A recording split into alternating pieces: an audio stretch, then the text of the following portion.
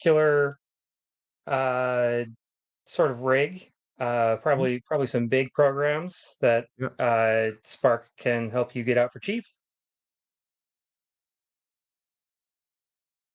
And this is off to a good start for the Corp. You already have a nice setup with three eyes defending with a remote that's slowly building up. You have a Marlin on the table, so that's also some drip. The runners so far not doing much other than that makers. And that's okay. I mean, you're a shaper. You should be able to jump in into your breakers and what have you with the tools at your disposal. We have Nuke of Relic, another new card. When you install this resource, load 2 power counters, and it just basically extra draw. So she's a bit like Earthrise Hotel, but slightly differently, of course, shaper flavored. And the draw is three Nuke is cards. basically you spend a click and a credit, and you get two diesels for it. That's yeah, fair enough. And she's holding a vial, which kind of could look like a diesel. And here we're running into a Fairchild. This is going to be interesting. 2 clicks only on the runner side. You can't break the Fairchild, so you're basically So much for Nuka. yeah,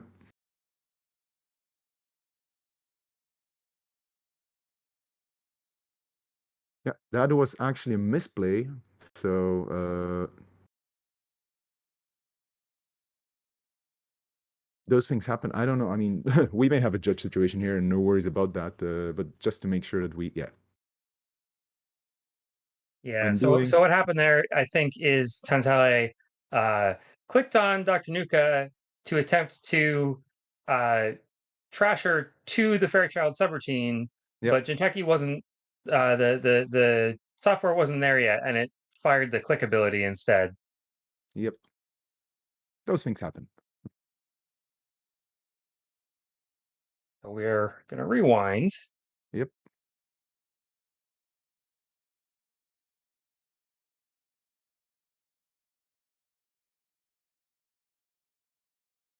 And by the way, hello chat as well. You heard nothing until now. Sorry, we're just going to introduce ourselves again. So I'm here with Jamie and I'm Vesper, of course. We're commentating this for the first few rounds.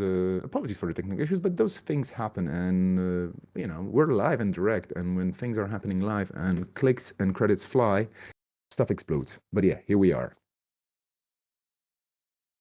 So redoing or undoing what has been done mistakenly, that happens, and that Fairchild on R&D is big. I mean, you're definitely making it very hard for the shaper to go all in on multi-axis.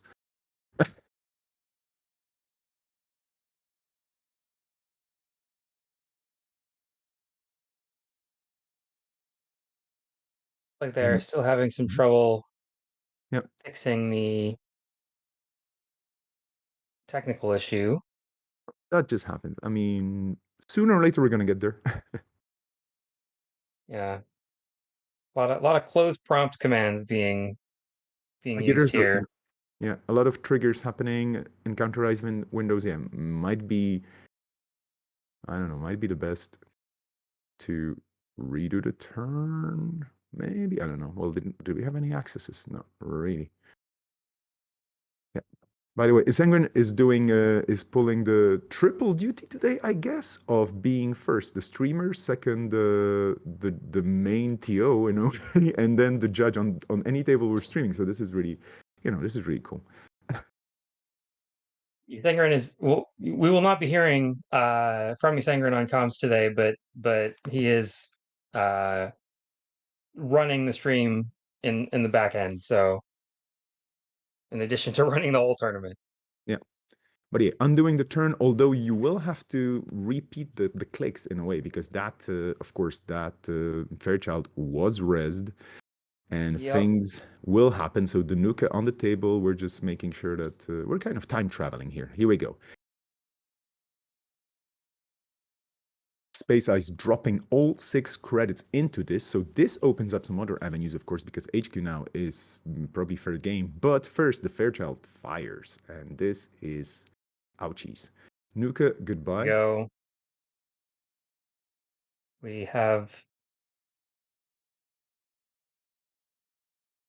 What we did you are choose? about to have successfully resolved the Uh, encounter. Yes, we have what? successfully resolved the encounter with Failchild, and we can actually continue with the game now. Yeah. What would you choose here at this stage of the game? Would you go core damage and access or end the run?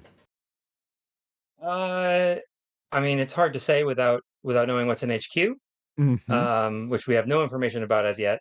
Mhm. But you know, core damage this early can be pretty valuable. Can slow the runner down a fair bit, and the single access when the score is 0 to 0 is not a huge risk.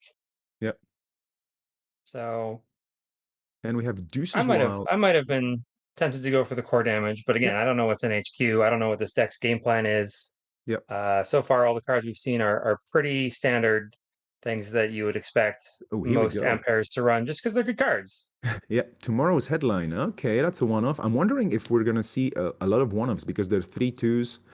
They're the good agendas, usually 3/2s that have quite a powerful effect, and they're limited to be one per deck. So that could be a thing for Ampere. That's Throwback that's a for good bet. ampère because they have that anyway. Yep, yep. Space Ice. You could say Dirt Board, but we have a double advance card in server 3, so well, let's see what It's really happens there. interesting. They double advanced a card with only 2 credits to threaten to res ice to protect it. Mm-hmm. It could just be an NGO front. Yep. Uh, oh, it is an NGO front. Money. Here we are. And Money is okay. good. Yeah, we're back. We're back in the bank. Government subsidy. 15 creds. Yep. Now you So definitely have teeth.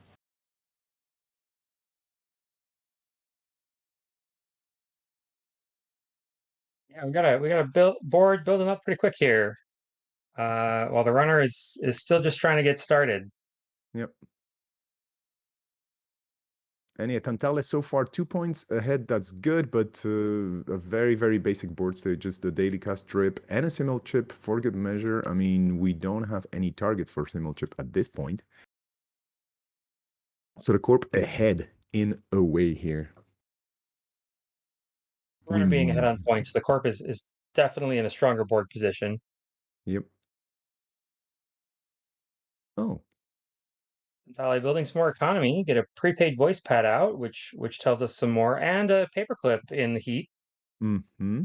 And we go So wall to barriers are wall. vulnerable now, except not quite yet because you can't afford to install the paperclip. But the threat is there. Mm-hmm.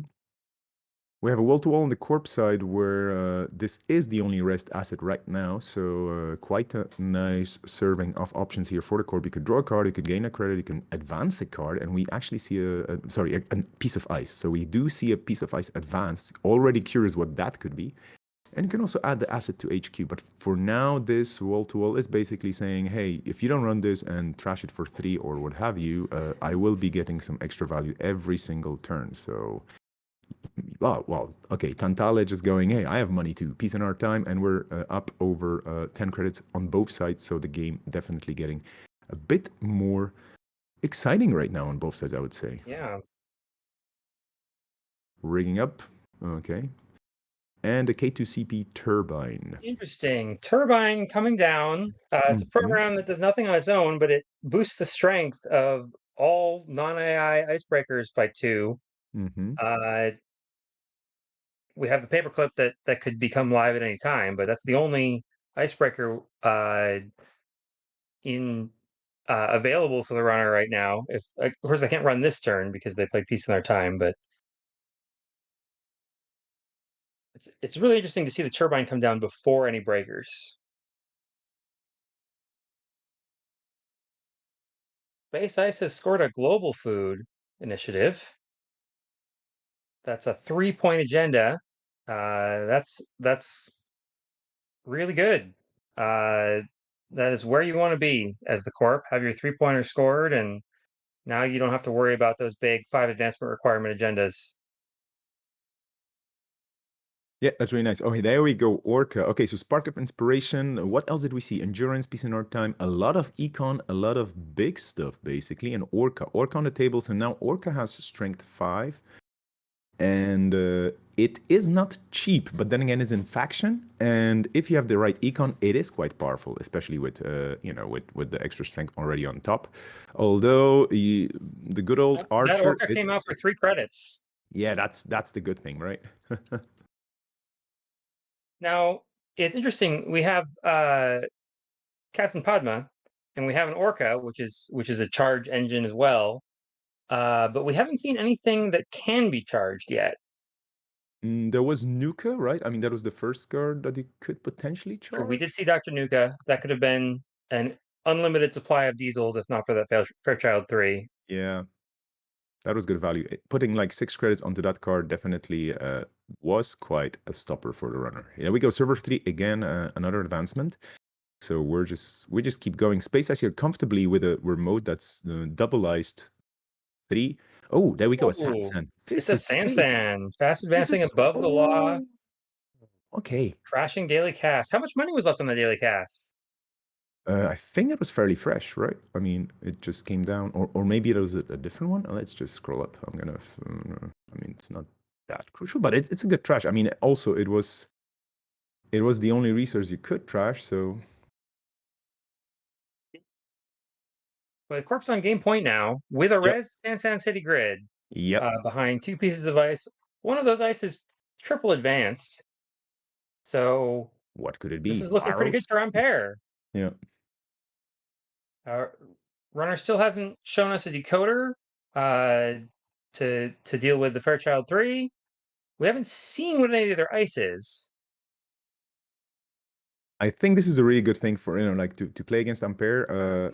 It's just so exciting because there could be literally almost anything in there. So no idea what could pop up. Yep. Good candidates left, right, and center, but until we see a card, there we go, the pinhole. People in the chat calling out the pinhole. There we go. So Shishu in the chat, you win the title of being the oracle of, hey, there's going to be a pinhole. There we go. Going through that wall to wall, which now becomes a liability in a way. And you have to get into that Sansan, of course. And that's it. Very good sidestepping move. Space I saying fair. Fair enough.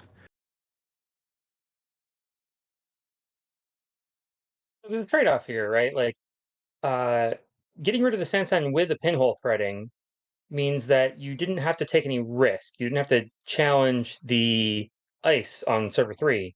Mm-hmm. Uh, but you also didn't make the corp pay for anything. You didn't gain Yep. any information. Yep. So what's going to happen next time the corp puts something in the server?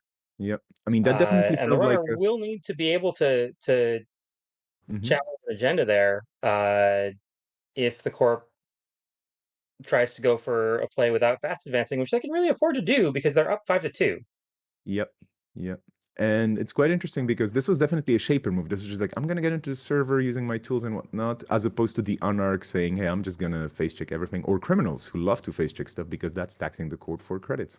So yeah, definitely playing in style here, Tantale, on the shaper side with Captain Padma Isbister. The question is, can you steal the very, very important agendas right now? Because now, like you said already, game point, corp side, any card that goes into server 3 is potentially a threat, and you don't even have to advance it. You can just drop it in there and say, well, just go and check it. Maybe it's a Rashida, maybe it's not. Icing up HQ. Ooh.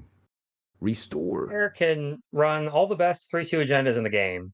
Yep. It's a Rashida. Ooh, getting Rashida back with a that a restore? Yes. A restore, a card that has no drawbacks out of Ampere when you only have one copy of each card to begin with. Mm-hmm. It's an operation for one cost that lets you install and res a card from archives, but you remove all other copies of that card from the game. Yep. A comment from the chat. Second Not the pinhole Sansan. threading. Yeah, another pinhole for the Rashida. That's interesting. But would you have chosen the Sansan instead? That's a very interesting question. Well, the Sanson costs 6 credits to res again, True. and the corp only has 8 credits to begin with. True. Restore This would probably doesn't give help. you any Mm-hmm. discounts or anything. It makes you pay the full cost, Mm-hmm. so it would really destroy the corp's economy to re-res the Sansan at that point, and the runner wouldn't even need a pinhole. Probably they just waltz right in and trash it again. Yep. Here we go with the dirty laundries again, going into that wall to wall. No good stuff for Really you, Corp. exploiting that undefended server there. Yep. And now it is trashed, so no more of that.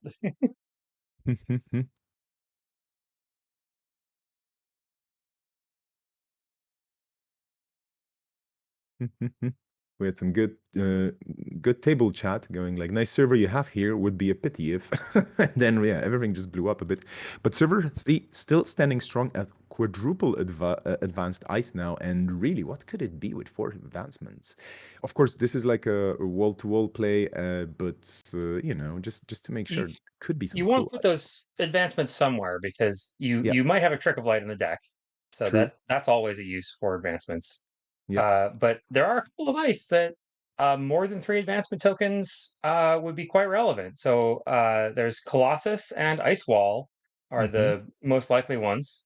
Mm-hmm. Uh, Colossus is fairly punishing high strength sentry. Mm. It gets plus strength for each advancement and Yep. has stronger subroutines when there are 3 advancements. And Ice Wall is the classic one cost barrier uh, with a single on the run subroutine, one starting strength, Oh, that's it. and that's it. Yeah, that was so cool. I mean, that was a wow, that was That a was a really good combo. Moonpool fast advance. Yeah, wow. I mean, this deck is full of interesting surprises. And again, remember, you can have a copy of any card. So you're basically counting on a bunch of different combos here, a bunch of different flavors, a bunch of different interactions coming together, and it's a bag of tools. It's like the shaperist of decks, I would say. We're going to be going into the second game, but for now, I think we have a new person joining us as well. I mean, new. Well, I say we're just going to have a new voice that everybody knows and loves, I hope. Neuropanther, are you with us? Hello, hello. Whoa.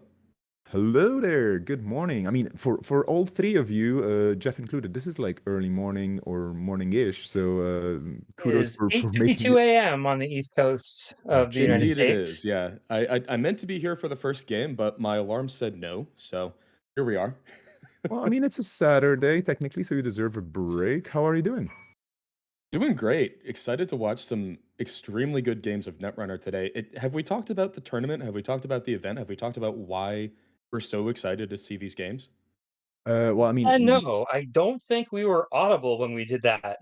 Oh, okay. yeah, I think there were some audio issues in the beginning, so we can repeat that. Yeah, I mean, we had Orbs, so Orbital Tangent, jumping in and talking about the tournament itself. That it's something that's been in the planning for quite a while, and now we finally got to it. But yeah, feel free to reiterate it now, or add your own bits to it.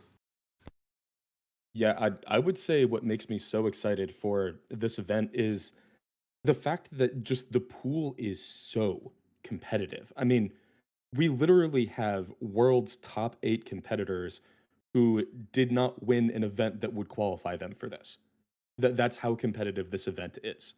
Like it is just such a shark pool, to use the idiom. My bad. I'm really excited to see exactly what people come up with. Briefly, I hit join instead of watch there, coming into the upcoming game. But we do have Space Ice and Tantala getting set up. Hopefully, no software problems this time. We will see.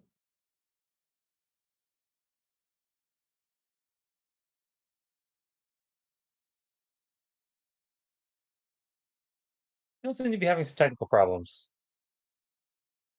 Uh, Okay, so we're just gonna use this, yeah, because for technical reasons, and this is normal. It's a live event, tournament, loads of people, loads of stuff. We're gonna just drag orbs in again to do the spiel and the chit chat about, well, the chit chat, sorry, the official announcement that you may have missed because we had no audio. So, orbs, we're just dragging you in. What's the line from Mortal Kombat? Get over here, like please join us. Okay, everybody, orbital tangent back in the house. Over to you. All right, excellent, excellent. So, if everybody, or if nobody said it already, welcome everybody to the 2023 Circuit Breaker Invitational. We've had quite a few technical issues, not only with OBS but also with the tournament server itself. It appears to be trying to break us, so to speak. But we'll get it figured out. Hopefully, we can smooth things out over the next 5 rounds. Um, Okay. So, anyway, as mentioned, this is a highly competitive event. Like Neuropanzer was saying, um, I said previously when we were not uh, able to be heard that I'm really excited for this event. It's a real celebration of the competitive aspect of this game. Tournaments have been something that have been really important to Netrunner for quite a while. We know that not everybody's a tournament player. There are several kitchen table players of this game, obviously, but the competitive scene has been something that has really driven the community for quite a while. So this is a cool little nod and celebration to that. And it's something that we've promised for as early as 2001, but finally we got it together and have done this invitational tournament. Um, we do believe that we're going to do something along these lines again for the 2023 season. This tournament, as it came together, we decided would be something that would wrap the previous season and celebrate the champions from that season, as well as kick off the entirely new season. So we're really excited for that aspect of this particular event. Um, so I just wanted to basically say two things about the prizing of this event, kind of make sure that people were aware of something that's really cool about this particular event. It is one of those events that is going to offer what we have termed the reigning champion card, which is a card where the person will get a commission, uh, possibly featuring their likeness, and they will work with organized play to select a card to put their commissioned art on, and it will become one of the top prizes for this same tournament next year. Um, in addition to that, this is our first inaugural circuit breaker tournament. The champion of this tournament will also gain the title of the circuit breaker. So that's both the name of the tournament and the name of its champion. So really excited to figure out who that person is, and really excited to see some games. So thank you everybody for listening. Thanks for having me back on to reiterate this, everybody. And the only other things I have to say are I love this game, love this community, always be running. Thank you. And we're back into the game. This was, yeah, you got all the information reiterated. So we're back in the game as well. You know what the carrots here are. The carrots are quite exciting, Mhm. I would say. But yeah, folks, we're in the game, so let's get back to it, right? I think we're starting Ag with a infusion. fantastic. Yep. We're starting with just an absolutely fantastic reaction from the runner here. When the corp plays celebrity gift reveals their hand, and all you can say is, "Oh no." That's fantastic. Celebrity Gift So revealed border control, two Kakarenbos, an NGO front, and off-world office. So, So Jamie, those I'm going to ask you a question here. Try to get inside the mind of the runner. Why do you say "oh no" when you see that hand? because I think because of the two Kakarenbos is the number Yeah. one thing. That is infinite fuel once a 90 CV grid gets up and running in archives. You just keep flipping the ice back down. Mhm. So that's a long-term threat. And then Yep. meanwhile, we've also got an NGO front providing economy, uh, a border control providing some solid defense when the corp needs it, and the corp has 21 credits right now. So things are looking pretty good. Yeah. I agree. The Cockarimbos, that's just you see that card, you know that shenanigans are going to happen. With an honest civic, I think the best case is that's getting used to end the run. The worst case is it's doing something much, much worse to you. So we'll see exactly what that's meant for in this particular deck. But the fact that even running archives isn't going to do it because those could just get flipped right back down with Kakarimbo at any time. That's got to be hard to take. Now, notably, trashing an Anna Civic off the top does mean that that makes that game plan just that much harder to execute from Ag Infusion. Now have to really go out and find another Nana Civic if that's key to your plan, since one is already in the bin. But you know, I think this is potentially a sign of things to come. We see an Anemone res on HQ here, choosing to trash a card from HQ to deal 2 net damage. Whoa, hitting a World Tree and a Reaver here. Yeah, Ooh, this is pain. Ooh. World hitting Tree, Miss one of Bones the with the most important. subroutine damage. Yeah. Dang. And all Those are that 3 for just pretty high accessing the impact cards. Kakarenbo. Oh, yeah, only rewarded with a card that the runner already knew was there. World Tree, we should probably take a moment to talk about World Tree because that's one of the big cards that just got hit. World Tree, a one of the most exciting cards from the new set Parhelion, a 6 cost program, deep net subroutine or deep net subtype, 2 MU. And what it says is the first time each turn you make a successful run, you may trash one of your other installed cards to search your stack for one card of the same type. Then you can install that card, paying 3 credits less. Obviously, with a turtle already on the table, already wanting to make these runs for solid value, World Tree does quite a lot to help set up the board state. So you have to imagine that was pretty important to the runner's game plan. And given that this is Nova, there isn't a second World Tree in here. So maybe looking for a way to recur that now. I was going to ask, like, what's good recursion nowadays in case you're playing Nova and you're like, okay, I just lost a key card or a very useful card. What would you go for here? Retrieval run seems like a good one to me, especially with Archives on Iced right now. Nova is likely running all the recursion options since True. you only get one copy of each. So we might have a retrieval run, we might have a Katorga breakout. We almost certainly have a Simmel chip. Yep, yep. You would definitely think so. Yeah, another good thing about Nova is that basically the minimum deck size is 40, so you do get a faster deck. You get a more consistent deck, but yeah, I'm curious to see what's going to be in there. Yeah, it's an Very Well, good. interesting more push and consistent pull, right? compared It's to a 45 with only one of each card, but yeah. It's more consistent, less consistent. I guess you could say. Mm. yeah.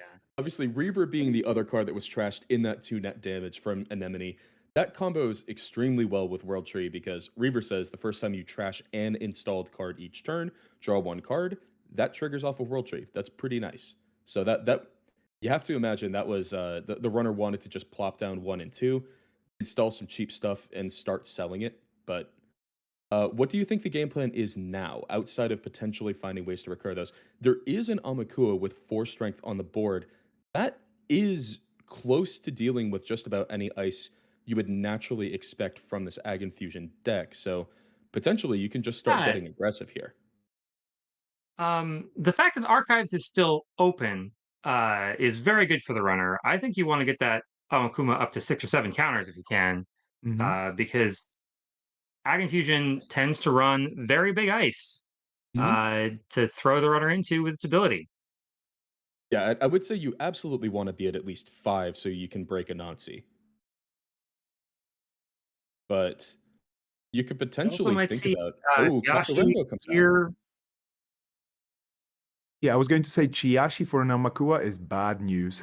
Oh, that's right, because the extra text that Chiashi does actually have, which I sometimes forget about, is very, very relevant against Amakua.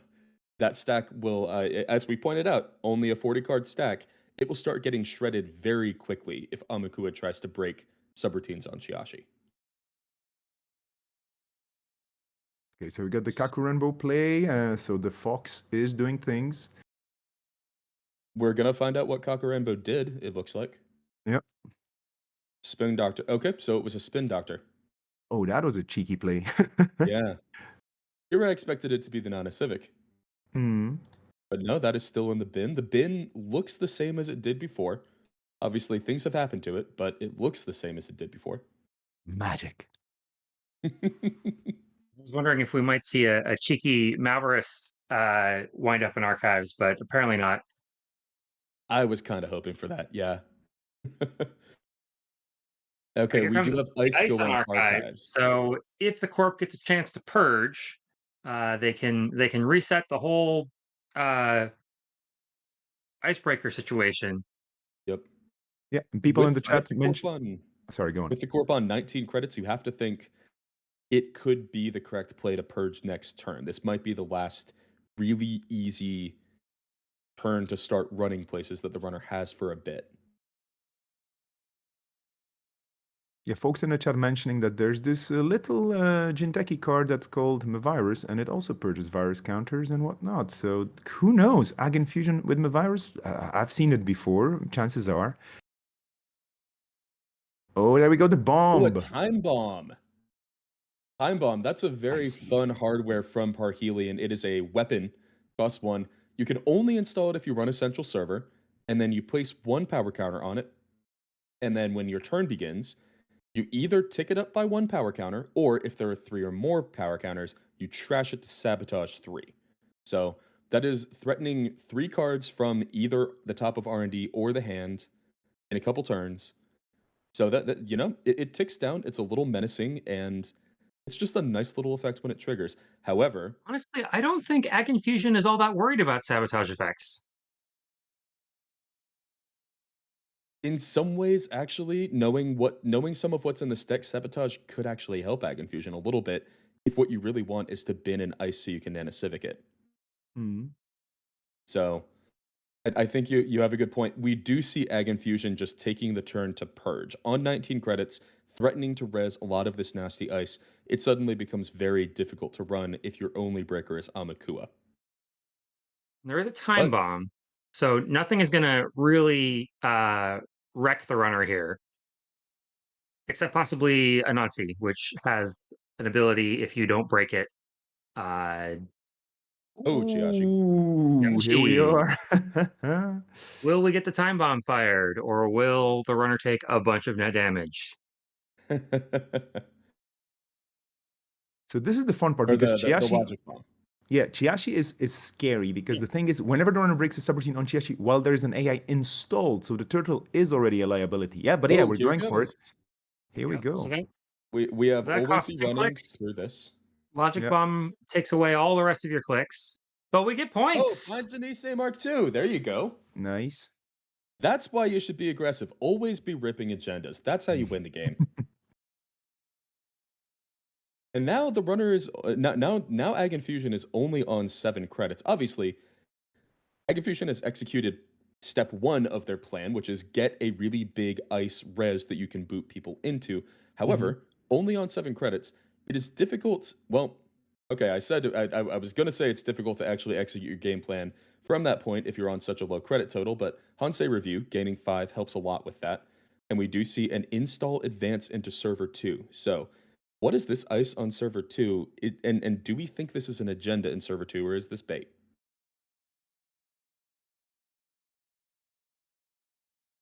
Time Could be bomb will anything. tick up 3. So next turn it will trigger.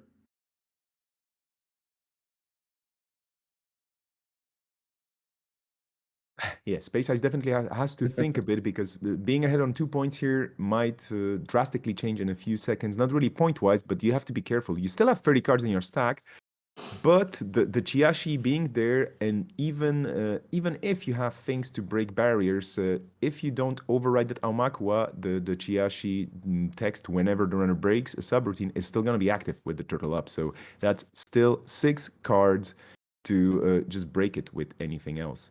Mm-hmm. Painful. And as If we know, you there's no other logic bomb in the deck that can help out here. Mm.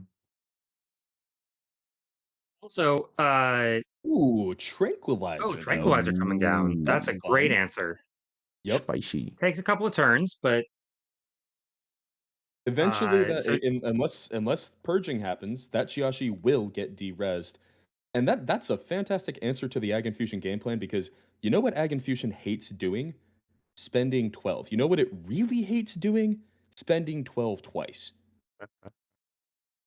more than twice. Uh, tranquilizer triggers every turn once it hits 3 virus counters. So if they don't just give up on Chiashi and install over it, then they just keep having to pay 12 over and over again, or it stays derezzed. Yep. Yeah. And you have to think this is a pretty this is a pretty good time to play that tranquilizer because with the corp on 0 credits, or sorry, with the corp on 0 points, they are certainly not threatening to win in the immediate future.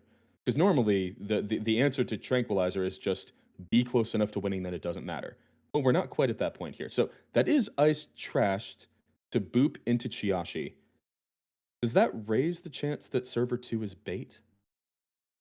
Then NGO. NGO. Oh yeah. So let's see what we lost here. We lost Clot, we lost Musazi, we lost Simulchip, and we lost Acacia. Hmm. Acacia. Wow, Two of those not a cards are card I quite expected. surprising. Deep Yeah, cuts. yeah. The Musazi is certainly an interesting card here. There is a sentry on the board, and Musazi does in fact break sentries, but there aren't many viruses out there to help out with it. Oh, and we see a replay of the last turn. We see install advance and install ice over. So threatening potentially the same play here. The last turn before Tranquilizer ticks up and dereses this Chiashi, just threatening to boop into it once again. The difference this turn being that the runner doesn't have enough cards to survive getting booped into the Shashi again. Hmm. Yep, having Uh, to draw up. And with 3 they, clicks they to could go draw, for a last click, but then they can't run back and see the agenda. yep, So they're just instead drawing up. chooses to draw up to 5. So let's go ahead and see. Is this in fact, yes, we have 3 advancements. Nisei Mark II, Ooh, yep. Nisei Mark II, Big score. getting that hosted agenda counter. Now, Nisei Mark II has always been one of those classic, especially good out of Ag Infusion agendas because what Nisei Mark II with a counter represents is you can Ag Infusion someone out of a server that soaks up 1 click. You can Nisei Mark II them out of the server that soaks up 2 clicks. If you have an ice that they had to go through to do that, that represents a huge investment of credits and clicks that a runner has to go through to actually break into a server. So we could potentially see that as setting up a scoring play here. Avgostina Ivanovskaya comes down on the runner side though, threatening to install some of these viruses, sabotage more. We just had 3 Is cards literally enter the daring game. the corp to re-res that Chiashi. You won't. Very, very cheeky play here. The corp has exactly 12 credits, which is the res cost of Chiashi, and the runner has exactly 4 cards in hand and no way to break the Chiashi. Yeah. So if the corp wants to go broke, they could get rid of the runner's whole hands, but then they're The going to lose the button, Chiashi they again are because so Tranquilizer close. triggers the runner's start of the runner's next turn unless they purge, and then they're still broke. Yep. Great table talk here. We're through. So you actually access? Single access Okay. though. Surely the cards in my hand are worth killing. Oh, this is so good. Um, Gets to see an NGO off the top of R&D. That's huge because that's a way to get some of the credits you need to set up some of these plays. And I think more crucially, bait runs through ice potentially when you're able to boop into other ice. I'm wondering this Joshi might not be long for this world. We might see an over install next turn if there's a suitable ice to throw on the top of R&D. I think if But at Space the Ice moment, runs R&D there's again, last click, you boop them into HQ with the Chiashi. yeah, yeah. But chooses not to do that. Last click was spent to draw a card. So Tantale drawing here. That's one thing is the face down ice has value even if the runner knows you're never going to res it in Ag Hmm. Infusion, because that's still That's a a good threat point. to Yeah. to send you somewhere else. Yeah, that's a good point. Probably not an over install in that case. Could just be an install outside of, so that you actually have ice on R&D. That isn't just I send you somewhere else. Continuing to draw up, looking for answers here. Oh, we do actually see an over install. So, um, Well, that's interesting. notably, 13 credits. That's potentially threatening to res another big ice and still have money to do something afterwards. Like 13 credits is Anansi plus Hansei review money, for instance. Overinstall would be a lot stronger if the corp actually had an acivic grid out. Mm. Agreed. Agreed. Because looking at Civic Grid, obviously, what it does is it fires one subroutine. What's a pretty good subroutine? I would say deal 2 net damage or end the run as you choose is a pretty good subroutine. We see an Xer come down. Xer. Wow. Wow. That's so So cool. that is Augustina does trigger here. That is another card off the top of R&D getting milled, and we have a DNA DNA tracker, guys. tracker Well, is our you're new not big breaking that, but you don't ice. technically have to. That is going to eat almost all of the runner's credits. Yes, that's a pretty big tempo hit. Surprise. And at the moment, that's a very nasty ice to get thrown into because, well, do you really want to lose 3 cards and 6 credits every single time you want to run a server? I don't think you do. And that hits a conduit, another one of those tools for running R&D and getting power from it. Boomerang. Boomerang's pretty big, you have to think, right? It's the only boomerang, so Yeah, true. Oh, good point. You uh, can't play another boomerang to recur this one because there isn't another boomerang. Uh-oh. We know it's a good card, or at least Dentali's claiming it's a good card. 5 credits here from the corp. Let's see what the plan of action is. There are obviously there is the lingering threat of these face downs. Um, there are now 4 face downs from the top of R&D that the corp could not control that are in archives. You know, in the worst case scenario, that could represent the winning Tantale 5 sharing credits. with us that the card on R&D was an Obokata protocol. Oh, okay. That's a pretty good card for the corp when the runner has exactly 3 cards in hand. And here we go, server 3. Would that be the oboe? Or it's pretty safe right now, right? It's fairly safe. Um, I don't think the corp's going to be able to score it anytime soon, so it's probably just as safe in HQ. I think if the Good corp save has for an something like a HQ. Rashida, that seems like a fantastic thing to throw in server 3. If the corp has an Civic, I think that's where it wants to be. But we'll see.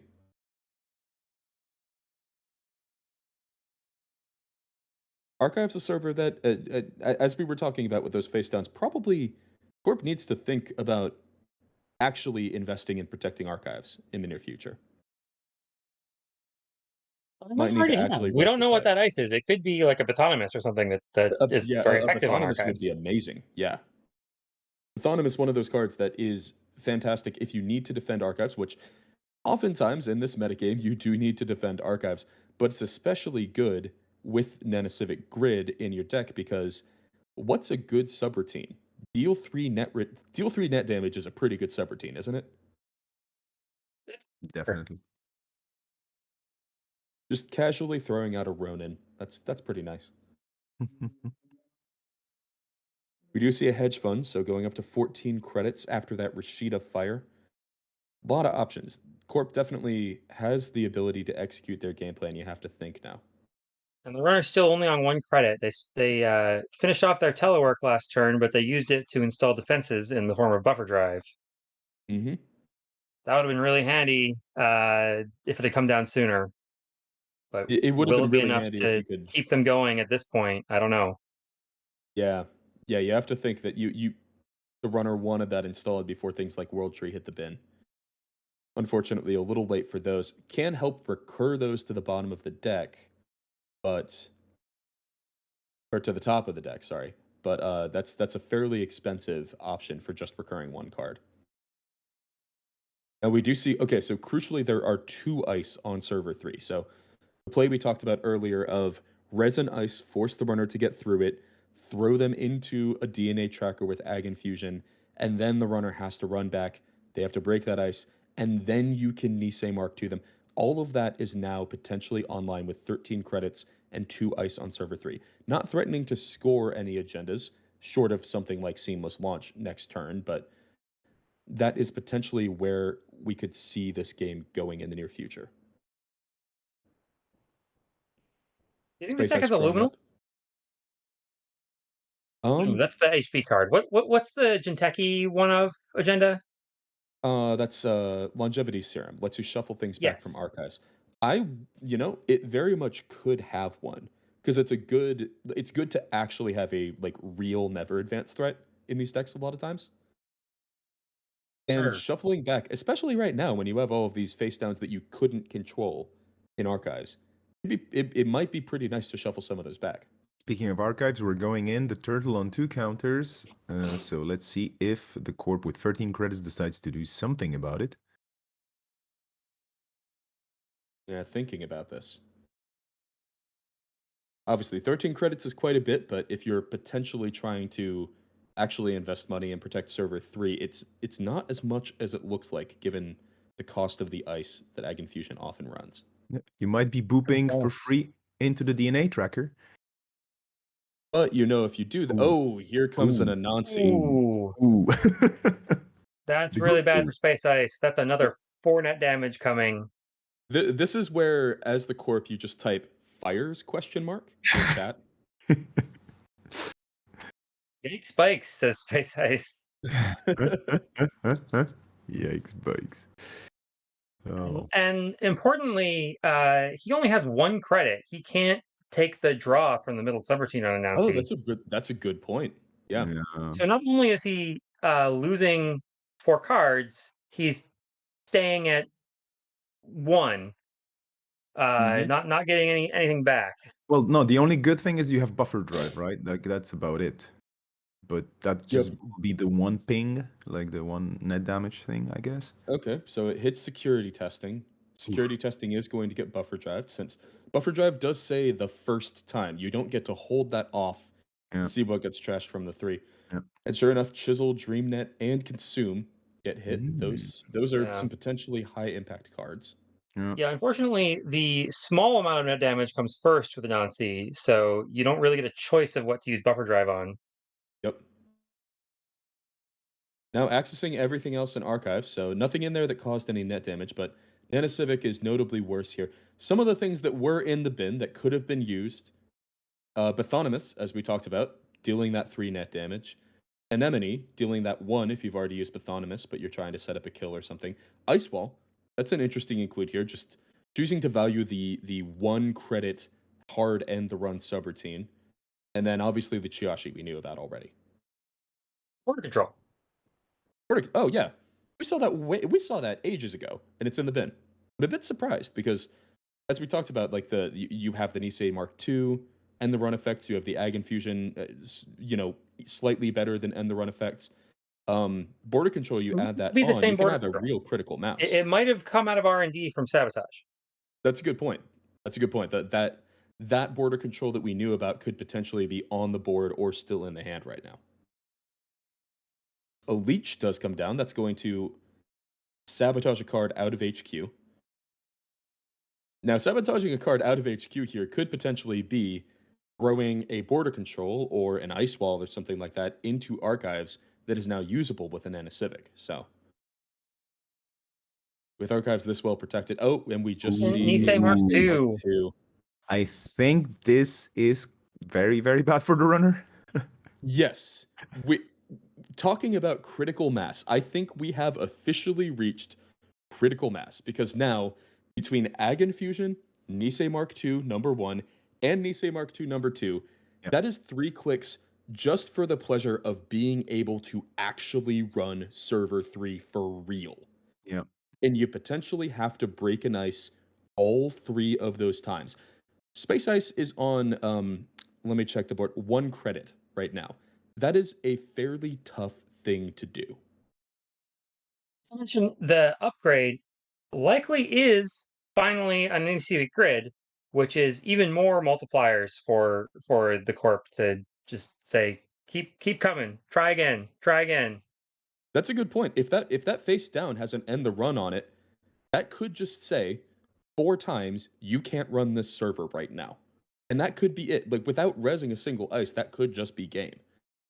The corp still has to have enough money to do that, and the cheeky gotta run or I'll get my messaging back actually is true because with 7 credits you can res none a civic, and still have 5 to pay for Obokata Protocol.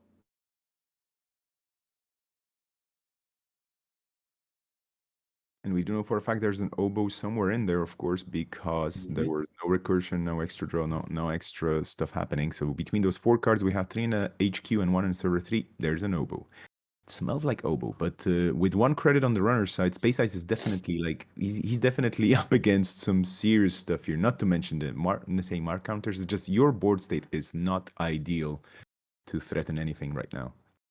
This is a pretty tough place to be as Space Us, I have to think. I mean, obviously, Xer says you can potentially look at multiple cards on R&D. The problem with that is you have to draw up to get to a point where you can potentially steal Obokata after you have to tank the damage from DNA Tracker. You know, DNA Tracker just saying effectively deal 3 net damage right now. That is still very relevant given the Obokata protocols, though.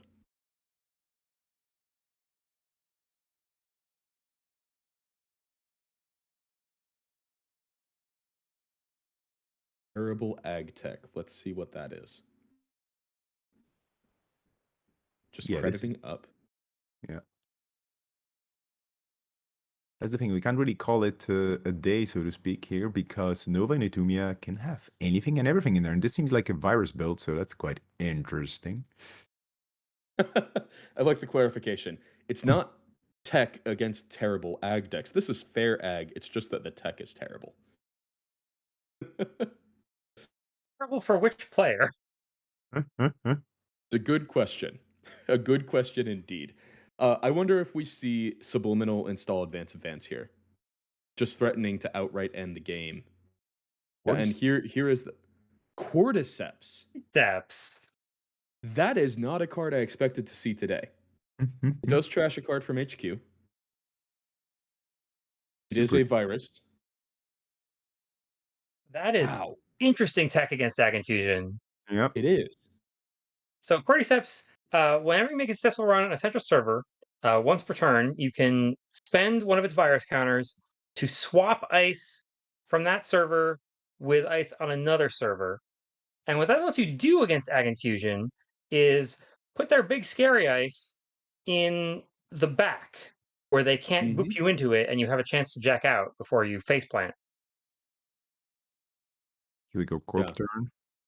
turn. So it does start off with a Oh. subliminal, and we see a jam.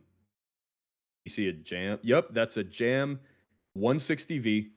Pass it back over to the runner. You won't. This is exactly enough money to res a non-civic grid if that is in fact the upgrade in server 3 and use it, while still having 3 credits or 4 if subliminal fires Yep. to be able to advance, win off an Obokata protocol. So this is very much threatening game point. To end the run in Archive, you don't even need to use Ag Infusion's ability. Am I right? Yep. So you have no, I think you do, right? Because you would one click I for the go run, run, run, non-civic, run. two for the Mark twos, and then one for the Ag Infusion ability. So you can just guarantee 4 end the run effects, or rather end the run on this server effects. So I unless the runner has something that I am not thinking of right now, or potentially is able to win off of centrals, this might just be game. Is there something in the heap that Buffer Drive could throw back on top and let them get some R&D accesses or something? Boomerang? That's quick expensive though is the problem because you have to put it on top, Quite then you expensive. have to click to draw, click to install. So I'm not sure that does the trick. I'm not sure anything in the bin really does. I don't see get extra accesses on anything Well, they're right not now. running R&D now. Yep. Yep. That's for sure. John C has stacked R&D however the corp wants it. Yep. And also, this guarantees that any Obokatas that are somehow in the bin cannot be stolen because Anansi is going to make sure that there's not enough cards in hand. Emergent Creativity does get shuffled back. But there's the 3 damage. Yusuf, Gachapon, and Imp hitting the bin. Very interesting deck we got to see here. Unfortunately, Ag Infusion did its thing. It seems like. We're going to see what's in archives at least.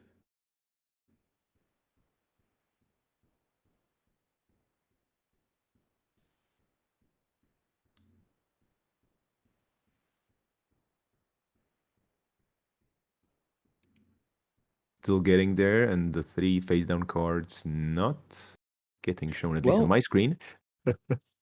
yeah, hold on a second. Throwing the runner into archives turns off non-acivic, doesn't it? But it doesn't matter at this point. The runner has no way to draw up enough to steal the Obokata anyway. Yeah. Oh, good point. Good point. Yeah. Yeah. We If know there if isn't it hit a anything like a steel skin Diesel in hand. scarring off the Anansi, then the corp would Hmm. at least have to use the Nisei Mark II counters. Yeah. But Yeah. Oh, cordyceps. the Anemone on So archive, which cordyceps. is basically what I expected it to do. Yeah.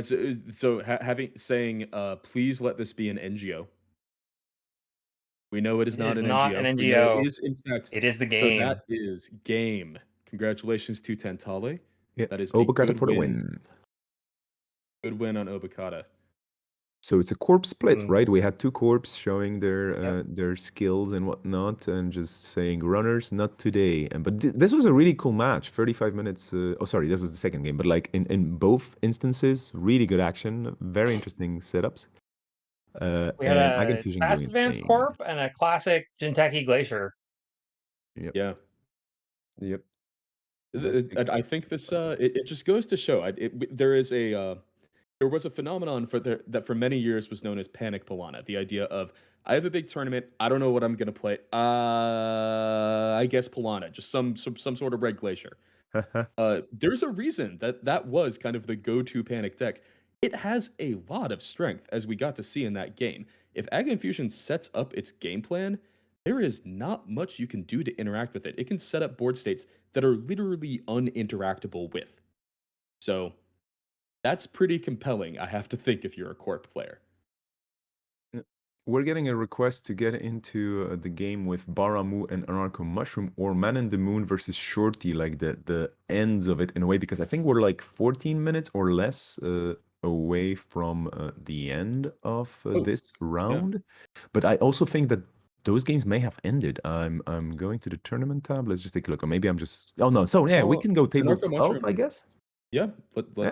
I'll jump in and ask if we can stream. Thank you so much. Oh, the They table just just disappeared. disappeared in front of my eyes. So I Dang. think that They, game's over. they heard us. Well, I don't know. I mean, any tables fair game. Also, it's kind of almost over the round, but yeah, round 1 still, and tables are disappearing over and over again. Maybe we should jump into table 2. We have Sokka and Shoeflower. If they are open to it, Yeah, absolutely. absolutely. But yeah, in case you're just joining us, this is round 1 of the Circuit Breaker Invitational. And just to remind you, the winner of this gets the title of the Circuit Breaker, which is a unique title. It's like this is the only opportunity to get this. And I think there's some cool prizes as well involved, of course, including the champ card. But yeah, we had some extra time, by the way, added into the round as well. There have been some technical issues with the instance that was spun up for the tournament on the Null Signal server, so we're back to good old Jinteki.net. But yeah, I mean, it's actually quite a lovely thing to have 2 platforms that you can just use just in case. So that's really great. We're getting into the game, right? Yeah, I'm sorry. Skip that part. Sorry. There's a tracker. What is going on here? Oh, Oh, and I can finally say my cheesy line. It's Keeling time. There we go. Sorry, that's it. It That's might and not be I'm for much longer because this is, in fact, an overclock and it looks like it has passed all of the ice. So yeah. 5 credits is enough to trash Dr. VNT on Keeling. yeah. Are we waiting on a World Tree Trigger here, or I think World Tree yes? already. World Tree has World trashed a Tree. Mayfly and is getting It's a a cleaver. cleaver. You know, Cleaver's pretty good if you don't have to pay its install cost. Anyway, I mean, true, but isn't it even better if you don't have to pay its install cost? yes, but most cards are. Not good at is high strength barriers, though, and there is a red Chiashi on this board. Yeah, currently that would cost, let's see, you have to get up to 8 strength, so that's 10 on the boost, and then 2 to break, so, it's only 12. Or There's fairly low alternatively, on credits here. it costs you 2 boat counters.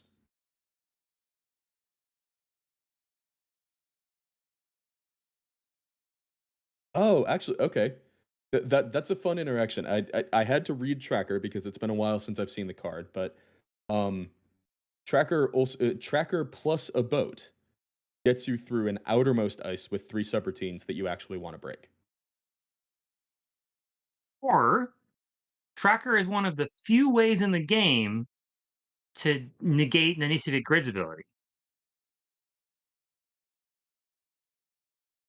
All Oh, It's really right. wow. valuable in this matchup. Wow. That Super deep is cuts in this enormous tournament. brain. Oh my Yeah. god. It, it's let's see, 54 plus 13 plus like 9. It's a big woo deck. So there's Yeah. room for all this sort of unusual tech, and this is really good tech for this matchup. Yeah, no kidding. And yeah, Yeah, correct. we even oh, hold on. Hold on a second. Genesis. That's a Regenesis. Uh-oh. That's a Regenesis for 4 points. Saka going wild in the chat Perfect as off of that. well. I would be too.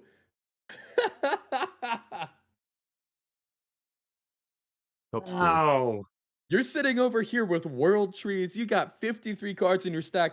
I don't care. Give me 4 points. What a play. Amazing. This is why we decided to spectate this game. We just knew. well, Saka is the world champion for a reason. Yeah. Knowing to go for it there, that's amazing. That was also a first quick advanced score of Genesis. That was bluffed as, any other 4-2, any other NGO, any other 5-3. It certainly didn't look like a 3-4. I think We do advancing see a it, mainly what it does to bluff that with advancements is to distract attention away from archives where the Obokata had to be. yeah, yeah. It's a good point. And it's obviously in a server that's a little tricky to run right now with Chiashi rezzed on the Oh, on the outside okay. of So Cleaver. Tracker uh, not only helps you in all the other ways we've talked about, unlike many effects that care about a specific server, it still works after you get booped by Ag Infusion because it That's a good says point. run the chosen server, prevent the first subroutine that withdrawal this run, not prevent the first subroutine during a run on this server. Yeah. It's obviously expensive to have to do that too many times because it costs you 2 credits each time, but that's a really good point.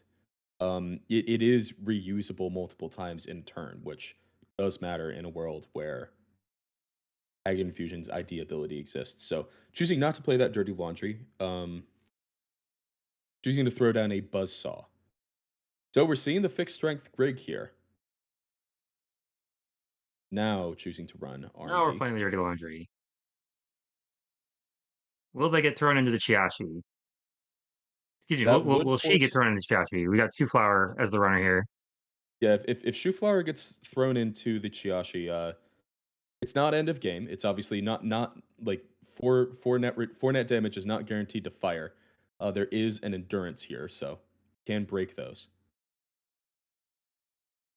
Yep, and sure enough, choosing to Oh, fire taking the with net damage. damage from one of those subroutines Well, in order to there keep isn't going, anemone money, presumably. so we know that there isn't anemone money here, so it isn't flatline unless this is Yep.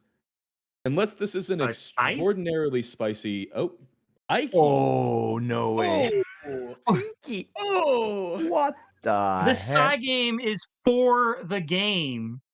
Oh Well, no, it's there's a Buzzsaw buzzsaw. can Okay. just break. Buzzsaw can just break. Okay. It's a code game. I forgot it's a Well, code game. and Saka also has 0 credits, so the side game would have gone in the direction that Shoeflower wanted regardless. Yeah, Right. I got sold. but still, cheeky res. All of that for a regolith. Wow. Well, the good news is But a lot of Corp's not gonna information res it. gained, and R&D's wide open now. Yeah. True.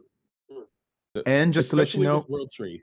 yeah, we're under 5 minutes in the round left in the round, so now it's getting really, really tense, and both players probably on the edge of their seats. But then again, they're cool. Like, you know, they've been at it in different places at different levels. So let's see this play out. What did World Tree get last turn? World Tree did Daily not casts. trigger. Daily cast, yeah, daily cast. I think Shoeflower needs to find some multi-access and fast. Yes, absolutely. Obviously, with this being close to time, needs to match or exceed these 4 points, which is a bit of a tall order. You actually need to find multiple agendas to do that here. Drawing up quickly with Diesel, though, that helps quite a bit.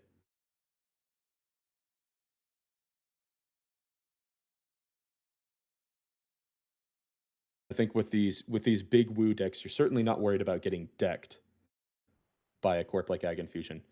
It's more a question of, do you actually find what you need in time? Mm.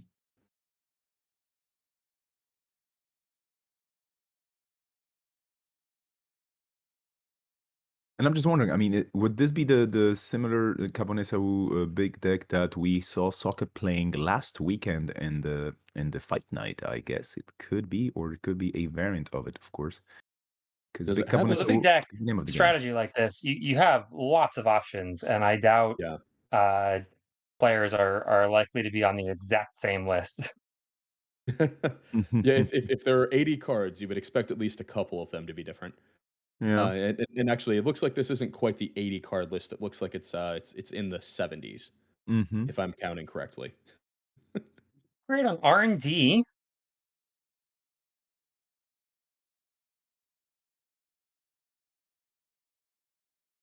Oh, we already have chat correcting, or not correcting, but just adding the facts here. So yeah, Sokka, for example, didn't have a tracker. So yeah, this is probably a different build, and it was a bit different size-wise as well. But yeah, I mean, exciting times. If you're building big shaper decks that actually work and are threatening, fun times. I wonder how many people have discovered the tracker tech for the Ag Infusion deck. Huh, huh, huh. Yeah, we might be seeing one of the few decks that understands how Tracker works against these decks. That's a really good point. I mean, obviously, I had absolutely no idea how it worked against Nana Civic, and I imagine other people who haven't specifically looked at Tracker might think the same. We do see a Thimble Rig, so Thimble Rig swapping behind this Chiashi. Since Ike is just a little bit more threatening, I think you have to actually break it a little bit more, so it's a little bit better on the outside. It also sets up Thimblerig can now swap on a future turn for an unresed ice and say, okay, server 1 is now Chiashi into Boop into Chiashi, rather than Chiashi into Ike. You actually get to see a tracker run. Yeah, It is a click ability. You have to pay 2 credits and use that specific run as opposed to some other run effect. Mm. yeah. Yeah, I don't think we have gotten a chance to see that since we joined, but Shoeflower just crediting now up. could be the time. Now Mm. could in fact be the time. Credit, that's 2 credits that lets you tracker. Yep. We'll see. Here we go. Here we go. Tracker on R&D. All right, first subroutine this run will be prevented. So here's a rules question. I mean, this is perfect. It's Anansi. an Anansi. So does this mean, for example, that you would be not breaking all the subroutines, and therefore the 3 net damage applies? If You have to tracker actually prevents break it these, from right? resolving, it is still not broken. Okay. Oh man, Anansi is so broken.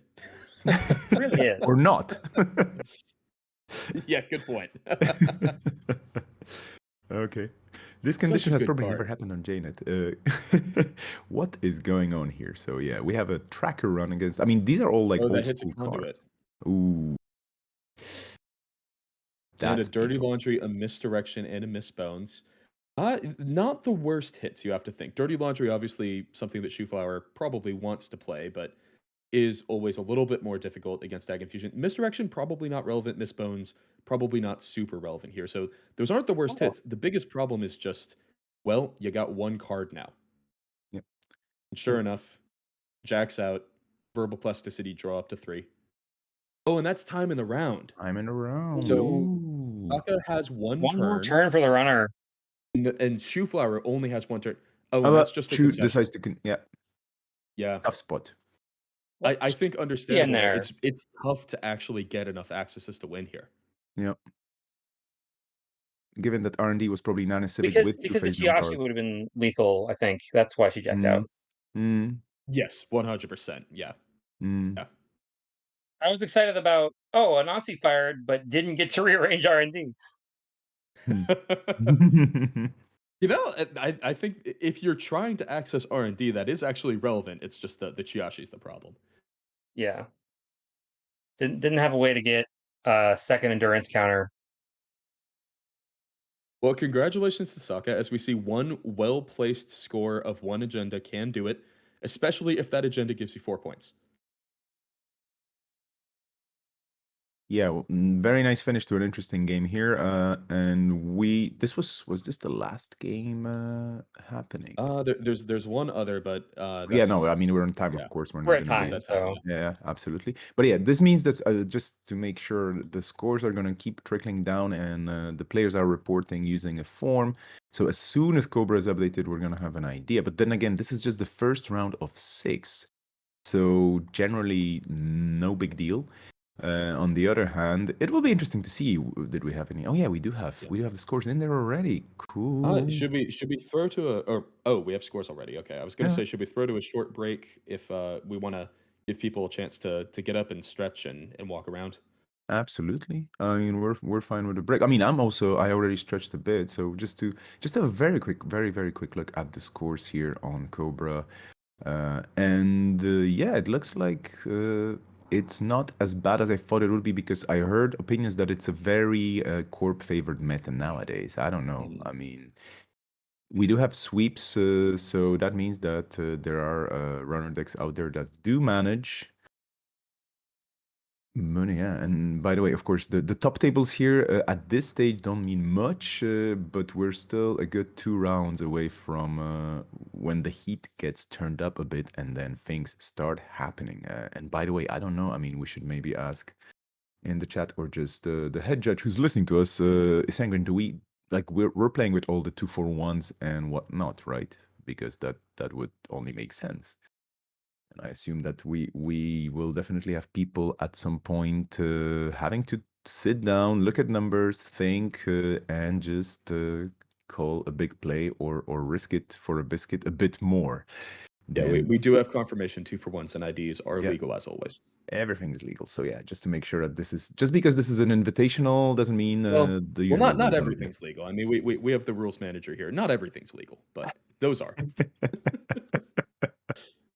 Oh, I mean that tracker and Nancy thing. It's like, what the heck is going on? So yeah, it's great to have you here, Jamie, because we can just go like, yeah. what Well, happens now? I am going to be stepping out for a bit, Okay, but I'll be Yeah. back later today. Vesper, you're sticking around for at least one more round. Is that right? I'm gonna be here for the round, yeah, and then I'm gonna be bowing out because there's a ton of people coming on later. So just don't get used to my voice too much. But we're gonna have folks coming in, and of course, as always. We have Jamie here, we have Neuropanzer, we have myself, we have Isengrin on the drums, and nobody can hear Isengrin, of course, but Isengrin doing all the stuff in the background. And yeah, it's been an interesting start of the day. Thank you so much, Jamie. So you're going to be coming back to later today or maybe tomorrow? Later today for sure. Okay, greatness. Okay, cool. Thank you. Awesome. But yeah, great chatting with you both. Pants, I'll see Yeah. you when I come back. Yep. Vesper, See you have in a a couple great rounds. next round of commentary. Thank you. See you in a couple Awesome. rounds. Yeah, thank you so much. And just to reiterate for people who may not be paying attention to the chat, today we're not doing any raffles, folks. Okay, just like don't get too excited. Why is that? Because it's an invitational and it's not a raffleational.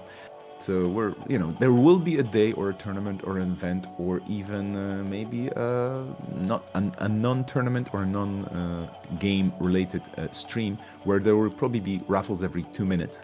But this is not the day. Today we just want to celebrate the game and the fresh new cards. We have a ton. I mean, Pans, what's your favorite stuff coming from Parhelion that you had a chance to play with and just went like, ooh, I'm really, really feeling this game now from a different side? Oh, that is a tough decision. There were so many interesting cards. I think Mm-hmm. I don't know if you could hold me to this because there are so many cool cards, but I think my answer for the card that excited me the most was Iswak Adaptix. Okay. It seems like such an interesting ID ability that sets up very unique and powerful scoring plans that Mm-hmm. other corps don't have. Like it's a deck that can actually score 5/4s. It's a deck that can score 3/3s. And it isn't actually as hard as you would expect it to be.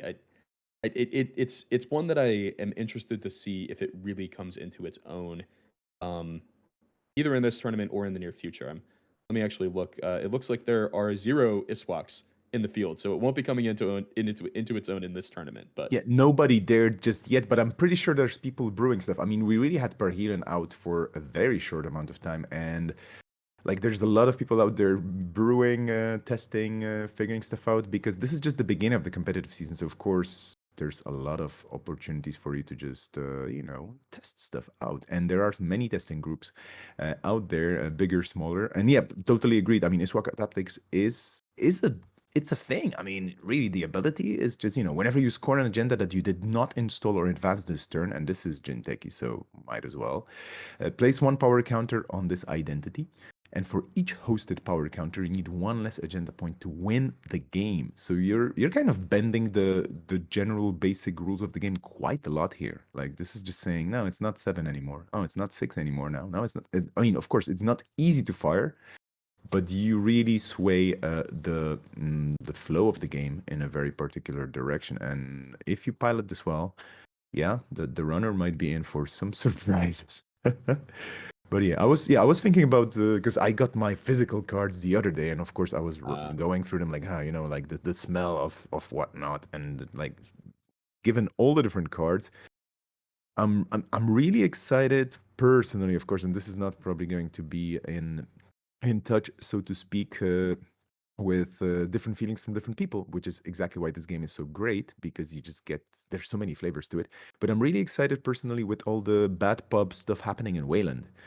I mean, the super deep boreholes, the regulatory captures, all that stuff is just what is going on because we like Batpub seems to become a more powerful mechanic or a resource even for the corp, and this is just so much fun because there's always I'm getting credits from you to run, but then wait a second, you're Wayland, so you can just outmoney me easily anyway. And wait, what are you? What you're winning right now with a asset here? What's going on? So it's the really exciting to see it. the regulatory capture, especially in my mind, because that it can potentially get all the way down to a 2/2, but it can Mhm. also just give you that critical mass of this is yet another agenda that just by playing the game the way I normally want to play my game, I Mhm. get to score with audacity to kill you. I mean, yeah, absolutely, absolutely. That's an interesting line. Wayland doesn't always need to win with meat damage. They can sometimes they can win with agenda point damage too. So Yeah, yeah. I mean, it's a 6-2, so that's always fun to see on the tables. yeah. And yeah, I mean the whole setup here with the bad pubs and so on. Yeah, loads of fun. By the way, folks in the chat, do tell us your stuff. We're having a bit of a what you call it, a technical break because we're still waiting for one game to finish. There was a slight extension for a That technical that that reason. game actually that game's over. So the next round should Oh, be in about 7 oh, minutes. perfect. Oh yeah, so we have a bit of a okay, we have a bit of a break. People playing Marvel Snap. Okay. That's the other big card game nobody's talking about, but anyway. But folks in the chat, okay, like how are you doing in there after the first round, and what are your emotions, feelings, ideas? I don't know, prognostics for Parhelion shaking things up because it will definitely shake things up. Even though you might not see it just yet in this tournament, we went in this first round for some Parhelion-oriented stuff, but there are already some big cards. And if you've seen Andres and Jeff's kind of tier list videos that are always fun to watch, they were dissecting Parhelion, or maybe not, that's the wrong word. They were organizing the cards into their tier lists for the Corp and the Run respectively. That's always fun to watch because you don't have to agree, but that's not the point. The thing is, yeah, you will think about it. You will look through the history of the game and where we are right now in standard and so on and so forth. So many cool things and hot new takes to have. But yeah. Please do watch those videos if you haven't, because I mean, I learned a lot about the cards, and it's always good to have an idea of, what other people are thinking. So yeah, huge thanks to everybody creating content, by the way, in the meantime as well. And I think with a competitive season, it's gonna be ramping up as well. Speaking of which, technical break, Neuropanzer, like, any podcasts happening or something? Like, what's going on? Commercial break. We are live back at the Circuit Breaker Invitational 2023. Round 2 will be starting up very shortly, and as you can see, obviously standings here after round 1.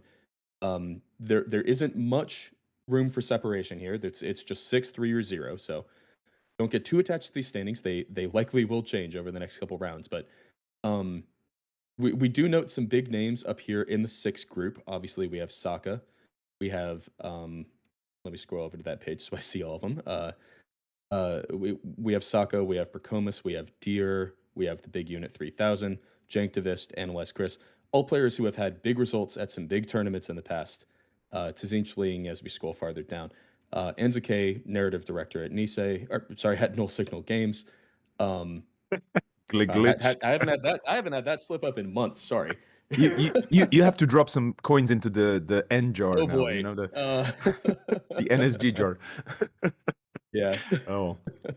But those things happen. But anyway, yeah, we had 22 people sweeping, so that's quite okay. Like for a field that's of pretty good, yeah, for a field of 70.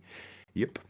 And the pairings are up, and I keep hearing that we're going to be going to table we 1. actually, yeah, we are in table 1. We've asked table geez. 1 if they will Okay. let us stream, and Enzuke and MJP have agreed to let us stream. So they're currently making mulligan decisions and saying we are good to go. So let's go ahead and get into game. That is table 1. Splendid. So this matchup is Ob Super Heavy Logistics versus Sable. Should be a very interesting matchup, I think. Obviously, Ob using the ID ability to fetch just about anything out of the deck that's useful. And then on the Sable side, getting these extra clicks, which at the moment, it's going to be very easy to run the mark. That was 3 assets on the board from Ob and 0 ice anywhere. Doesn't matter where your mark is, you can run it for free. Yeah, you don't need ice. You're Ob. You're gonna get everything, whatever you need, all the time. Big boat. Yeah. Deuces Big into boats R&D. is helpful. So Deuces just to draw and gain credits. Yeah. Clicking to run R&D, seeing a card, it stays. But that does, in fact, give an extra click back. So that is just a free access on R&D and a free successful run. No free lunch comes down. Fantastic tech card because it is always at least as good as click for 3 credits at instant speed, but sometimes it saves your life. We're just going full steam here. Like, it's full steam ahead. Aumakua hitting the table after a mutual favor. So Anzaka just saying, yeah, I'm ready for you. Just keep rezzing your stuff. MJP on the corp side with a wall-to-wall. Well, that's some of the beauty here of Amakua, right? Or sorry, of Sable, right? Because that was a free run to make mutual favor, find and install, even if the card off R&D is just knowledge. Oh, and here's a Drudge Work res. So Drudge Work throwing a send the message from HQ back into R&D, gaining some money.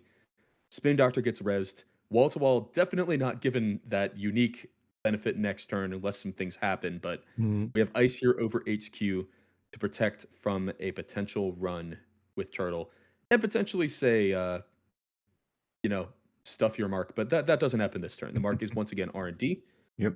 Getting to run R&D for Value free. Trash Urban Renewal. That tells you a lot about the game plan of this op, I have to think. Yeah, it's basically Oh, vegetarian and a Wayland. Drago. Ooh. That's big. Finding the Dragos. This is the best place to find Dragos in Centrals before they've had a chance to actually use them, before they've had a chance to actually protect them. Paying 0 ice for the privilege of trashing Drago is a fantastic play for the runner. But we do have a Svigator Excavator rezzed that will trash wall to wall, which wasn't doing that much, let's be honest. Sorry, no, wall to wall draws a card. Svigator is just rezzed. It isn't actually used yet. Mm. So we now have ice over R&D that is saying, you trashed my Drago, that's enough. But big value here for Anzakai. Those R&D runs crucial, and we didn't see that many trashes, but those two cards are definitely serious Well, material here. and look at this pattern analysis by Sable. Oh, you iced up R&D and HQ. I'm gonna randomly choose archives. Value. Gotta love Oh. that clear value. And speaking of value, we have a Paragon come down on Sable's side. That is saying the first time you make a successful run each turn, which, interesting. The mark mechanic really wants you to make one successful run per turn. You get to gain 1 credit, and you also get to scry the top card of your stack. Yeah. Yep, and sure enough, here we see that Paragon is down, so this archives run is very juicy. That is a Mhm. turtle counter. That is a Paragon that is a have made successful run, so potentially triggering other mutual favors. Accesses Yeah. everything in archives, as we know that's just an urban renewal and a Drago, so nothing that's gonna 6. enter the score area. Another Finding another excavator. Svigator Excavator, Now choosing not to this is trash. yeah, this is quite scary now because you can have two Sviatogator rezzed, and that's 6 credits if you trash a card.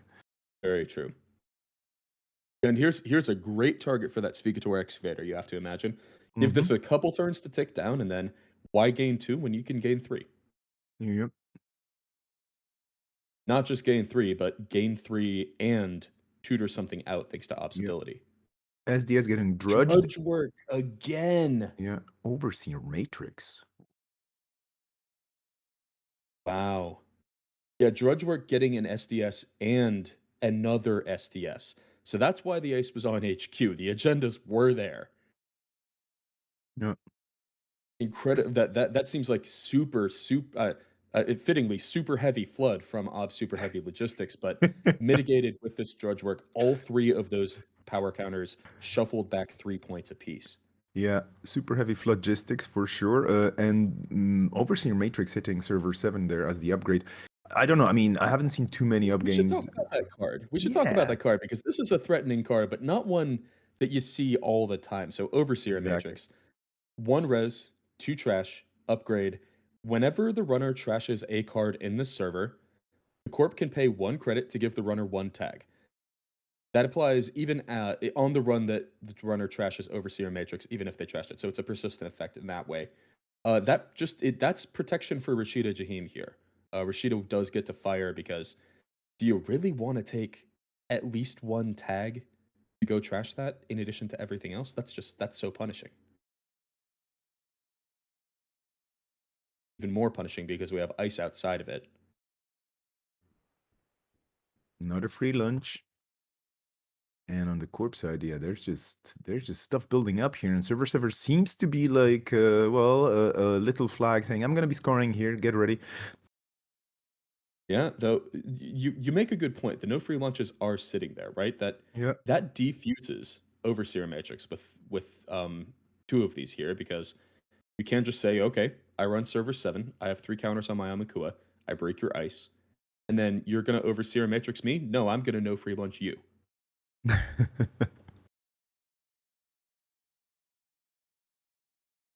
Oh, so Shisho in the chat, yeah, good point there. Overseer Matrix is not unique either and can create clown car Yes. servers. Yes. For those Yeah, not if in the know, clown car is basically a loaded server full of everything. yeah, if you've ever seen the cartoons where like 17 clowns get out of one four-seater car, that's what we're saying in this agenda. It is exactly one server, but you pack so many tags into that thing with these overseer matrices. The spinny used to get Drago and Urban back, so the nasty cards are back in R&D, and now Anzakai, well, they have to think about maybe building up the board state a bit, although the Amakua 4 counters, that's quite fine. I mean, 4 virus Pretty good. counters get you places, yeah. The thing But is, that breaks almost everything, right? yeah, Oh, Gaslight. yeah. Uh-oh. Gaslight, a new asset from Parhelion. 0 to res. When your turn begins, you get to trash Gaslight You get to search R&D for an operation, add it to HQ, and reveal it. Not necessarily in that order. I think I read those slightly out of order, but Mhm. uh, oh, that's 2 gaslights. Now, can't use the second gaslight because that was fetched off of Svigator Excavator, There we go. Hard hitting. but does use 1 gaslight to find a hard hitting, and this is saying, I can gaslight you for another one next turn if I really want to, or potentially for something like end of the line. Oh, here comes an Oh, there we economic go. warfare. Yeah. So on NZK down to 4 Any actions? Ooh, we're action. Would you like to use these no free lunches to dodge this? Yep, and sure enough, trashing a no Yep. free lunch to go up to 7, and now done. And here we go. Here's the HHN from NBN. So hard hitting news. That is a trace. Obviously, with 1 no free lunch left, can still clear all of these tags on this turn, especially with the daily cast money ticking in. But what trashing that no free lunch did was force the corp to spend an extra 3 credits to actually land that trace. Yeah, Rashida on the core side. And MJP here comfortably 15 credits. Anzakai just going down very, very low just to save their bacon because seriously, end of the line is there. Welcome Yes. back, Scorched, one could say. But yeah. It makes a lot of a difference that end of the line exists because it used to be the worst thing that would happen if you floated 1 tag is, I don't know, maybe they bounce your boat, maybe they Mhm. bounce your turtle, maybe they force you to lose 3 credits and they gain 3 credits. The Yep. worst that can now happen if you float 1 tag is game over, you're dead. Oh, okay. So Anzakai saying action Oh, here. action. Okay, we're gonna be free This is lunching choosing again. to no free lunch again. Okay. Yep. Server 7. Now, what can you be, server 7? Oh, okay. Here comes the clown Yeah, car. obviously, Honk the honk. the the reason for using the no free lunch there is seeing best defense go into HQ. You know the best defense can just come out the next click and kill that no free lunch. Yep. It might, the corp has it for other reasons as well, but you might as well use it rather than just getting it trashed. Yep. It's, especially with the corp on 20 credits and you on at that point 3. Or I mean, sorry, you on at that point 1 because the 2 credits from daily cast already ticked in. yeah. Anzac already in the maths territory, and this is the thing. I mean, exactly. MJP here with a board state, a hand, R&D ready, some stuff in archives as well. But like you're basically primed for killing here. And Anzac, they have to be very careful here because well, you're a criminal. You could be in the good old days. You would be like just running against Wayland, especially. Mhm. Stealing all the Mhm. monies, derezzing things, whatnot, and being very, very aggressive. But this is not a deck you can be aggressive against at this stage Ooh, of the game. info bounty. Info bounty, a new card as well. Yeah, and then that is I'm guessing the maths were, am I able to run this is just this is effectively credit neutral plus well Hmm. it's actually gain 1 credit plus put a counter on Amakua. We're on archives here thanks to info bounty, but the question was can I do this and still survive if there's an HHN next turn? I think that's Yep, probably what the maths were here. yep. Here we go. 9 credits. That's okay money. Econ However, Warfare can make that worse, obviously. Oh, yeah, yeah, and yeah. it's just the Maryland and server 7. I was about to ask on the subject of quick maths, should we do some quick maths?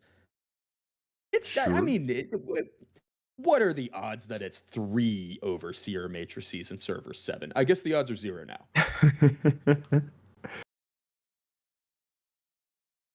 Could still be 2 though. Oh, and Urban here we have an renewal. urban renewal. So Maryland just coming down to gain 2 and then get trashed by Svigator Excavator. Urban renewal does not tick down this turn because Nope. it came out after that start of turn trigger. So Yep. it will take an extra turn to actually get there and blow up Anzakei's world, but this is already a very threatening server to go into. There Yep. is 1 Overseer Matrix you know about. There is something that certainly threatens to be another Overseer Matrix that you don't know about. And there is an ice on top of this. This represents a lot of money that you have to invest to go trash this urban renewal. and clear the tags afterwards, and then you still potentially set yourself up for hard-hitting news. Yeah, I think that's the question here. Can Anzakai find if there's any misbones in there, of course, in the deck, or what's basically the anti-asset tech that Anzakai might be packing somewhere in those 29 cards in the stack? We'll see if something happens around it. But I think, yeah, I mean, without any additional support for your trash Oh, Bravado. abilities. Oh, there we go. Bravado going That's a good into old server crim. 7. Okay. Yeah, there we go. That's the crim style. Border Border control. Ooh. control. Oh, border control. You can break that. Yeah. Yeah, so Amakua obviously matching up very well against border control. In the state where it has 5 credits, but even in the state where it has 0, that's just one run on one of these many open servers before you're able to break this border control. No. So border control will gain 1 here, saying that 1 credit doesn't make a difference compared to me Mm, having to spend an extra 1. I think that makes a lot of sense to me. no. Let's see. Is this another overseer? Oh, no, that's border control trashing. Okay. The bravado So money's still Bravado getting will in gain there. 7. Yeah. Border control is going to search for a 3. What 3 does Ob find? Hmm. I don't know. There's a lot of potential targets. Yeah.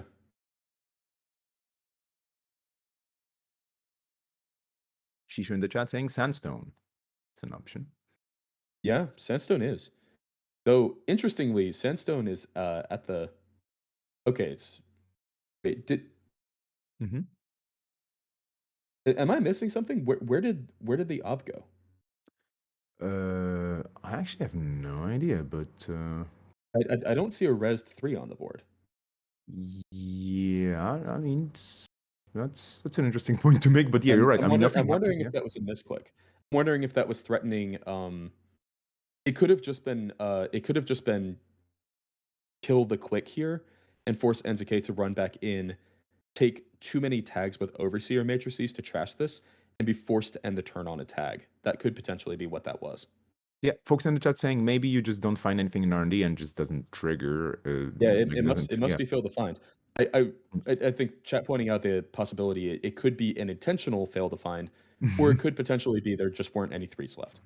Yeah. But my guess is it given that there's overseer matrix here, I think fail to find actually makes a lot of sense.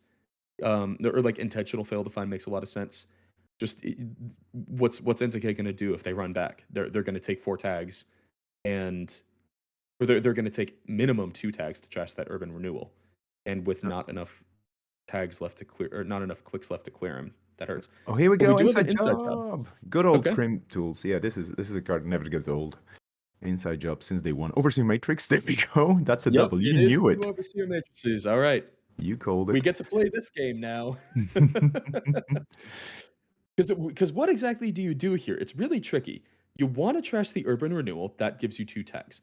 You Mm-hmm. want to trash one of these overseer matrices because you would like to be able to run this server ever again.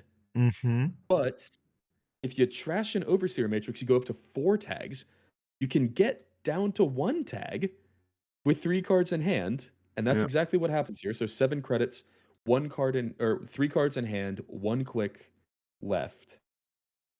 Worth noting that the best defense was used to trash the no free lunch. So this is it. I mean, Anzakai 7 credits. So yeah, I mean, this is probably HHN territory, of course. But then again, we go wall to wall. Yeah, what a time to be alive. We have reached the point where once again, Corps are slotting best defense as tech. Yeah. It's been years since we've seen that. Oh, urban renewal comes right back out. And that's exactly the problem, right? Because Yeah. now Enzakai has to they have to make a similar play Yeah. of okay, I need to trash this urban renewal. I need to run in. I'm going to take 2 tags from overseer matrices. But the problem is you're still taking those 2 tags because you still have the 2 overseer matrices there because you couldn't clear more than 1. Or Yeah. sorry, you couldn't clear more than 0 last turn. Yeah. And now there's 2 Ooh, ice. Stargate. We're changing the tack here. We're just saying, no, Yep, I don't care that about the. We're gonna dig. that seems like the right approach to me. Say, all Yeah. right, you got your server 7, you got your 3 turns until you get to urban renewal me. I am gonna kill you before then with this Stargate. Yeah. Absolutely. Try to So get here we those go. agendas into archives. Hortem's gonna gain 1. Who cares about the Mhm. 1? Get those Mhm. agendas into archives. Throw them in the bin. You Nusha get even it. gains a click for this. Yep.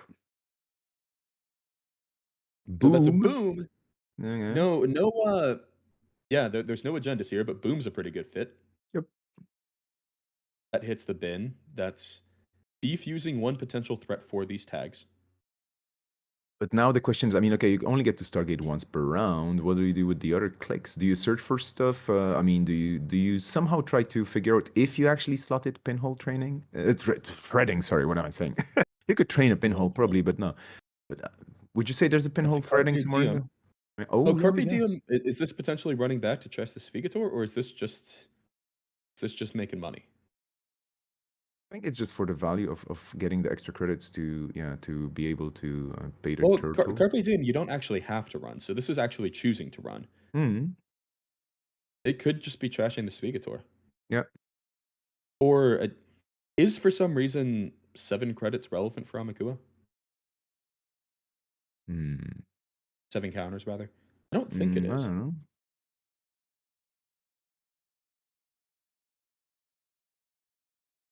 Okay, folks in the chat Well, calling out again. You could triple advance Hortum and just go like, yeah, well, GG. yeah. Oh, Gaslight. There we go. Okay, Such a Gaslight. card, All right. and it's only one Gaslight notably influence. notably Gaslight does say shuffle R&D. Yep. So that does give fresh cards for Stargate rather than there Yep. being one known. I kind of really like Gaslight being kind of, theoretically, or sorry, historically speaking, it was always good Wayland cards making into NBN decks, and then, all the Mhm. NBN kill decks and so on. Now it's the other way around. It's like, yeah, actually, I'm importing Gaslight into Wayland because it just makes sense. Oh, It look. just, yeah. Suddenly there's a hard-hitting news in HQ. How'd that get there? I don't know. I mean, I don't remember resing I don't remember resing any assets this turn. Nope. Hard hitting the I tags. think you're just making that up. Yeah. So that is a hard-hitting news. That is 4 tags. NZK only able to clear 3 of them this turn, it looks like. So Yeah. certainly wants to end the turn on at least 3 cards in hand. Danger Unless there zone. could be a deuces in hand. Yep. Deuces does help with this math. Like someone said in the chat, networking meta. Of course. I mean, if you have networking, it's like, whatever. I'm just going to click through this with some credits. That's it. But yeah, that's the thing as runners nowadays. Like, what do you bring exactly to make sure you can defend against all the possible aggressive corp plans? Because, of course, you can have your own aggressive runner plan, and that could be very disruptive and work. But if the corp gets ahead, and the corps do start the game, if they get ahead, if they have more money than you and whatnot, you're in for some deep, deep trouble. We passed the border control. We're in the archives. There's only one face down and a doctor on the table. So, Yeah, this is very good though to trigger info bounty. So this effectively mhm. is gain 2 credits by running archives. Yeah. Plus, I guess you get a turtle counter for what that matters. Well, actually you don't. Border control ends the run. So Ooh. now Anzuke does not have enough money to get down to 1 tag. Yeah. So that's pretty punishing. Um, well, is that no, that's not the case, right? Because you get the extra click with Sable. True, but I mean, yeah, you're still gonna get down to one tag, yeah, if you Yeah, really go yeah. for So it. so you have to end the turn on 1 tag. That was going to be true regardless. Yep. What that does is Oh, effectively just deny a credit. click draw. Oh, quick draw. Interesting. Okay, not fearing the okay, Okay, yeah, class act. All right. Not the other fearing the boom defensive tag. whatsoever. What you want to boom me with all Yeah, these cards in hand? yeah. Now I mean, boom into end of the line does still kill here, but it's yeah, just a purge to shut down this turtle. yeah. I was just going to say, who'd have thought that sitting, relaxing on a sun deck, and just sunbathing is gonna protect you from missiles and explosions? I don't know. Like, it's the future, baby. This is why Andy is so powerful. Andy Yeah, knew. yeah. And he was just like, I'm just gonna disappear, but I'm actually just gonna chill, and I'm overpowered and omnipotent anyway, so I don't care about explosions. Yeah, Yeah. so this does set up the Ooh. quite awkward situation for Anzuke of Yep. urban renewal ticks down very soon. How soon? Anzuke Very, very somehow soon. Anzuke needs to somehow get to a point where boom, like some combination of urban renewal and end of the line, or urban renewal and boom are survivable. That currently is very tricky to do given 4 tags and 3 credits. I think you need to have exactly 2 Deuces Wilds for that to be possible. Mm. And admittedly, Class Act does help with that. Class Act helps you draw up and helps you filter, but the issue is with the mark being not archives this turn, the mark is R&D. If the mark were Mm. archives, this might be much more doable, I think. Boomerang. Okay. So Yeah, yeah. choosing to go for potentially a miracle here, I think. Oof. Inside job on R&D. So looking to potentially trash the boom off of R&D, I think is what this might be. Mm. End of the line would still do it though, is the trick here.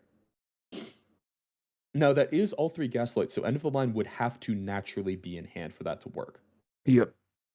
I mean, with only 10 cards left in R&D, and we haven't seen any end of the lines in the archives. As far as I can see, there's a face down, but that's probably not it. Yeah, chances are you already are sitting on the kill and just waiting for this round to play out because this turn for the runner, because, you know, there's only so much stuff that the runner can do here now. And with 0 credit in the bank, you are in for some Tough nasty to do all of surprises, it. probably. Yeah. Very tough to do all of it. Where's the card that says, oh, if you're the runner and you have 4 tags and 0 credits, play this clicklessly and gain 15 credits and clear all tags? I mean, we need the card like this, right? Would be great, yeah. It just, I mean, you know, it would be a one-off. I don't know. And if you use it, you have to, I don't know, throw half of your deck out or something. But, you know, And design team, trash are your you installed listening? console, yeah. Yeah, I mean, you know, could be. But yeah, I I just said the design team is listening. I hate to say it, but I hope the design team's not listening. I don't want that card in the game. Well, okay. This is, folks, why I'm not designing any games or cards, okay? Because it would be just too epic for a second, and then everybody would Just just too flip the table. powerful. Exactly. Yeah, Just too absolutely. powerful for the meta. Exactly. So we Oh, have some redoing things there probably. Okay, the boomer. Oh, I don't know. So yeah, things not working. Could be relevant. We'll see what happens.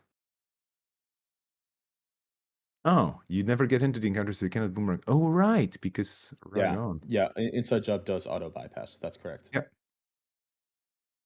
So a good explanation of the situation in the chat for the game, so you know exactly what's going on. And those things happen. I mean, really, seriously, you could be a person that's playing this game since forever, and still with new cards and the tension in the tournament and whatnot, and maybe it's super early or super late for you, and then you're just doing something, and then just you skip a beat. It is certainly quite late in Australia time. So, oh, Absolutely. there's an Ozyef protocol though. Okay. Points. Who needs Stargate? Just rip the agendas. This You is still have what 2 I've been clicks. saying the whole time. Yeah. I mean, that's the winning strat. But the question is, okay, so 2 clicks left, 3 credits. You could be poking R&D again, maybe, I don't know, perhaps. But you need, what, 5 points to win? Mm, Yeah, this is quite difficult. You have 2 clicks, so yeah. you really need. Oh, hold on. Here's a new class act. There you go. Okay. There's hope. So that will keep you alive for one more turn. Yep. Just waiting Unless, to resolve, I mean, unless there's boom. And I if mean, there there's, is yeah, boom, this does yeah. not keep you alive for another turn. I mean, there's Urban Renewal, there's Boom, there's, Oh, what's hold his on. name? End of the line. I see Spin Doctor Ooh. shuffling back boom and border control. Seems like a good pair. Do we get it? Do we get it off of the 1 in 12 or the 1 in 13, I think it was. Mm. Here we go. That's Oh, the, here's Spin Doctor. Okay, so that's fun. Just trashing a yeah. 1 to bring out a Spin Oh, Doctor to draw you for it even subtract. more. Okay, mandatory now. Yeah, this is It's suddenly almost a 50-50. You even have the 1 quick to draw. we're still drawing just in case. If the boom is one of these 9 cards, the game's over. Nope, just trashing Info Bounty. So Whoa. did not find the boom there. That's now to be clear, the threat is not defused because now Anzuke still needs to be Yep. able to get down to 1 tag for boom on any future turn not to be lethal. Yeah. That's why trashing the Info Bounty is huge because that's one of the few ways to gain credits very quickly on Anzuke's Yeah. side. Yeah. I mean, now you really have to. I mean, the corp is on 16, so you have money in the bank. But as the runner, what do you do? R&D mark? Yeah. I mean, this is, you know, it's. I don't know.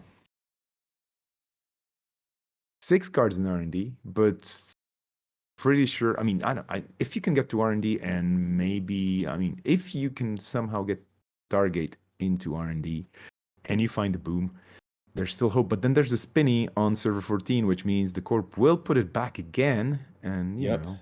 Oh, here we go. Is that the spinny fire? Yes, spin is Spin firing. doctor? That is the Yes. third spin fires. Border control and an unseen. just making sure that the runner won't win on points here, just in case. Who knows what's in there? Yeah. Okay.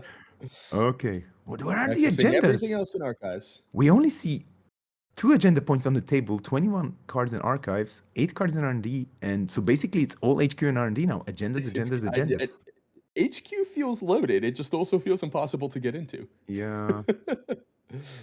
I'm not sure how you actually can. Just from this position as Yeah. Ansuke, it Here we seems go. very, very difficult. Oh, that's a sandstone. Sandstone.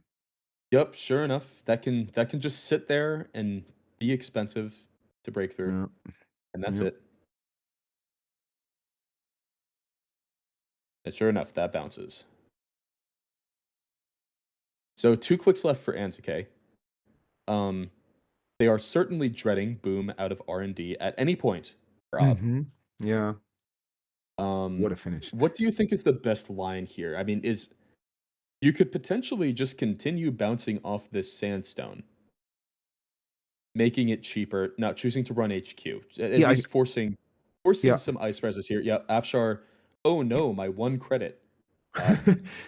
I would still go for it. I mean, what else are you gonna do, right? It's Yeah, yeah. Oh no, I think it's the correct res here from the corp. It's just yeah. Afshar only going to drain 1 credit at the very least, and Yeah. no MJP's down to 10 credits. Like this is, if you can force a couple ice reses, that actually can make boom a little bit hard. Ooh. Oh, okay. Envelopment. Fair enough. So that's gonna end the run here. Solid Development is defending. yep. And still MJP crucially still on 5 credits. That is enough to play a boom for lethal. Yeah. Very solid defenses here. Everything is just ending the run, and it's a variety of different pieces of ice, and also the costs are kind of they're all upworthy in a way. It's like I could just keep trashing stuff, getting into other things. Running and so on. server 13 saying you that's the can't excavator. sneak one out on me, but it's just a Svigator. Yeah. I think it's been there for quite a while, or maybe it's another one that was dropped in. Okay, there's the Rashid. Okay, I mean, what gives? It has to be, right? It has to be lethal. I don't know. There's 8 cards, so you do the 3. That's the fun thing. It doesn't actually have to be. It might not be lethal. Okay. Oh, there we go. All right. Thanks, MJP, for spoiling our fun. No, I'm kidding, of course. What a game. What a game. What a game. That was down to the wire because it really looked like Ansuke was they were gonna be able to pull that off, but not quite. It does ultimately come back to boom. It always comes back to boom. Things change. The river flows, but it always goes back to boom. We're going to see the reverse, right? Yeah. Yes, but before we do, we are going to be joined by a new commentator. Be Blunt, Ben. Hello, welcome. Hello, everyone. Hello. How are you doing? It's good to have you here. Well, I just woke up, but nothing else has gone wrong today, so I'm not worried about it. Okay, good morning. Could you just, as a matter of introduction, could you just say a few words about yourself? Sure. I'm Ben Blum. I'm a player from Pittsburgh. I made the top cut at Worlds with a vegan ob deck, so lately I've been working on World Tree Cabanessa like everybody else, I guess. And I'm excited to see what everybody's got in store. Awesome. Well, I don't think we're going to see either of those this particular game, but I would be shocked if we went the whole day without seeing them again. This particular game, though, we do have Ansuke. This is Table 1. We're on regular JNet. And this is Hoshiko versus Ag Infusion, MJP versus Ansuke, so we have the flip side here. And we're starting off the game with Ice on HQ, Ice on R&D, and 1 credit, the classic corp start. Yeah, and curious to see what Hoshiko brings to the table. This is the most popular ID on the runner side. So Hoshiko has basically had a great run since she showed up, and there's just so much good support and just good stuff. Hoshiko is a thing, and there's many different builds. They all rely on the ability heavily, of course, but there's just so many different things you can spin it. And here we go with the plushies, as I like to call them, the companions hitting the table, Miami and Poemu. That is threatening to be quite a bit of drip over this game. Obviously, Paladin Puemo and Mystic Miami, they tick up 1 credit every single turn as long as you can use them before you have to suffer consequences. With the entire stack left, you have to imagine Mystic Miami and Paladin Puemo are going to provide a lot of money through the Yep. course of this game. We do see a Spin Doctor come down, though, on Anzuke's side. If we're seeing that many companions, we're probably looking at not an Apocalypse build. I would think so. I think you're probably right. If it isn't an Apocalypse build, what do you think the likely archetypes are for this Hoshiko? I don't know. I was looking at the deck list for the Fight Night stream a couple weekends ago. That's really the only major thing I know that's happened in this metagame. And it seemed like there was just an Apocalypse Hoshiko deck, which is why it was on my mind. There's obviously Boat Hoshiko, but I don't really know what that deck has gained with the new set other than finality. I don't know if it needs to gain necessarily. Bochiko was already very strong, so it could just be saying, I don't care about the new cards. I'm just going to play my old deck, and it's going to be strong. But we do see a Simulation Reset in the bin that wasn't played, but Simulation Reset, a very interesting card, a new operation out of Parhelion for Jinteki. 1 credit to trash up to 5 cards from HQ, shuffle that many cards from archives into R&D, and then draw that many cards and remove from the game. So a good way to potentially fix your hand, a good way to draw for something that you really need. It's a fairly flexible card. We saw that card played in the Dr. Vintian prison deck down in Fight Night, so we're probably looking at something similar. You only really play that card if your game plan means I'm really not trying to score agendas. Yeah. Yeah, agreed. Or though this is Anzuke, they could be using this for the many little pieces of value it provides, like I get to dump ice in the bin and then a civic it, or things along those lines. It could easily just be setting up little synergies like that. A Botulus goes down on HQ. Yeah, MGP So here just Botulus, with a solid set of cards, everything ready to just go, and yeah, there's the Botulus just to keep the pressure on. But this is again fusion, so you could easily just boop and get rid of the Botulus. very true. Especially with that ice coming down on the outside of that innermost on HQ.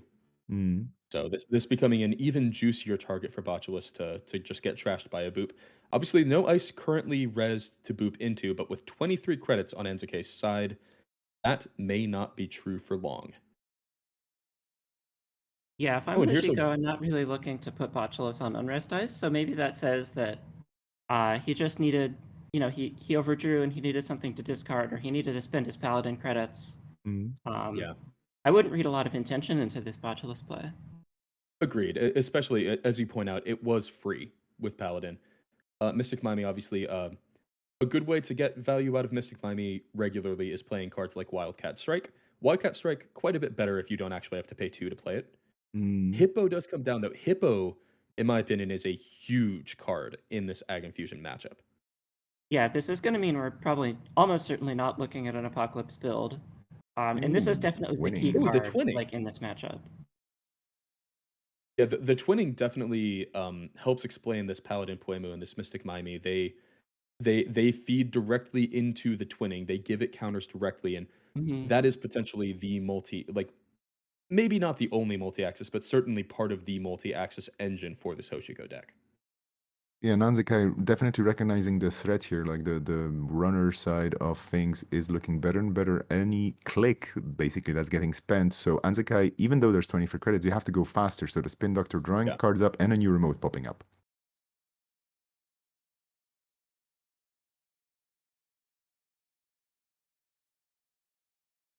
We're looking for stuff. Wow. Yeah, just continuing to draw up here. Finding a Fermenter. That is a counter on the twinning because that does spend a credit from Paladin Poemu. So, twinning already representing 1 extra card on either HQ or R&D. Sheeta comes down. That has to be, if you're looking for tools to go fast and beat this overwhelming late game value engine, you have to think Sheeta is the card you really want in that situation. So they must be very happy to see that fire.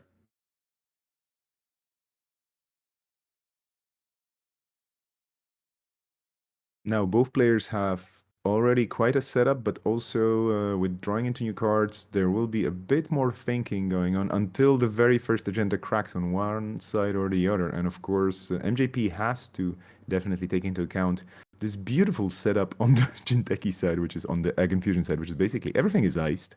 So wherever you go, things could happen. You have no bin breakers. Do we have any hit breakers? Oh yeah, there's. Oh, excuse me, I just haven't checked the bin in a while. MK Ultra and Paperclip in there. So yeah, you are potentially ready for bear, but it could be a different kind of bear, and then maybe you're not going to be ready. Let's see. Yeah, and that does still leave you soft to resing to NCK resing something like a DNA tracker, obviously. So Absolutely, and it's probably in there. I mean, why wouldn't you? It's a good card. it's a good card to throw people into when they can't break it for sure. Mm. This is a free Dirty Laundry coming out. Dirty Laundry going into HQ. Another counter on the twinning there, up to 2. That is an Oh, here we Anansi. go. So I imagine we're going to see a lot of money spent here to get this MK Ultra out and break this Anansi's subroutines because you do not want those firing. And that is Hippo used. Anansi hits the bin. That's a good one. Yeah, this is the situation you want to be in with Oshiko. Just like save up enough money in order to make that play before you make a single run, pretty much. Yeah. Oh, And this is Thimble just the Rig. thimble rig here on HQ. So, well, just the thimble rig will end the run, though. True. And oh, no, duh, Botulus. Hey, Botulus breaks that for a single Botulus counter. Botulus is basically infinite break thimble rig in many Yeah, ways here. this card is not going to be relevant except for its ability, so it's an interesting choice to say, you know, I want this card just to reposition my ice, and I don't care about getting rid Yeah. of the Botulus. Well, Or rather, I and don't it care does. about saving it for the ability. Oh, Obokata. Okay. Yeah, twinning is accessing 2 extra cards. So Unitive. chooses not to steal Obokata and then sees punitive counterstrike. But we do have Regenesis, so that's good. Punitive Counter-Strike. But I was going to say regarding Regenesis, the second ice on Archives here is something you expect in like an Civic build, but we don't have an upgrade down yet. And since something was installed in Server 3 this turn, we're looking at probably a Regenesis play. it definitely looks like that now. I agree with you. And that's we see an Ivic res here, so that only costs 6 to res, thanks to the Thimble Rig being resed. That is a due to net damage and the run 5 strength barrier. That is currently breakable. Sure enough, we see the paperclip come down and going down to 2 credits in the pool, but potentially stealing a Regenesis here. Just a Rashida. Rashida's a good trash though. But that does put MJP on not many credits right now. Yeah. You're going for Broken Away. You do have some econ Yeah, going for you. this but is a yeah. really good recovery play. The Mystic Mimey making it possible to play this Dirty Laundry from 1 credit, and you don't have to spend any real credits to break through this Thimble Rig. You can't trash the Spin Doctor, so that's not a threat there. Spin Doctor's still getting popped, it looks like.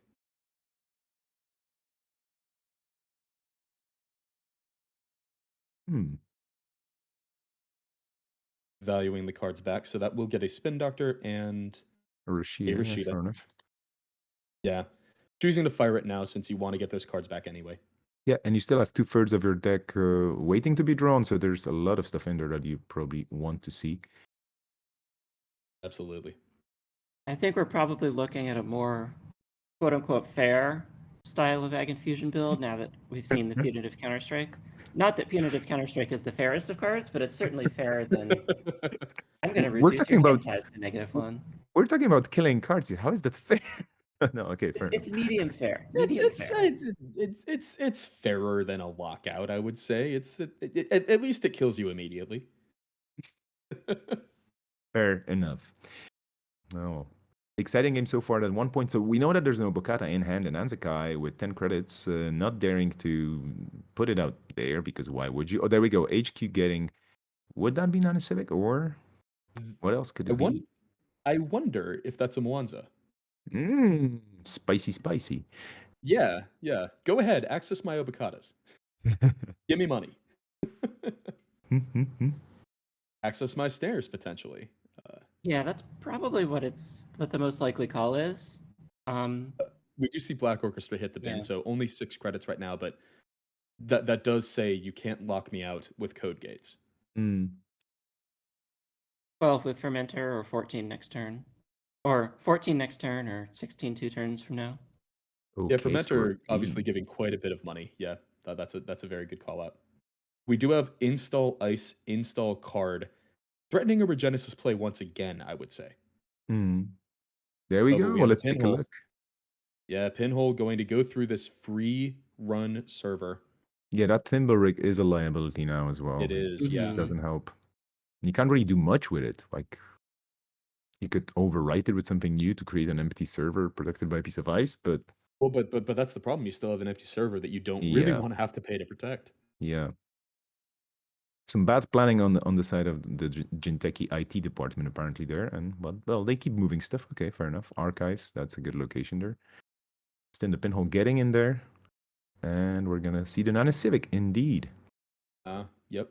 Well, and I think notably a server that has nothing in it but has a resed ice on it is much better in Ag Infusion than any other deck because Mm-hmm. at least you can throw people into that. Mm-hmm. We have There a we run on go. archives here. Yep. Not scared by this Thimberwig at all. Let's see potentially what the outermost is. Autonomous seems like it would be a pretty good res here to me. Oh, that would be ideal for the court, but is it? It's a must it's a must break, and it's a little annoying to break with MK Ultra because you actually do have to boost twice. Hmm.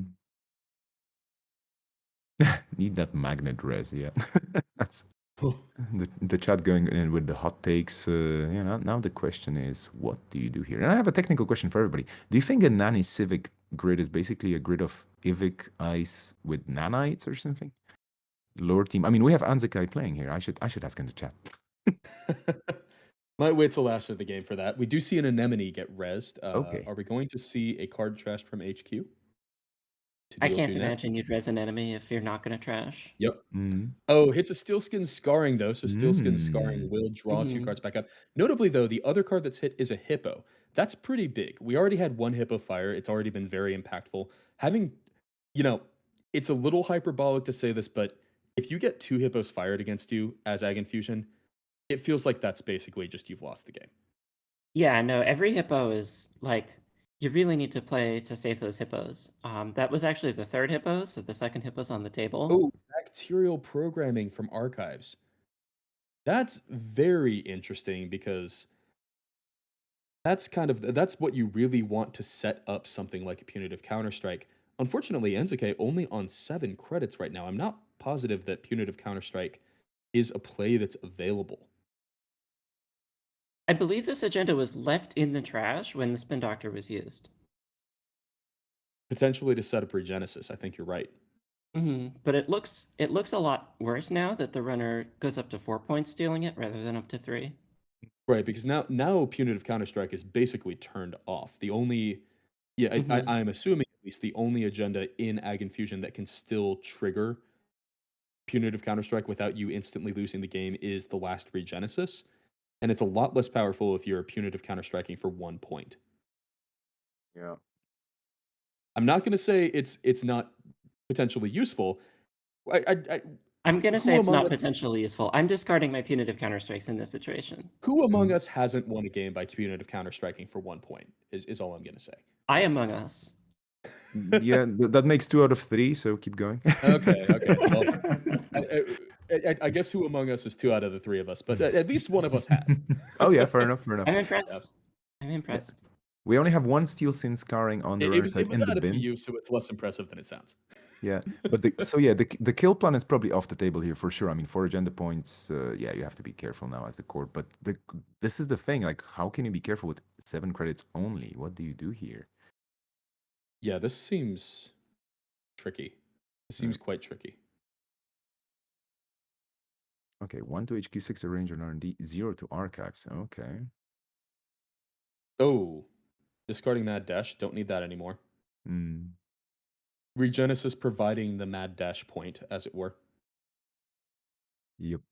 There is a Rashida, so Rashida will fire. So that was not a Regenesis. I think with Regenesis, if Regenesis were on the table, you could potentially think of other lines like you use your Ag Infusion ability to boop them somewhere. But obviously, if it's just Rashida, you don't have those lines available. NCK probably they now need to actually score out in a fair way. Yeah. That seems You like a know, tall order to me against Hoshiko with this much money and this much on the table right now, and also a Hippo.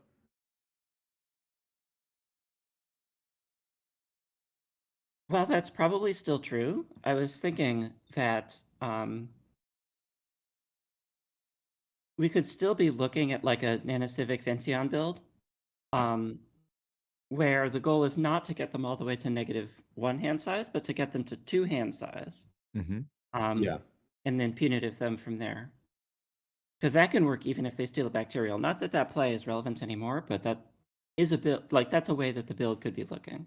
Well, you know what would still be you know what would still be relevant in that case? Bathonimus. Bathonimus deals 3 net damage. If you can get him down to 2 hand size, that can potentially be lethal.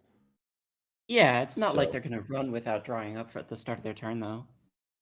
yeah, that's true. You have to spoil it by talking about good plays. That's what I'm here for. We do say a Hansei review coming out. Obviously, money needed to do anything that advances the Ag Infusion game plan here. So, Hansei review gaining Crucially, some of getting that well money is back into helpful. that Anansi threatening range. Sorry to interrupt. Oh no, no, that I think you're 100% right to say it. Anansi is a very important card to be threatening right now because it's one of the nastier cards that MJP could run into. Yeah, I'm just thinking there is, I mean, it's not a big deal, but like maybe here the corp went a bit too wide and like this one remote is a bit of a liability, the server 2 right now with the one piece of ice. I mean, it's still good, you can still boop and whatnot, but Oh, there was the we do moment in have the a game. punitive counterstrike come out. Oh, This is there for we 3 go. damage. This is Okay. for 3 damage without enough money to land a follow-up. So this is just a Watch me, value watch punitive this. counterstrike. Okay. Does hit an endurance out of the hand. Yeah. That's pretty good value, honestly. Yeah, it's a Hoshipko indeed. If you were gonna choose one card that you actually get to hit with your punitive counterstrike, I have to think break your ice for free is a pretty good hit. Mm-hmm. Well, break your ice for free after paying 8. Yeah, in a vacuum, I would be looking to hit Hippo first. All 3 That's true. Hippos are accounted for already. Mm-hmm. So Yeah. I guess that's the second best, but we still did dip down below 8 credits in order to make that play. That's a good point. Nancy not being threatened anymore. Ivik is resable. I guess that's the next best at the moment. DreamNet is going to draw a card, getting credit. Oh, Twinning is that's going to game. X. Oh, That's and game. that's a Nobakata. Okay. Yep, that's game. GG MJP. Well played. GG's. It's just a very systematic dealing with of the threats here. So Yep. well Mhm. played there. So we still probably have enough time in the round to see something. Let's just take a quick look at the timer.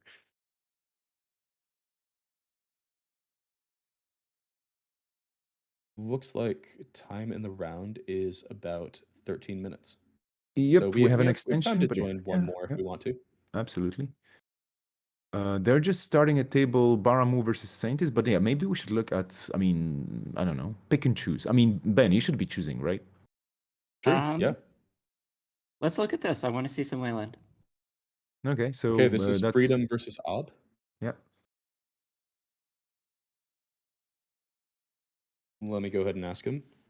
Yeah, sure thing. I'm just checking in Oh. as well on the other Sangren is side. already ahead of me. Okay, looks like we are good to go. Thank you, and Sangren. You the best. Okay, so we're starting the game Ob versus Kumalo. And Kumalo used to be quite an unexpected thing just popping up, you know, and Kumalo won Worlds, right? Do I remember well? Second place at Worlds. Oh, sorry, Second second. place at Worlds. There we go, my memory. But anyway, yeah, it's you know, all of a sudden viruses became relevant again, and Freedom can have some very interesting plays nowadays because there's quite a few viruses to choose from. Plus, there are cards that support additional shenanigans if you play viruses, so that's nice. Now, Ben, as you pointed out, you made the top cut at Worlds this year playing Ob. I would say you are something of an Ob expert. What sort of things should we potentially be expecting when we see a Maryland campaign rest out of Ob? Yeah, I was gonna say, so there's a new Ob build now that End of the Line is in the set. It's basically Dreamboat, where it's trying to like recur urban renewals and annoy you with that. But it's now an even bigger threat, the urban renewal, because urban renewal can pop into Draco, advance, end of the line. And that's 8 meat damage, if you don't deal with an urban renewal, and it's only a 2-card combo. So I think that's what we're looking at if we're seeing a Maryland campaign. Oh, we see an urban renewal in server 3, so Yeah, that there you definitely go. lends a lot of credence there. Yeah. All archetypal cards. On the other hand, Freedom Kumalo is going to make this matchup a lot more interesting because it's going to be easier for him to deal with the asset spam. Yeah, notably, we did actually see 3 real credits get spent to trash urban renewal. I would be a little bit surprised if that is the case for the entire game. Freedom obviously wants to be spending fake credits to trash these things instead of real credits, so wouldn't be shocked if we see something like a Leech come down and give that utility, or oh, we have an Obelisk come down. That's very interesting. Obelisk with Jailbreak threatening to draw 2 cards here. And there's an Ozief and trashing a Boom. Wow. That's a Value. pretty good run on R&D. Yep. It's interesting the Boom is still in the deck. I might not even play it at all. No. I think the last deck list of this that I saw, I haven't actually built a deck list of it myself, but the last deck list I saw includes like also hard-hitting news and 3x Gaslight. So, 1 Boom and then several end of the line is probably what we're looking at here. Oh, hold on. Economic Warfare. That's 0 credits. Nasty. Gross. I mean, Seeing an extract maybe? Oh, no. Dredge work is getting used. Overseer Yeah. Matrix. Okay. Overseer Matrix. That's Mhm. certainly very threatening. So that's just a value Econ Warfare. Jailbreak is going to draw 2 more cards here. Trash Gaslight at no cost. Thank you, Freedom. Gaslight, a really, really good card to get out of the hands of Ob, because Oh, for sure.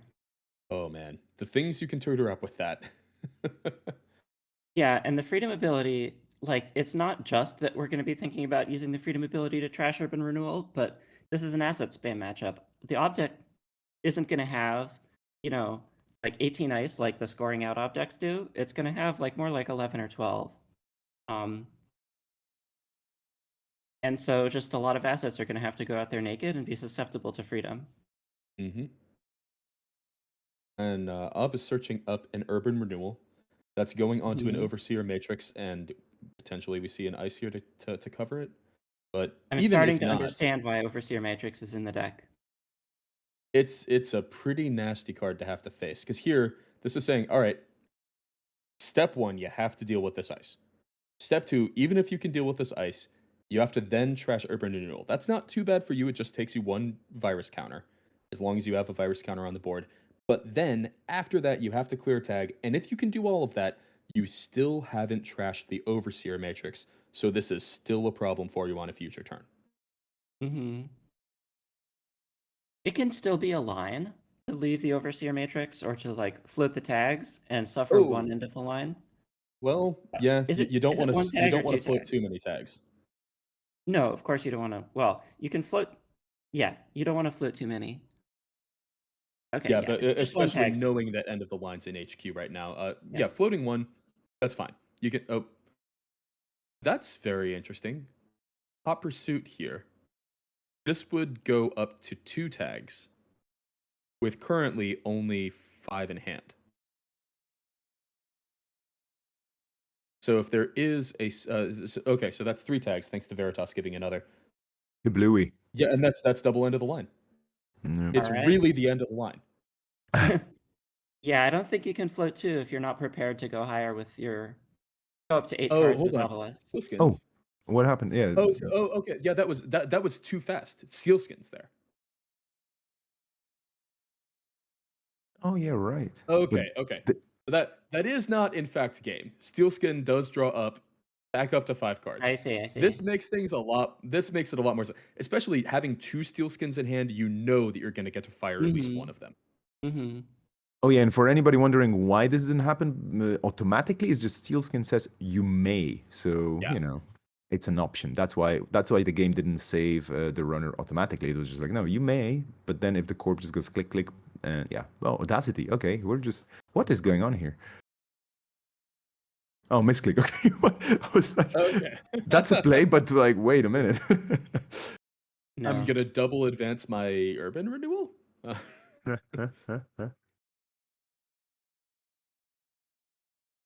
Okay, so that is just one end of the line played in that case.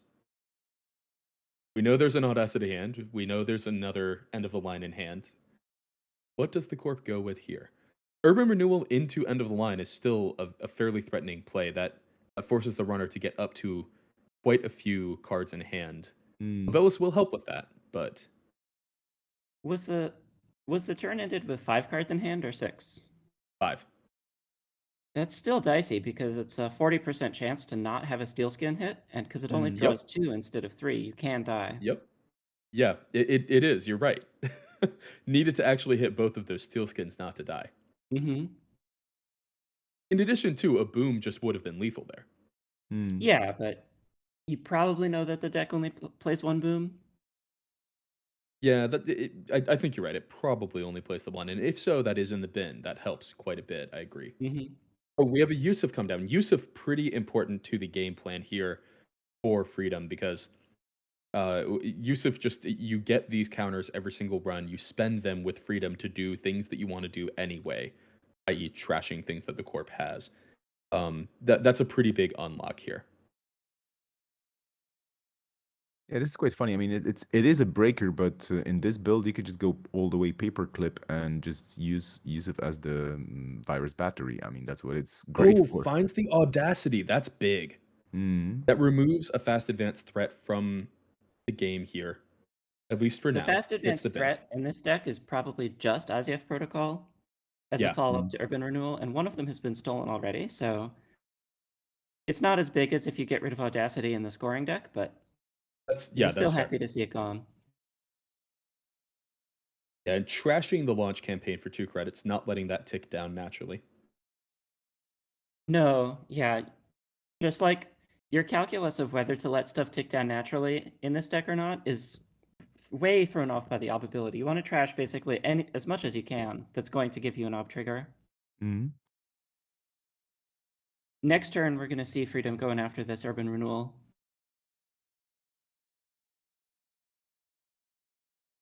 Yeah, you have to think so. Mhm.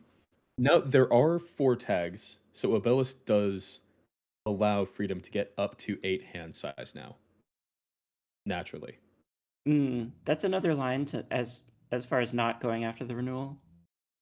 Oh, okay. Here's end of the line. Is this another end of the line?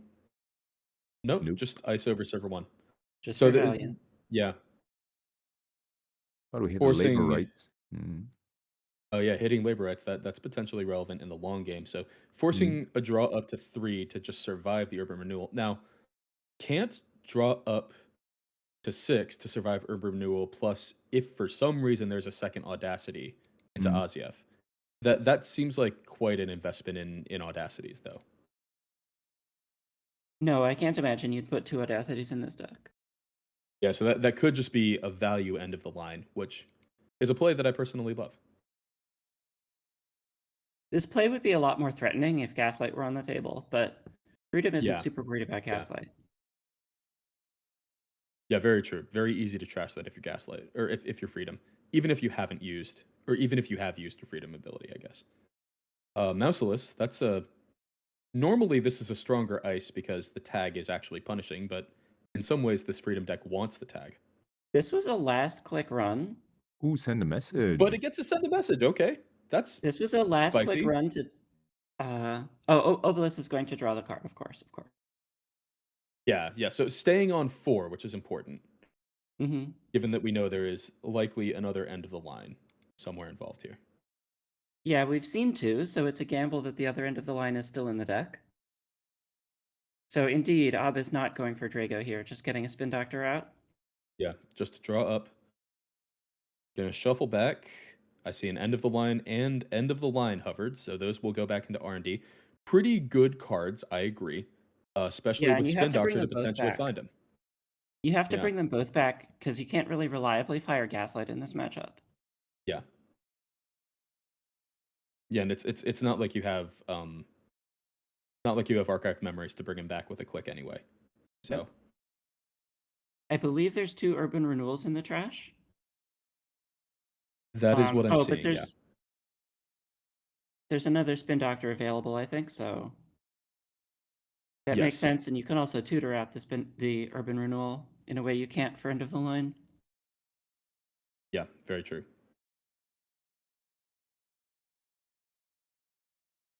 Okay, a third ice goes onto server 1. Server 1, very annoying to actually try to run if you're Bob Wu right now. Yeah.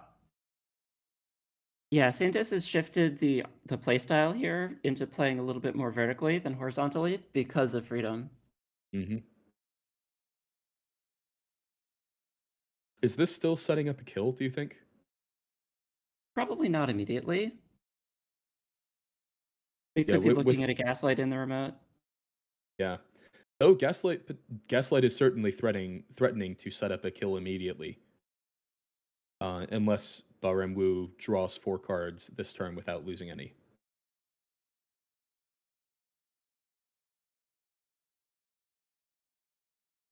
Yeah, I think you have to figure that's what freedom is going to do. It would make a lot of sense. I agree. There is still 1 steel skin not accounted for, I believe. Yeah, 1 steel skin not accounted for, so. Bahram Wu taking a moment to think. Understandable.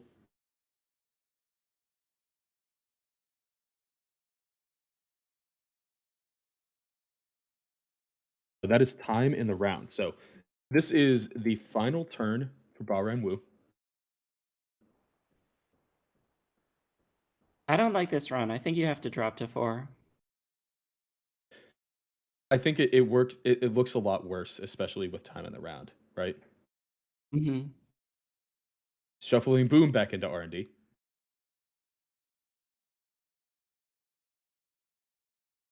Okay, yeah, and this is saying I need the 1 card to survive Mouseless here.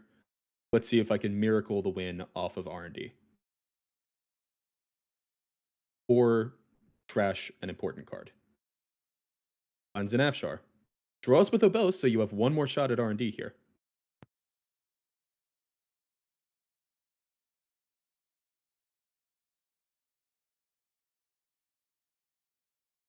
What is on top of R&D? Looks like it stays. Oh. Uh-oh. It stayed, There's and that's Gaslight. a Gaslight. Don't That's be game. Rashida. Oh. Yeah, that's going to be game. Oh, that's worse. Yep, that's much worse. What a game, though. What a game. Yeah, that reaction from the runner, you just have to figure he wasn't thinking about it, because if he just draws up to 4, never mind. Actually, boom is the threat. Yeah. So just drawing up to 4 doesn't solve that threat with the Spin Doctor on the board. Yeah. Good point. But a very exciting game up to the very last clicks. That was very, very good. And stressful, I guess, for the players. Absolutely. Yeah, so GG there to I was just in the game. GG there to Santos. Well Yeah. played. Getting the win there with Ob. Not nearly as vegan as the version you played, Ben, but No, but End of the Line is a major upgrade to this deck archetype. Yeah. The fact that it can't be trashed is, I have to imagine, huge. Though I That's a guess it big can one. actually be trashed against Freedom, kind of. I think we had all the games done. Yeah, Although that was time in the round, so it should be all Yeah. games done except for maybe a few stragglers that are taking their very last turns. there's So, still a big game on table 8, but we're not going to be coming in. It's Sokka versus Lost Geek. Now that must be quite something. yeah, do we with time in the round, do we want to take a quick break, let the games finish up, and then come back a few minutes before the next round and discuss what things look like at that point? Absolutely, yes. That sounds like a great idea. I'm also going to be saying goodbye, but thank you so much Oh. for having me. It was great. So, Neuropanzer, you're going to be now leading the charge because you're coming back, right? Like you're not leaving. Yes, so to speak. yes, Okay, I'm perfect. sticking around all day. I'm passing you Thank you, the. Vesper. Thank you so much, Yeah, Ben, thank you, for Vesper. being as well. And yeah, I'll be off, but I'll be watching. I'll be lurking. What does the line in XCOM? We'll be watching you or something. Well, anyway, take good care. Loads of good fun. So I'm really looking forward to all the other games because we're gonna still have what? This was round 2, right? Yeah. Plenty Still of a good. lot of good Netrunner left Yeah. this game. Yeah. Or Looking forward to this this. tournament. Okay, so Yep. thanks to Thank everybody you, running Vesper. this in the background, and talk to you soon. Ciao. Yeah. Welcome back to the Circuit Breaker Invitational 2022. Round 3 is going to start very shortly. They're currently pairing the round. I am joined by I am Neuropanzer. You probably know me from some of these other streams, potentially the Slumscast. I am joined by Ben Blum, who was in That's the past me. round commentating. Yeah, good to have you here. And we are once again joined by Jamie. Jamie, how you doing? Oh, I'm all right. Had some breakfast during round 2. Very nice. That's the smart move right there, I think. Make sure that you're at full strength and ready to commentate the rest of the day, I guess. Okay, it looks like round 3 is paired. We want to take a quick look at the pairings in round 2, and Jamie, you were just jumping back on, so I'll go ahead and let you. If there is a table that you specifically want to make sure we take a look at, I'll let you pick out of these. I have no preference. I'd like to see some different things, that's all. So what Okay. have we seen so far today? I know there was some op and some more Ag Fusion last round. Mm-hmm. Mm-hmm. And on the runner side, we had a Hoshiko and a Freedom, so maybe something that's not Anarch. Yeah. What did you see in round 1? We I saw know the Ampere and Nova. Oh, shit. yeah, we did. Yeah, I think Ag Infusion was one of the other decks that we saw, if I remember correctly. Yeah, and Padma. Didn't you also see Sable last round? We did see Sable last round. Yes, But we haven't seen any HB or NBN yet, that's correct. or any of the mini factions. I don't know if anybody's playing the mini factions. Well, here's what one potential. Let me check if either of them are on the no stream list. One moment, please.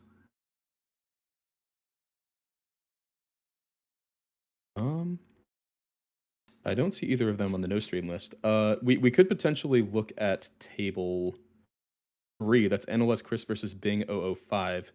That would be NBN Reality Plus and 419 versus the Outfit and Alice. The So same. it would still be Anarch, but Alice is a very different Anarch. Yeah, I haven't seen Alice in a long time. Cool. Let me jump into that table. That's table 3, if I remember myself from a moment ago. Table 3. Let me jump in and ask them if they are amenable to us streaming.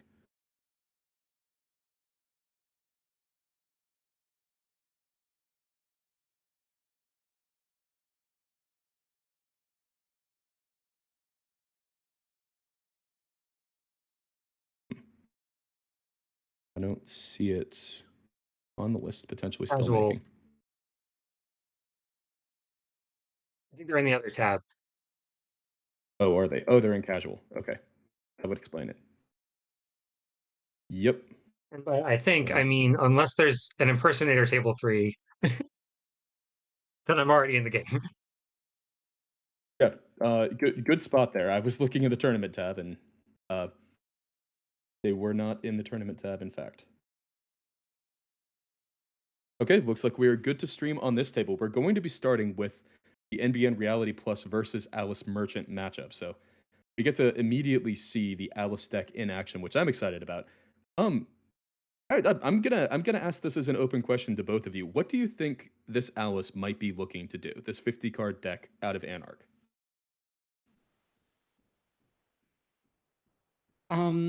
Let's see. So Alice's ability already forces the corp to discard cards from HQ. So I would expect it to be going heavily on sabotage. I would expect it to look pretty similar to the Issa decks we've seen before, just maybe with less core damage in order to trigger the ability that is now missing. But with some of the new sabotage enablers that just, come with power counters or whatever. Definitely, I would expect just Chestuska to be a big threat. Yeah. So right off the bat, you're going to be worried about icing both HQ and archives. Yeah, Justushka, one of the few multi-access cards that says 4 on it. Very Mhm. large number. And sure enough, we have Well, an that's ice on archive archives for defended either RNG or before HQ. HQ even, so That Interesting is the choice power of there. Alice right there. And sure enough, calling the bluff. Go ahead, res the ice on archives. Looks like that is an enigma, so that will drain a click and end the run. And now a ping. Oh, that it's not less quick, so that will not end the turn with a tag, but is forcing. Looks looks like like tags two might actually be a tags. good thing. Okay, ending the turn with 2 tags. This is a little bit of a gamble, but not a super huge gamble. Yeah, There is a small chance this game could be over right now. yeah. It If could. this is It could. Rashida into boom, then the game is over. It's not Rashida. We already drew. You're definitely feeling pretty good about yourself if you're Reality Plus in this position. Yeah. Yeah, you have to. I mean, your entire game plan is I want to give you some tags. So when the runner says I'm going to help you out with that, you have to think that plays into your favor. I think one of the interesting questions is the runner able to get into a position where they can where Alice can fire off a reasonably large counter surveillance reasonably early before R&D is super well defended, could potentially be a way to get up to a number of points that are a little bit threatening for a Reality Plus to deal with. I assume we're looking at an Obelisk like counter surveillance deck, so I'm expecting Obelisk to hit the table pretty soon. And Sure enough, Very soon. well, There's already trash the one. mosh. Yeah, trash an obelisk with this moshing. sure, there's got to be another one in hand. You've got to think so. Oh, and that's one answer to the obelisk, right? If you bounce it enough times, the runner's just not going to Mhm. have enough money to reinstall it. Yeah, still, if you're taking this many tags this early in the Oh, game, finds I a think. boom. All right, That was that's pretty almost good. game. If you didn't run R&D archive R&D there, that was potentially just game. To continue my thought, I have to expect that like, the runner is going to try to just install Obelisk over and over as many times as it gets self-growth programmed. Mm-hmm. Because that card is just critical to staying alive, especially with Gaslight in the format now. That boom is going to be coming back pretty soon. 3 a.m. here. That's a nice AM for the wake up runner. call.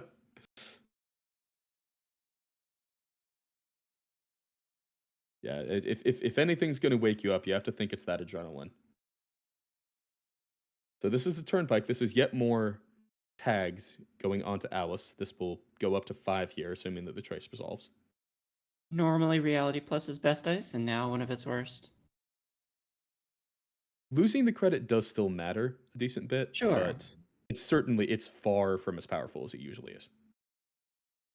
Routine makes you $2, Or in this case, 2 cards. or in this case, 2 cards. So seeing an unseen off of R&D, potentially thinking about it. I wonder if this is a Bologna and thinking of it. Well, would you steal a Bologna here? I think you would steal a Bologna here, right? You would 100% steal a Bologna here. Yeah, so probably just thinking about the next click then, I would guess. Or potentially thinking about a trash cost. I think the econ disparity only matters when you're trying to not be tagged. It's a good point. Like you see the Bologna, you take the Bologna once you're already tagged me. Mhm. That said, I think with a counter surveillance multi-access suite, you're not going to be playing Mad Dash, so you're going to be looking to steal 3 agendas. Ooh. Trashing And 2 that Black means, Chris and an APOC. Okay, okay, that tells us Interesting. that. Oh, so it's like that. We understand a little bit more about the game plan here. And we now have 2 of the 3 conspiracy breakers in the heap. Just looking for an Good. MK Ultra, and then we'll have a full theoretical potential rig.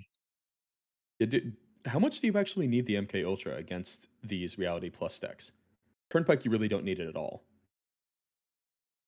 All the sentries are just tags. Yeah. I think Turnpike is the only sentry. I mean, we could see some spice, but this build is pretty well established by now.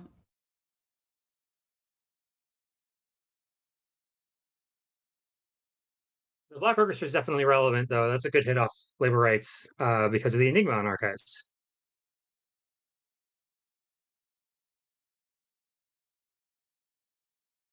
Yeah, Yes, still, if you're with the conspiracy breaker, I don't know if you really want to be in the business of paying 3 and just to activate your ID ability. yeah. Yeah, we'll see if there are any other synergies, other successful run triggers, or anything like that. Mhm. And unless Chris still very, very low on money here, still on 1 credit.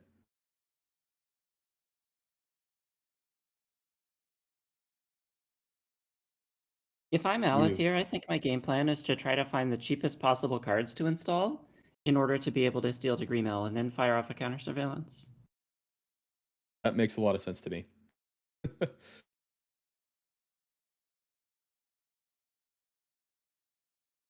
We see a Botulus go down on this Enigma. 3 credits every time. Yep. Finds a self-growth program from HQ, that's gonna stay. Counter surveillance, just sitting there. Yeah, I That don't would know be if that's a strange install. yeah, you're right, because that's just trashable. Analyze Chris can click up to 2 credits and trash it. It is in fact a resource. Subtype of clan, but yeah, and sure enough, click up to 2, trash counter surveillance, and install over Drago. Does that signal there's another counter surveillance in hand potentially? I don't know what that signals. I would think you need to keep your counter surveillances like um I guess you could be trying to play around end of the line where you're worried about end of the line getting rid of both of them at once. True. That could be the case, yeah. Okay, we do see a paperclip hit the table, so paperclip will break through this ping for well, there's a botulus on it, so don't know why that. Yeah. The misclick on the paperclip Yeah, prompt. misclick on the paperclip prompt. Mhm. Yep.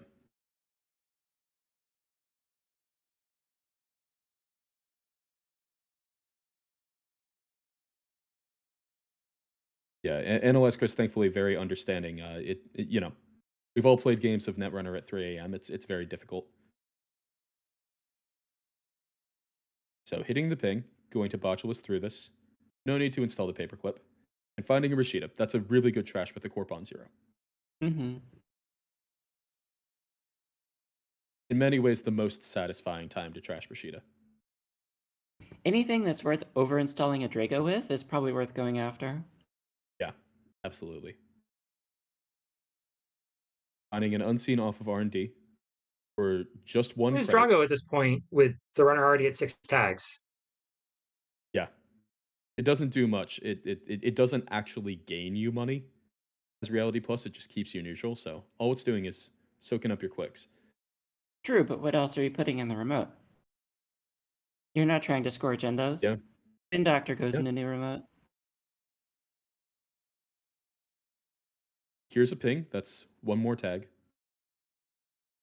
And I mean, Reality you could Plus is score going to agendas. take the Psychic neutral. Graphics is still a card. I'd be Sure. very surprised. Oh, there's also the shipment as well. Degree Mill has to get stolen here for sure. Oh, Degree Mill. Yeah. Which botulus do you shuffle back? Both of them. The answer is both of them. Yeah, the quest obviously the remote one happens. All Oh, right. okay. Found the Well, boom. all right. Game's over. On the boom. Pack it Was in, that the second folks. boom? I think that was the second boom. Yes, because Trash out of R&D there is earlier. still 1 in the bin. That was the second boom. You're correct. And that's how fast it can end against these Reality Plus decks, right? You get lulled into this false sense of security. They haven't done much in a while. They've been super poor for a while. Oh wait, they're on 4 credits now. I'm dead. Oh yikes. Mm-hmm. So we'll go ahead and see the reverse side.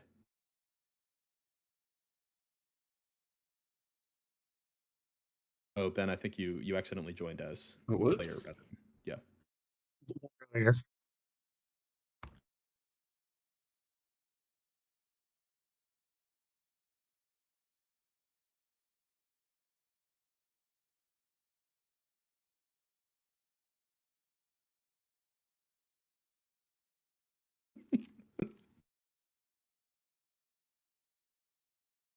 And this is going to be the outfit versus 419. This is an interesting matchup, I think. Obviously, the outfit gaining 3 credits whenever you take at least one bad pub, looking to get a bunch of money very quickly. 419, an econ ability in the opposite direction. First time the corp installs a card each turn, you get to expose that card unless the corp pays 1. What do you think of the outfit versus 419 matchup, Ben? Let's see. Historically, Wayland has always kind of been favored over Criminal. Early point. Gotta love the Yeah, turn one hostile. hostel. Turn one And hostile versus immediately a Oh, there it goes. diversion. All right. Immediately a diversion. I guess that's the counterpunch, right? Okay, you gained 5, now they're my 5. Yeah, I don't know if I open that way against Criminal if I have any ice in my hand. Might be a signal that there was no ice in hand. Okay, No. either found one or is finally willing to play one to protect the hedge fund credits. Yeah, the corp was on the mulligan, so there was that. Yeah. I think we already see a lot of the game plan here. We have Fermenter that ticks up over a while, just gaining you money in the same way that the green orb used to. We have the red orb now. Paragon trying to make one impactful run per turn, and then Daily Cast just tick in money over time. So far, a slower start than the outfit probably wants, thanks to losing those 5 credits from diversion of funds. But there is ice on a remote now. There is an advancement counter on ice on a remote. There's a second diversion of funds.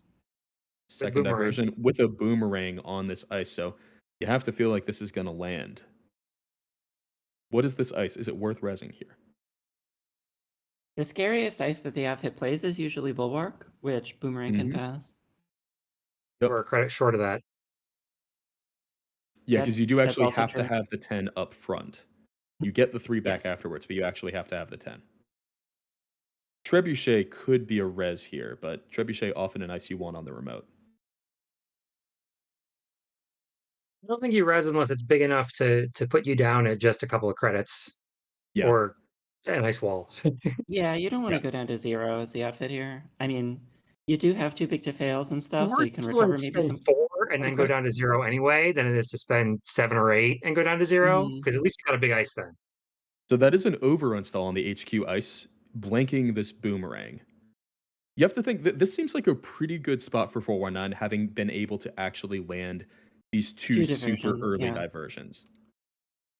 If you're the outfit, what do y'all think the outfit needs to do to get back in this? It's a good question. Some too big to Um, fails. I think yeah, I'm well, and sure enough, right on time, too big to fail gets trashed from R&D. Worth 5 credits to do that. 4 credits and a bad pub, but yeah. Yeah, true. Usually you want to trash those for more, like wait until there's more bad publicity to trash them, but after landing 2 diversions, the calculus changes. This does help. Hostile Takeover does bounce back by quite a few credits. Mm-hmm. We have a Begalter come down, so that is an answer to the most threatening ice, at least of the Sentry type. Trebuchet is a really nasty ice. You don't want to hit it very often without being able to break it. No, not with a 4 credit for Minter on the board. Yeah. Or Virus, 8 credit for Minter on the board. Mm-hmm.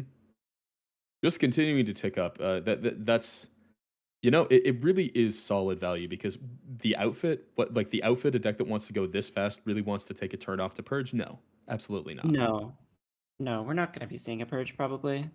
Yeah, like this fermenter might end up ticking up for like we could see like a 16 credit fermenter potentially this game.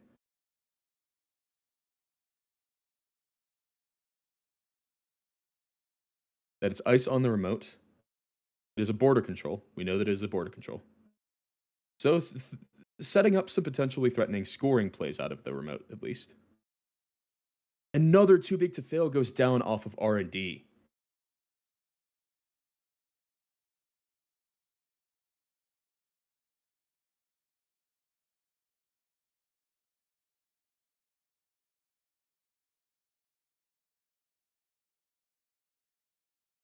Okay, so that's 15 credits now on the outfit side.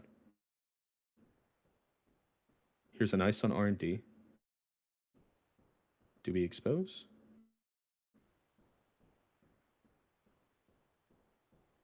Preventing expose.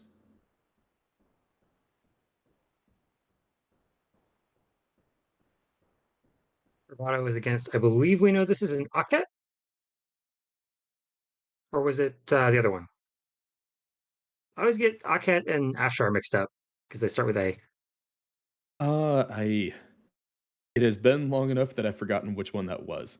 Now, notably, does find an Argus Crackdown in HQ and trashes it. Argus Crackdown, one of the lockdown cards. You can only play it if there's no active lockdown, and it only lasts one turn.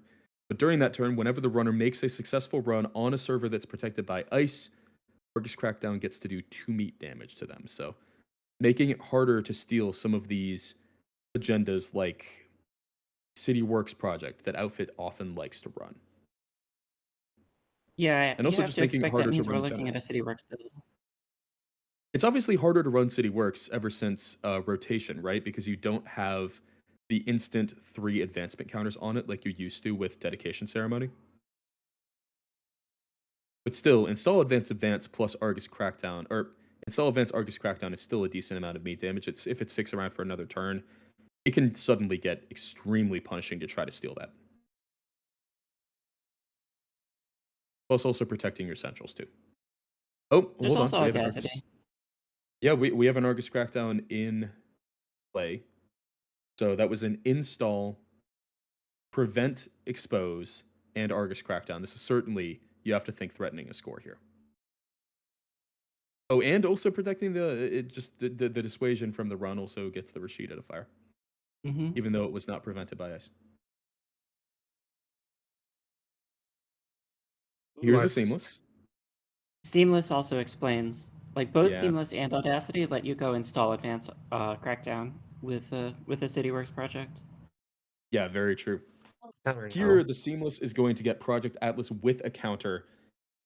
Naturally, like classically, Project Atlas with a counter is how every Wayland wants to start the game.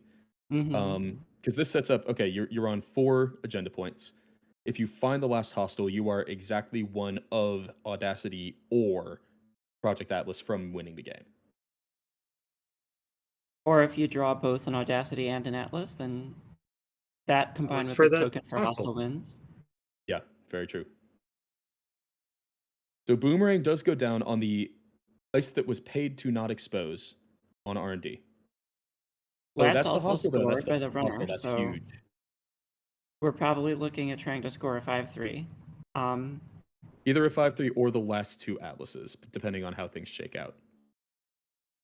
Do you think there could potentially be above the law here or ASIAF protocol as well? I would expect to see maybe above the law, but not ASIAF protocol. I'd be a little surprised by that. It loses a lot of value when you're outside of op and you don't get value off of the trash. Yeah, I think that like the outfit more than ob is Not going to want to looking like play it's 5-3 focused on a agendas. flat line either. Yeah, agreed.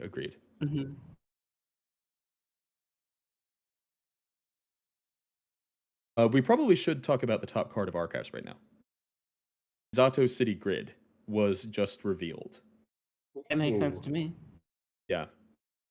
This is a very exciting new card from Parhelion. It is a region that only goes on remote servers. 3 to res. Every piece of ice protecting the server gains when the runner encounters this ice. Choose one subroutine on it. You may trash this ice to resolve that subroutine. And then the region text. So obviously, that turns some of this really nasty ice from the outfit into extremely threatening things. Like this, you can use this to rig shoot, right? You can just say, okay, I res my trebuchet, I trash it with Zato City Grid, and I trash any installed card on the runner's side. That's going to be a lot more relevant in the criminal matchup than in other matchups. Yeah. The other thing that I just realized is I wouldn't expect to see above the law because the other 3-2 air quotes that we're going to be playing is regulatory right. capture. That's a good point. Yeah, and regulatory capture currently is a 4-2. So it's only one bad pub away from being a 3-2. And 2 away from being a 2-2, which is where you really want it to be.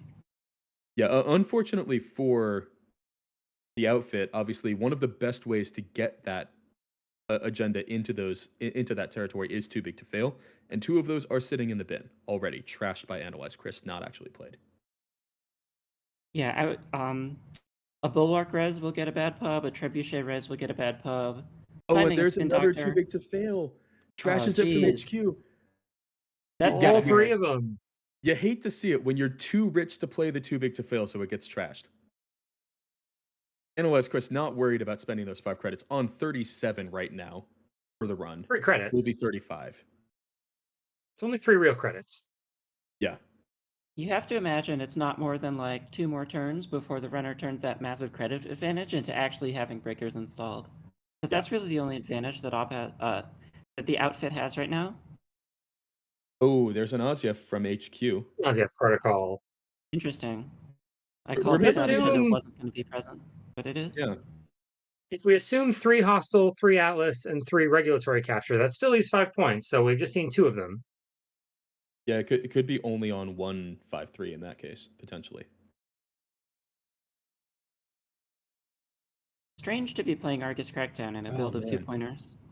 And that is the second Zato City grid going down from R&D. They're just so cheap to trash when you have these 2 bad pub. It's just it's really a no-brainer to get rid of them so that they don't make things difficult for you later. But this Is is that something. R&D ice? Yeah, I mean, boomerang only works once. I'm surprised that we aren't seeing a res of any sort here. Mm-hmm. Especially if it's an ice that gives bad pub, because that starts turning those red captures into threatening agendas. Yeah, you don't want to resonize. Yeah, no, never mind. If you have to think that that means it's not one of the bad pub eyes. Yeah, Or agreed. it's not getting resed. I'm just surprised that it must be expensive for what it does, given that boomerang is only a one-shot effect. Or maybe that's focus on server 2. Maybe that's focus on I want to res the outermost ice, I want to res border control, I want to force you through it a few times. There's also a triple advanced ice innermost on server 2. I wonder what that is. Eros?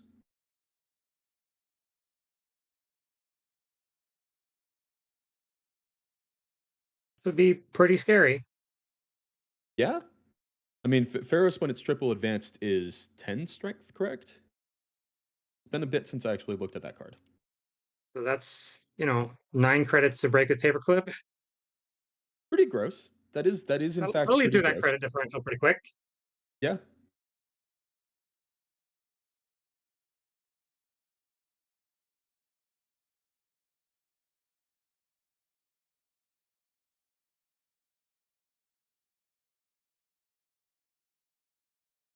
And we do Yeah, have the taking a paperclip moment in the to heap. think. Yeah, yeah. So just looking for a sign of a decoder here uh, until we have a full rig. Yeah, only 21 cards left in the stack and class act ticking, so shouldn't be too difficult to find that in the near future. Yeah. Class Act and Paragon. So lots of filtering. Yeah. There's City There's our 5. Project. Oh, City Works, install, advance, and potentially choosing between. Yep, using the Atlas counter to find an Arc's Crackdown. So Interesting.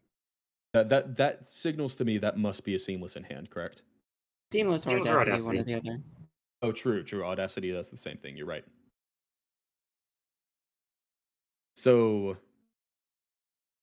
13 credits. You want potentially 4 to finish advancing this agenda, potentially 2. Or if you really are fancy, you potentially have Seamless and Audacity in hand, so you can go down to 0, click for credit, Seamless Audacity.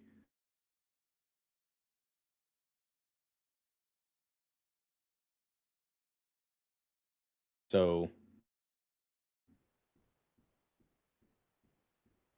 Analyze Chris Chris is choosing going to to have to draw. take 5 meat damage in order to access this card. That's a decent number of meat damage, I would say. He might not have it. This Yeah, is wild to draw cards I and don't make know him if there are run. enough clicks here. So this will deal 2 mate damage, correct? Thanks to Argus Crackdown? Yeah. Finds the biotic labor. A very Oh, expensive we seamless do link. have the Citadel to tank the last hit of meat damage. That's true, Oh, So true, that can eat the true. 3 off City Works if we go for it. but not Yeah. if we still need to get a If there's decoder a code installed. gate, yeah, if there's a code gate on that remote, then Yeah. yeah, and it seems like Analyze Chris might have been drawing for that code gate and just couldn't find it. Mm-hmm. Yeah, the things you have to play around here are getting your decoder installed and also just border control, zapping your clicks. Yeah. So this is going to be Citadel, prevent the very last tick here, but there aren't any 4-point agendas. I think this is over. Yep. I Oh agree. no, right, Wake Implant, of course, Wake Implant gets to see 3, but does not Mhm, find mhm. the win. Does not see the win here. So advance, biotic, advance, advance, advance. That is game. Good Bing pulling out the game. win here after those 2 super early diversion of funds. Seemed Yeah, like for they It's were sure. not just That looking was a good pulling for it quick the through. outfit for a recovery. while. Yeah, and 419 losing with 33 credits. That's I mean, all the economic plan came together, just the breakers didn't. What was that, Jamie? So things were not looking good for the outfit for a while, but Yeah. they turned it around. It's we used to talk about just foul problems. I guess we're seeing just 419 problems here. So well played there. We never learned what that ice was. We never did, no, and we Could have never been a will, Hortum. unfortunately. Oh, now we will. It's a Mausolus. Oh, okay, it's a Mausolus. All right, I left the makes game Not as too good as quickly. Hortum, but pretty good. So how much time is left in the round? I believe we have enough that if we want to switch to another round. Yeah, we actually still have quite a bit of time left in the round. We have about 30 minutes. So, Might I is there suggest another table table? 31? Table 31? That is in the tournament tab. I see Zaya and Sports Medal. Let's do it. Let me jump in and ask if they are amenable to us streaming.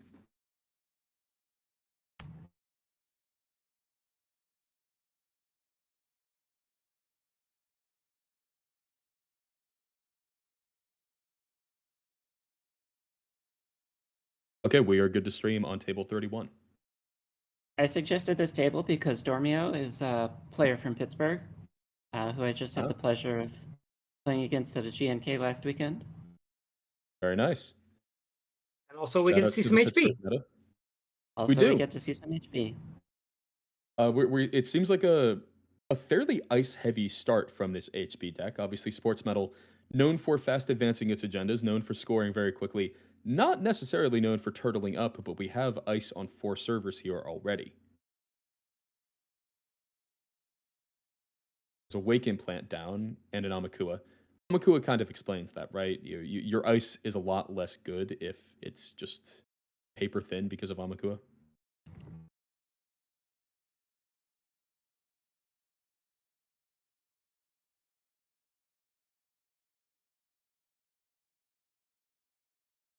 Interesting. Looking at the You heap, have the ice, and there's a you big can. altar in the heap.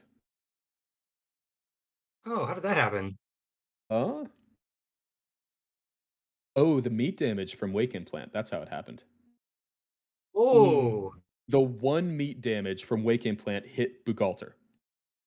That has to hurt. Especially here when you're running into an on-cell, you're running into a sentry that you ideally would like to break. These subroutines are nasty. Instead, you have to click through. Going to let the install card from HQ or Archives fire, it looks like. Nothing from in Archives, so it would archives, just so be that's from not HQ. too bad. Yeah, it would just be installed from HQ. It is still a free click for HB. It is still efficiency. Potentially very usable, especially if there's something in HQ you don't want the runner seeing, but you actually do want to install. We'll The see runner if doesn't have a John click left to does check it. Dormio. We'll see if John uses his last click to check server 2. Um,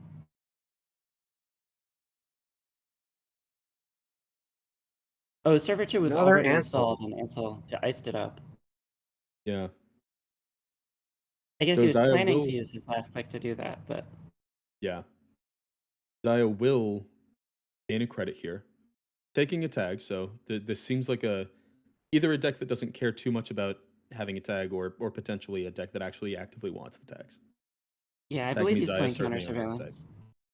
Yeah, Tag Me Zaya is certainly a well-known archetype, and oh, whoa, okay, hold on. Ooh. We have 4 agenda points now. Wake and Plant access, giving the ability to access 2 cards there. They were 2 quite good cards. Rashida, trashed for 1 credit, and then Vitruvius, stolen for 2 credits for sports, but 2 points for Dormio.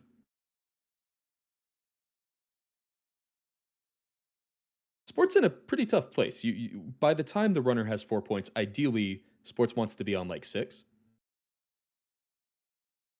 Instead on 0 with 6 credits.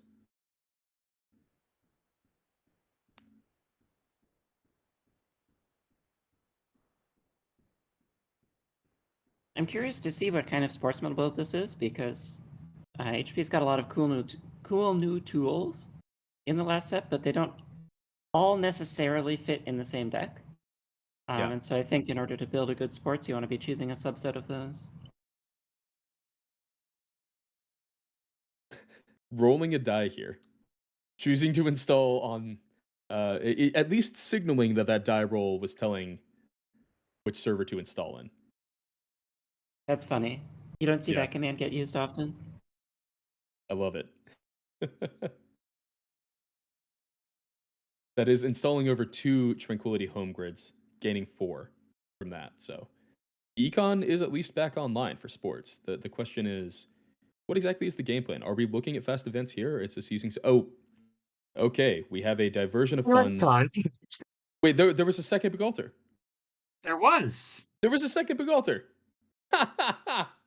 Oh man, what a masterful ruse! Hitting your own Begalter with meat damage just to make the corp think that you don't have a second. That's And if you pretty had funny. 2 in your hand the whole time, you can actually Yeah. reasonably plan that bluff. You know like yeah, it's not like I'm only half joking there. It might potentially like it could have just been a random happenstance, but if there were 2 in hand, that actually is a pretty fun play. He Zaya chooses getting to to gain, ignore the remotes here in order to just keep getting wake accesses. yeah. With Which sports down to 4 credits on 0 agenda points, I think that's pretty fine. If sports had more agenda points, I'd be more worried. Agreed. I think it also makes sense given like Zaya does continue gaining money off of those wake axes as opposed to the remotes don't gain you money in that way. But you also don't want to let sports cook its remotes too long. Because they could be just about anything. Here's an RLC. Red level clearance is going to gain 1 net credit and gain the click back. Okay, so just clicking for 4 here, it looks like. Or drawing a card and then clicking for 3 effectively.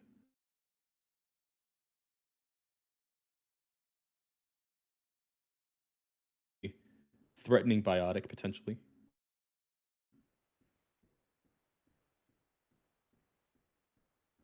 What is in these remotes? I don't know. You were the one who said that cooking them is something to be worried about. Well, I was thinking these are agendas that sports can now score and gain money back, and it seems a little less likely that's the case. I don't know what these are. It could be anything. Okay, never mind. One of them's an agenda. It's just a Vitruvius that too low to score that last turn. So Vitruvius does hit the score area. That is now 2 to 4. He wasn't too low to score it, but he was too low to score it and also end the turn with 6 credits. Yeah, yeah. So certainly at least signaling an FC3 or another on sell somewhere on the board. The we did see an Ansel in HQ earlier, so that could be the ice on server 2, I believe. And It the could other be ice was all there before. yeah, because server 2 was installed with that on sell. On sell into on sell. No. I'm backwards. We accessed the Ansel after the first time running through the Ansel. Oh, okay. So things So had it's already been after the server installed at 2 that point. install. Yeah. So potentially still That's in either hand, potentially still not in yet. HQ or it's the face down in archives, and it's probably not the face down in archives. No, even with Begalter on the table on still a fairly reasonable res. It's costs net 4 every time the runner wants to go through it, especially if they have to go through 2, then it's even more expensive. See if it's not the first time Bugalter's breaking for the turn. Exactly. We have a Docklands pass, so HQ and R&D both with potential to give Zaya quite a bit of money for running through. We have a Hot Pursuit coming out. Crucially, that is the 6 to break with Begalter and then get the 2 back. Then Hot Pursuit triggers. Gain the tag, gain the money, C2 cards. Biotic and Onsell, so the Onsell is still in hand. Well, at least an Onsell is still in hand. If I'm sports, I'm definitely thinking about putting that Ansel in front of the other Ansel. It's just Yeah. that I'm too poor to do it right now.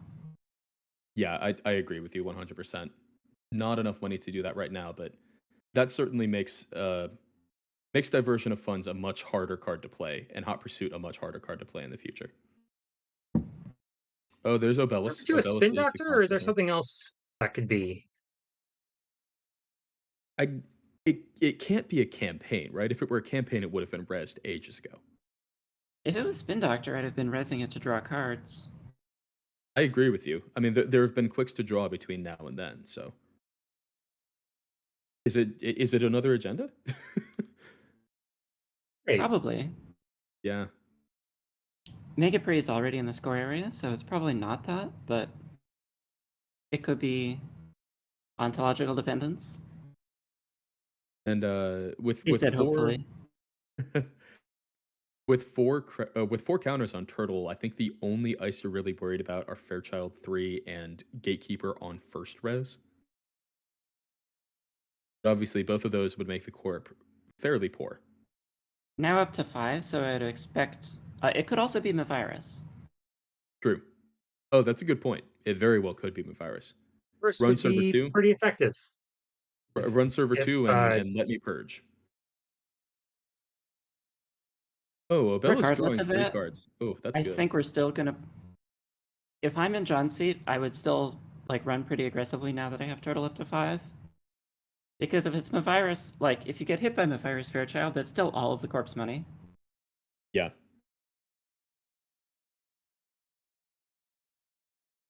Yeah, how obviously long has that class act been on the board? um been at least a few turns. Yeah, it's been a while.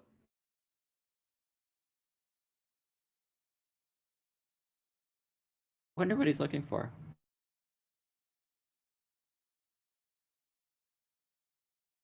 Another Hot Pursuit, that is the 3rd.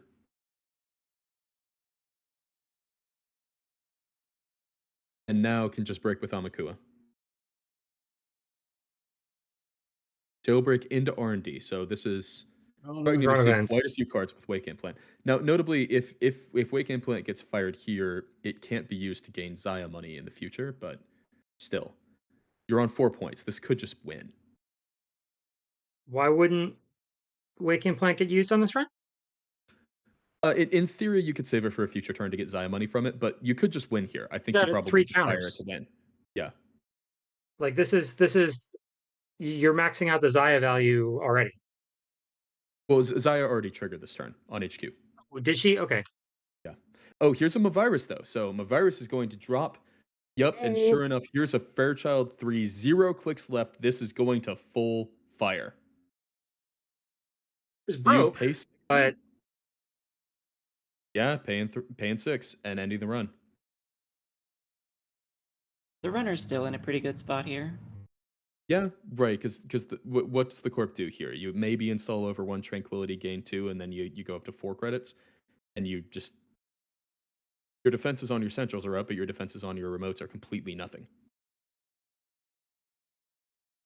And actually, your defenses on R&D aren't that good.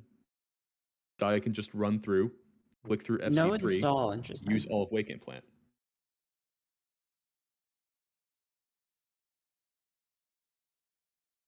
No install has to mean that the corp doesn't have any spin doctors, probably not even any Rashidas. Yeah.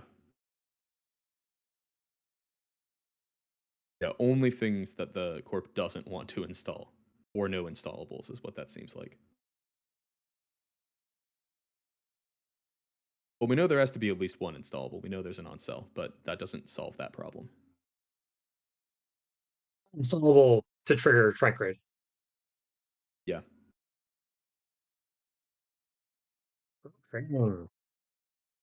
Rogue trading comes down. Usually a card that the corp goes out of their way to trash, but I just don't think that I don't think sports has the time or the money to do it. I mean, the Concept has been running for several turns, and that's also a valuable trash. Yeah. Seamless. Oh, okay. Seamless advance, scoring the off-world office. That has been cooking in server 1 for a while, just marinating there.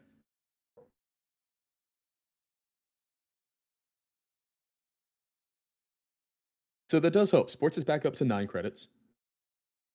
That means the corp was facing a really difficult decision with that virus play, whether to pull it Yeah. off and risk the off-world office getting stolen the next turn. Yeah. Chose to go for it, and it did pay off. Now, Mhm. again, still in a risky spot because at any point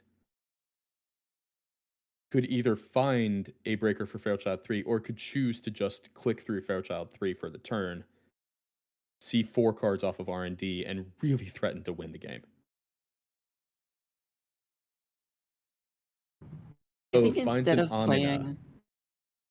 That Amina makes is an sense. answer to Fairchild 3, Okay, especially yeah. when I you're was on about 19 to credit. say, instead of playing rogue trading, if I was John and the corp was broke, I might just like run archives 4 times, or Yeah. make 4 runs in order to get turtle counters.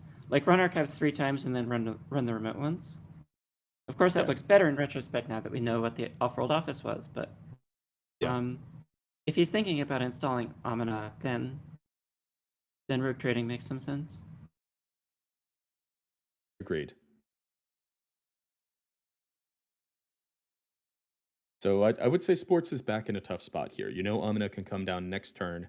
You know R&D is not safe. Have to pray to the counter surveillance gods.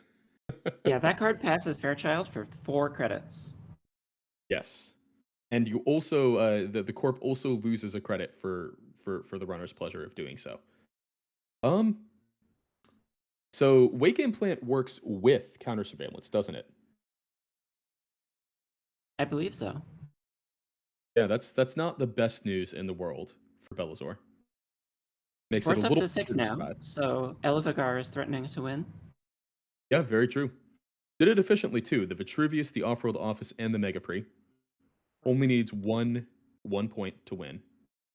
Which Surveillance with does not Audacity, work with Wake Implant. it does not. Okay. No? It's not a breach. Oh. It's just instead of breaching, you access this many cards. Oh, okay. It's a very weird effect. So counter surveillance only actually sees one additional card then compared to using Wake Implant. At the moment, at least. Between the Wake Implant and a counter surveillance, you can make 2 deep digs. Yeah. Oh, and there's the credit Hmm. kiting on Amina. We're not going to be seeing both deep digs this turn. Could certainly see one though. I would definitely expect to see one. And it is going to be the counter surveillance, it looks like. Counter surveillance going into R&D. Fairchild 3, one of the most powerful ice in the game, broken for 4, and the corp loses 1, down to 3. And we are going to see 6 cards off of R&D. That's a Mavirus that purges. And just trashed. That's a Spin Doctor. Trashed.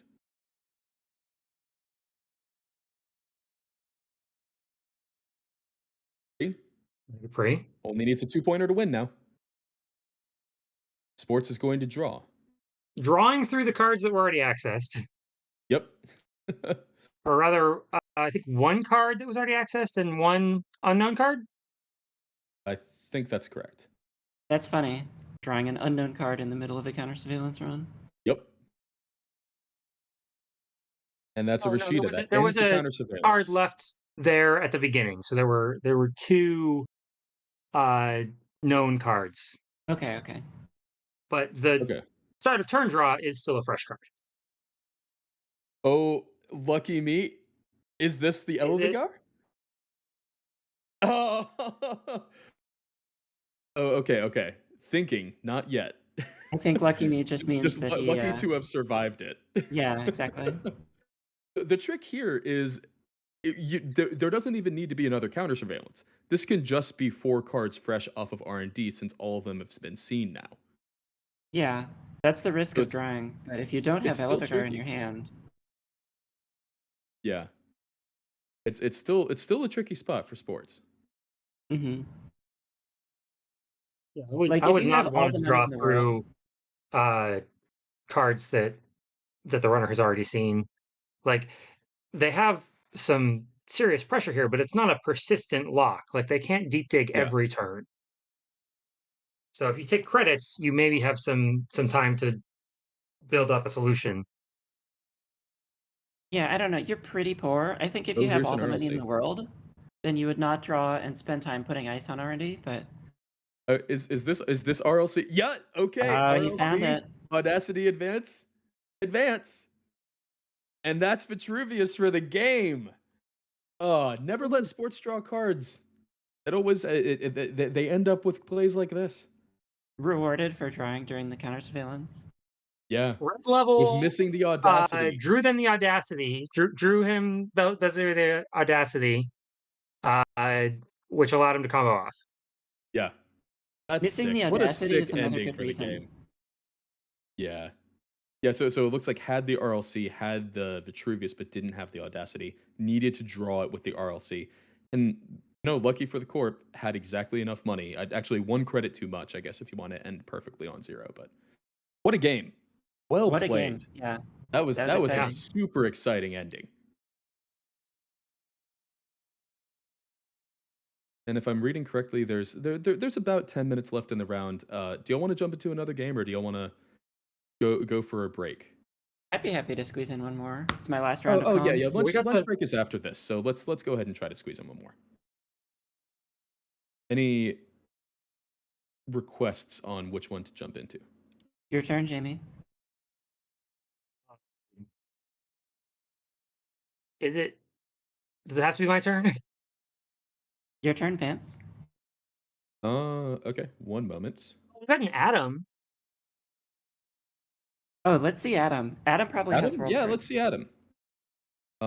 What table is that? Let me find it. There's a 2.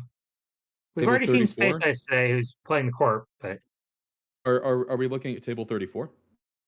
just looking at That is also an Adam. oh, okay, well that works too. And that's Yeah, people let's we do haven't that. seen. So Yeah, let me go ahead and jump in and ask if they are fine with us streaming.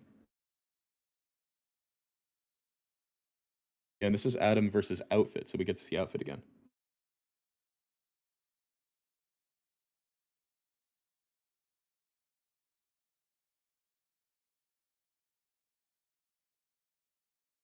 looks like the game has just started. Adam already Yeah, has and we World are Tree good to installed. stream on it. Oh wow, yeah, you're no joke there. It looks like there was an emergent creativity to pull Mhm. that out. I would guess there's at least an emergent in the bin. Yep, sure enough. Yeah, There that's how is. he there's a brain installs it. chip in the trash that could have been used to reduce the cost as well.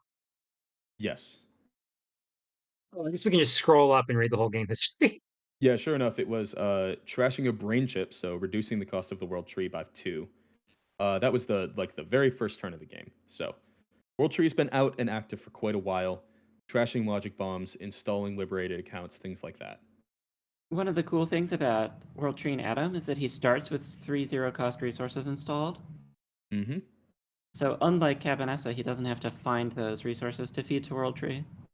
A very good point.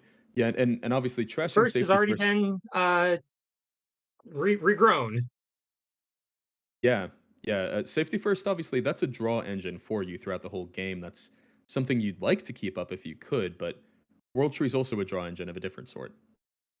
And you also have RNG keep, which if you have find the truth and you have RNG key, that's also a draw engine, as long as R&D is safe. That's an envelopment on R&D though, so going to be a little harder to get into that server.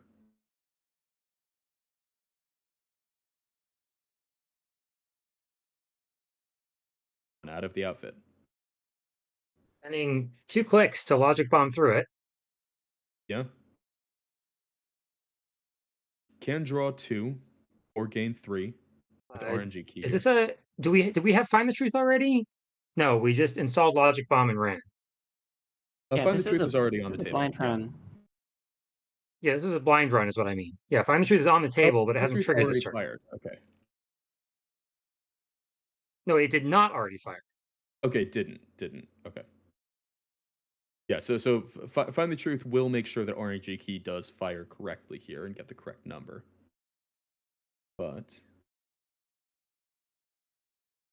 looks like there might be a slight issue.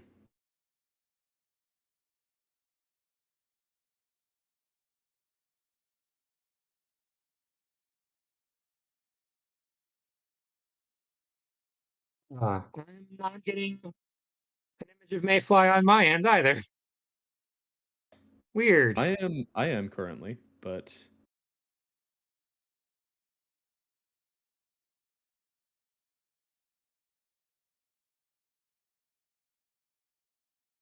a good reminder, judges are your friends. Feel free to call them if you want to resolve any situation in a way that you know is unbiased.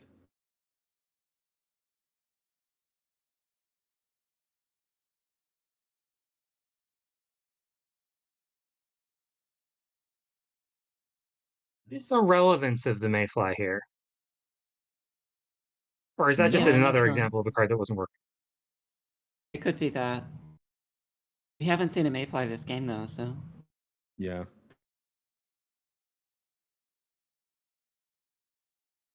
oh Okay, RNG key's going to guess one. Oh. Well, it can't be guessing Mayfly, right? Because Mayfly's a runner No. card. Runner card. Mayfly is in the runner's hand. It was revealed to find the truth earlier. Okay, that makes sense. Yep, that would do it. So RNG key is seeing a 1. Or rather, find the truth is seeing a 1, and RNG key is guessing 1. Trashing neutralize all threats. So trashing that multi-axis on HQ here to get DreamNet. That makes See, wake sense up to call. me. The Wake up outfit call. is a wake-up call. Yeah. Yeah. I mean, The outfits outfit is rushy enough that HQ multi-access is not going to be as good. Yeah. And the outfit's already up to 5 points. Wow, 5 points. Yeah. Yeah, I agree with you. And you know, as we know, mobsters need to smash boats as well. So wake up call is a natural choice.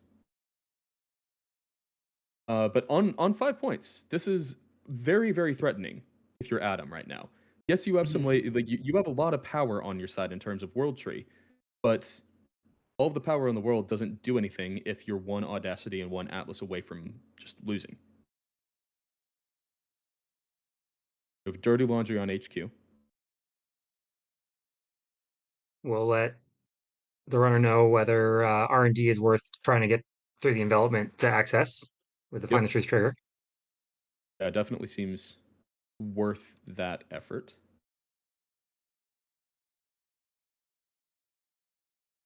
You also get an actual blind fire of RNG key here. You don't know what the top, you don't know what card you're going to access is. You actually have to make a guess here. Obviously, one, a reasonable guess. You know there's a 1 in hand. You can also grab a program if you want to. I guess you can do both. You can trigger the RNG key first. Yep.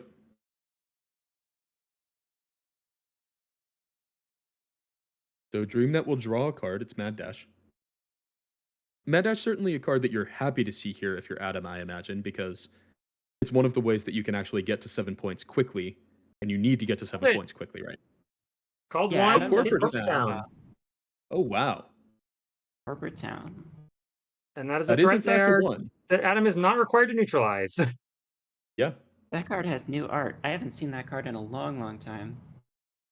Yeah. It is very different art. forfeit an agenda to do that. I don't know if Outfit wants to forfeit an agenda right now. Not in this Obviously, trashing position. resources would be pretty good. Like this stream net's good. This liberated accounts has 12 credits on it. Find the truth is always a bit of an existential threat, but I just don't think it's worth sacrificing the 1 point since we're already on 5. No, you need to find the last hostile takeover first. Yeah.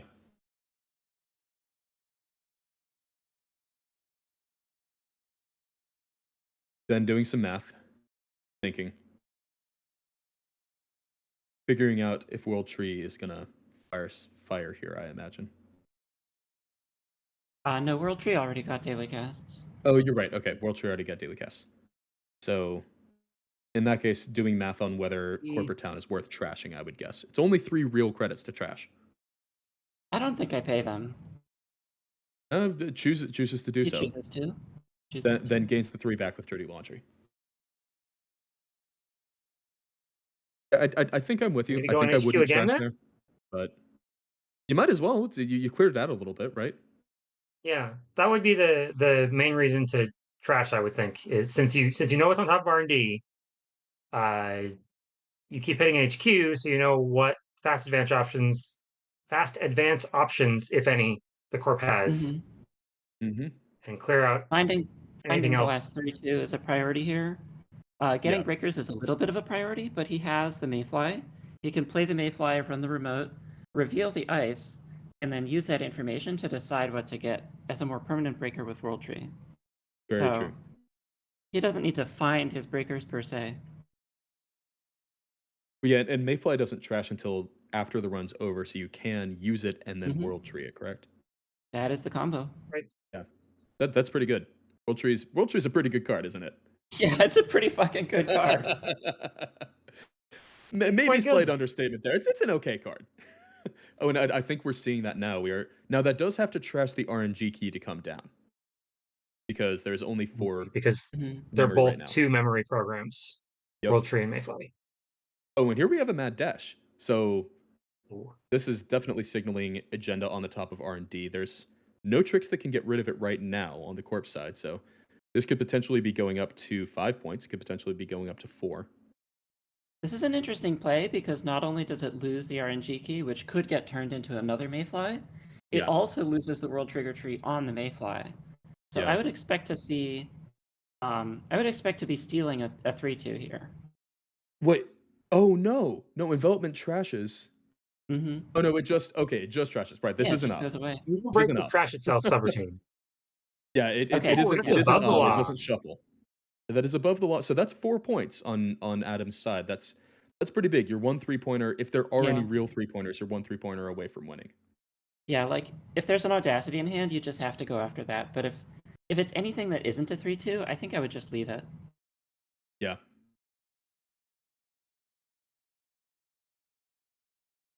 Also has also has the side effect of being a pretty sick play. Yes, it does. But the World Tree inefficiency really stings. Yes. Now this is going to trash hardware or non-virtual resources, so it can't actually hit that DreamNet. It can't actually hit that Find the Truth. It can hit the liberated accounts with 12 credits on it. Mm-hmm. That's a pretty good hit, I would say.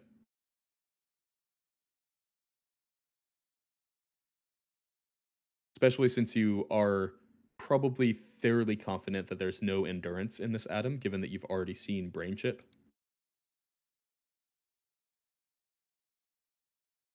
So not necessarily. You could, in theory, run both. Much later in a game, it could be relevant to trash whatever's giving you extra memory Mhm. to apply pressure to World Tree, but yeah, if it being on 5 points, it's not going to matter. Yeah, agreed. Now, there is a card in server 1 that is, it certainly looks a little bit threatening to me. Because at the moment, it's not obvious how Adam's going to trash this ice. Well, there's one more logic bomb, right? So you could run a central, get a free logic bomb, and logic bomb through the remote. That is a play that's available. Drop any program, run HQ, CRND, turn that program into a Mayfly, Mm-hmm. see something in I guess HQ. the logic, yeah, the logic bomb play is actually weak to server 1 ice being border control, right? Because if you logic bomb through it, they just border control you. and if you use your world tree to get Logic Bomb, then you can't use it to get a program. So yeah, any program is better. Oh, Oh, Mayfly in and hand. there just is a Mayfly. Okay, Mayfly and Overclock. That seems good. Fordham. Use this Overclock to get Mayfly in through it. hand is the best because you get to turn the Mayfly into a decoder here. Yes. Yes, setting you up for long-term success on that server. And another mad dash. No. I was control Fing, so let me just make sure.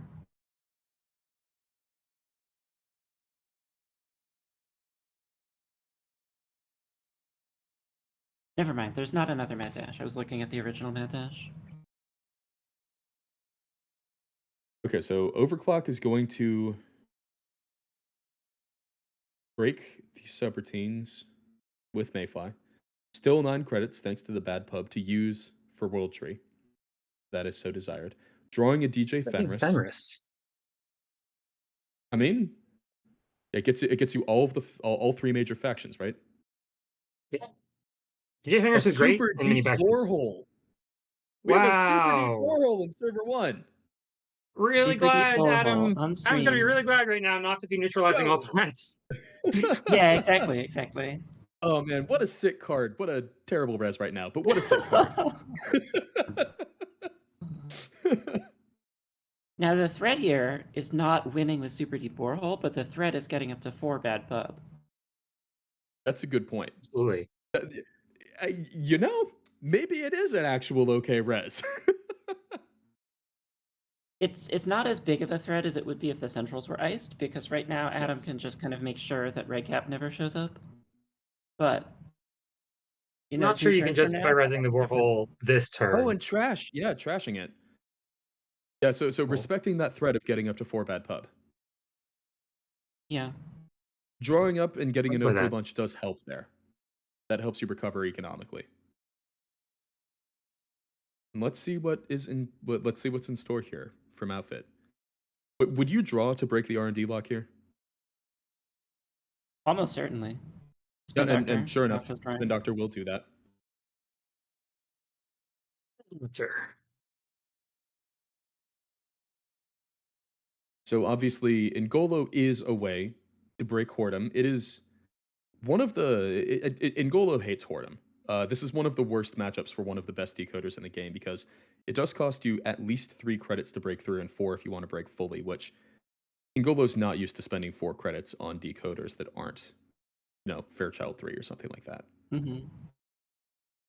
But it is a way in. It means it's that if that's the outfit gets other ice out, the runner doesn't have to get any more breakers to deal with it, no matter what type it is, because Ngolo can paint. very true. But it I does think also the mean. line.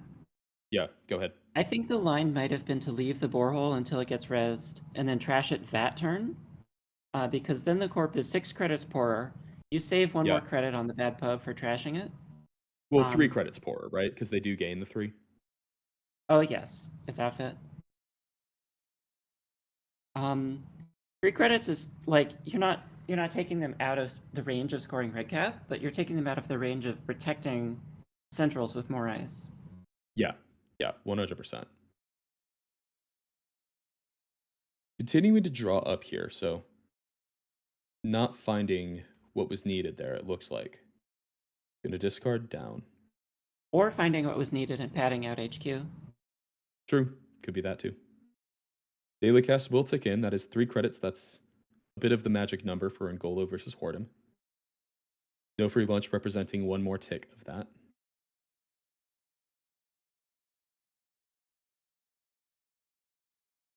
You are going to be a little bit relieved that there was no install behind the Whoredom this turn. Because you kind of Agreed. have to check it every time. Yeah, 100% agreed. It's nice to know that you don't have to run that this turn. Get another free Find the Truth trigger. And that's time in round. Okay, so there are 2 more clicks. Adam does have to get up to 6 points to not instantly lose this game. Points to make it a draw. 1 point to make it a draw, 2 to potentially win. Likely That's there's 2 only points. one never more. mind. That's an Azia. Oh, Azia okay. protocol. Well, okay, That was now a the snipe. pressure is on Outfit. He's got to have another 3-2. Yeah. and got to have another 3-2 and an Audacity, or for the Yeah. draw has to have the last hostile.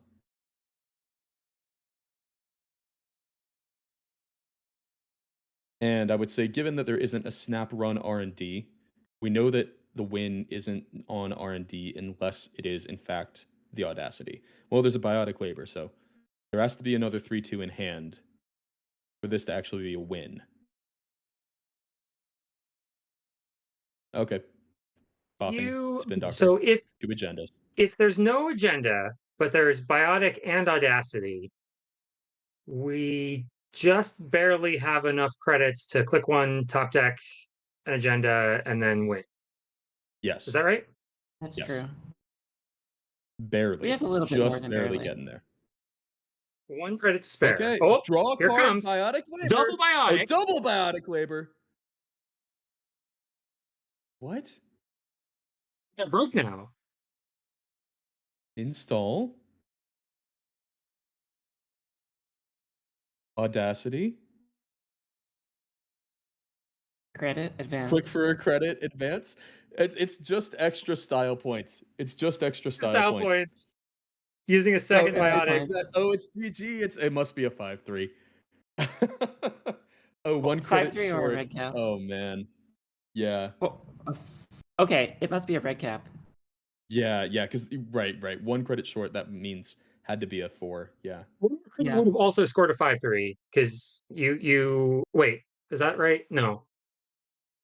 You don't have What to a click for a close credit. game. What a close game though. Coming down to literally one credit at the very end here. Yeah. And the only reason that was relevant was due to the miracle rip of Aziev Protocol the turn before. So GG Ben Hamill, GG Kawao, both well played. Exciting game here at the end of round 3. And you know That does what? bring us to the end of round 3. I think that if Ben hadn't trashed the borehole, the corp would have rezzed it, been 6 minus 3 equals 3 credits poorer, but bad pub, and been able to score this red cap. Wow. Amazing. So yeah, So sure proving enough, me wrong, the that right was play actually the in smart retrospect. trash. Yeah. That's real funny. Just touch agendas, just get rips. You're right. That is the optimal play. So that does bring us to the end of round 3. There is a lunch break after round 3. It will last for an hour ish. Yeah, it looks like it's gonna last for like 55-ish minutes. So we're going into that lunch break now. Round 4 will be after that lunch break. And Jamie, Ben, how do y'all feel about taking a break between now and then? Well, this is the last round that I signed up for. So this will be goodbye for me. Well, thank you for being on. As always, it is a pleasure to commentate with you. Thank you so much for being on, Ben. My pleasure. It's a pleasure to commentate with you. Thanks for having me. Before you leave, are there any shout outs you'd like to give? Sure. I'll shout out Dormio, who we saw on stream. That's John Lagoida, Pittsburgh player. And he's been starting to get back into the scene and get really serious. And I'll also shout out Marcus, another Pittsburgh player who does all of the organizing. And thanks to him, we've been able to see each other face to face a lot. So I'm excited for the Pittsburgh scene to get bigger. Very nice. Yeah. Excellent shout outs. Well, thank you, Ben. Jamie, you'll be joining us next round, correct? We'll be back. Yes. Okay, awesome. Well, thank you once again, Ben, and Jamie and I will be back in round 4 after the lunch break. Bye. Everyone, go ahead, get some water, get a rest, stretch your legs. We'll see you in about an hour. Maybe even get some lunch. Yeah, maybe even get some lunch. Hello, and welcome back to the Circuit Breaker Invitational. Round 4 will be starting soon. But before we get into that, I want to reintroduce and introduce some commentators that are here with me. I am Neuropanther. You might know me from the Slumscast and from other places like streams like this. I'm also joined by Jamie. Jamie, welcome back. Hello. Good to have you back. It's been a good tournament so far. And joining us in the booth is Bilby. Hello, I'm here. I dropped Glad out to of the have you here. tournament. Okay. And now I'm going to talk about it. Well, that tells us how the day's gone so far. For the purposes of introducing to the crowd, would you like to give a few sentences of introduction on who you are? Sure. I'm Bilby, and I'm on the development team for Null Signal Games. So I worked on the tail end of System Gateway and all of Borealis, and now here it is. Very nice. And I like Cool. Netrunner a lot, if that's not obvious. I certainly hope that's the case. I think that's the case of everyone in the booth right now. So, Better be. yeah, I yeah. don't think I actually got an introduction because of the technical issue at the beginning Oh, of the stream. oh, So please give yourself an introduction. yeah, Better late than I'm never. Wish we'd Jamie. done that I'm right at the the rules start.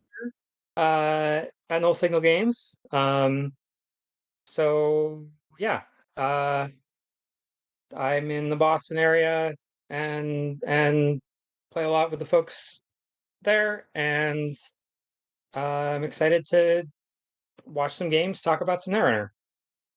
Absolutely. Uh, Fantastic. Yeah, we have a lot of good Netrunner in front of us. If we want to take a quick look at the standings, I think an interesting thing that has happened is we're starting to see a little bit of separation already. Only 3 rounds in, there's only one player on 18 points. Jinsei there, Asa Group, Hoshiko Shiro, no losses, 18 points so far. And then we only have 6 players on 15 points. So there are only 7 players who are sitting pretty on 1 loss or less, which I think is interesting this far into the tournament. The 12s, now that I scroll down, you have to go all the way down to number 31 in the standings to find someone who is not, or number 32 to find someone who's not on 12 points. So there is a large group of people just behind a peloton right behind that pack leaders. Nice. I'm liking the diversity of the field a lot. Yeah, we have an Adam on There's 15 like points, a lot of Hoshiko, some there's a lot of 419, some Wu. Hoshikos. There's a Lou. There's a Lou on 12 points right now. Nice. Yeah.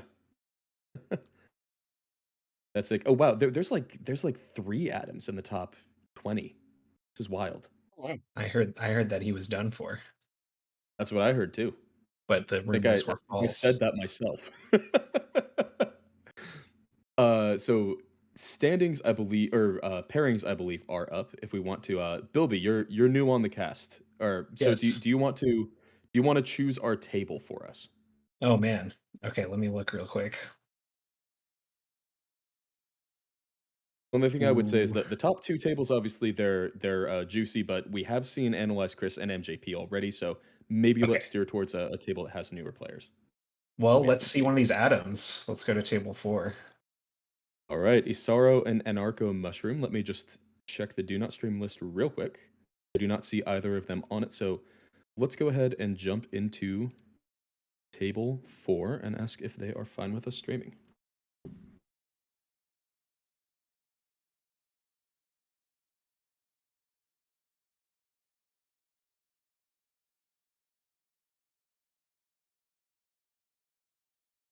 Getting confirmation from the table. I think we are good to go on this table. So, table 4, 4.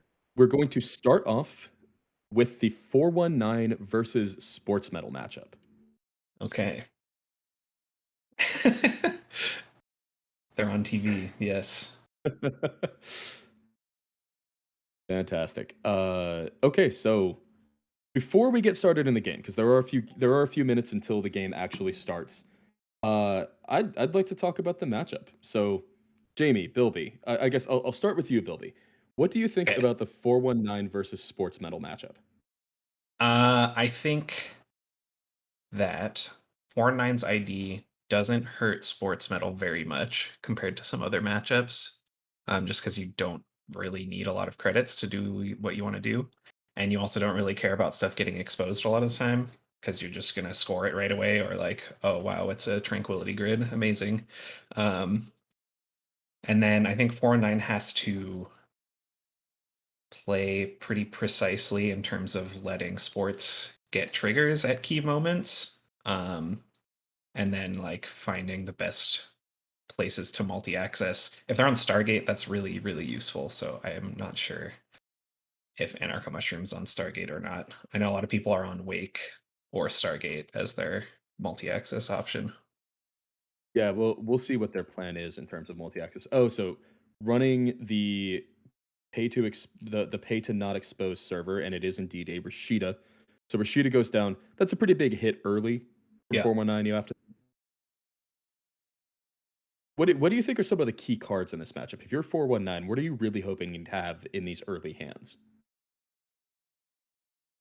Uh, if they're on Stargate, then Stargate for sure. Mhm. Multi-access either way. Yeah, Yeah. any sort of Like multi-access. what Weekend Plan does give you control over when you do your deep digs. So Yeah, Very you true. can hit exactly. HQ and charge up counters, and then spend them when the time is right.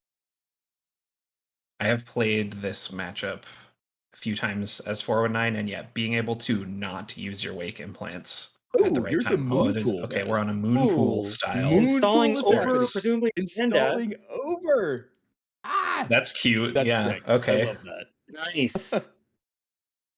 So Moonpool Oh, will score nice. a project 2 pointer too. Vitruvius, gain 2 credits, still 2 Interesting. clicks left, or still 1 click left. And Just and take a that's one of the credit. fun things Sure. about sports. That's one of the fun things about sports, right? There are so many options for how you get these agendas into your score area. There's Moonpool, there's That's a Weekend Biotic Plan. Labor, there's Audacity. Wake Implant does come down, so that's one of those key cards we were just Yeah, talking that's gonna about. be good to have right here on turn 2. And hits a no free lunch. Obviously, in some matchups, that would be one of the worst things possible to hit. In the sports matchup, you have to think that's totally fine. You're fine with hitting that with Yeah, raise that's damage. basically a dead That card.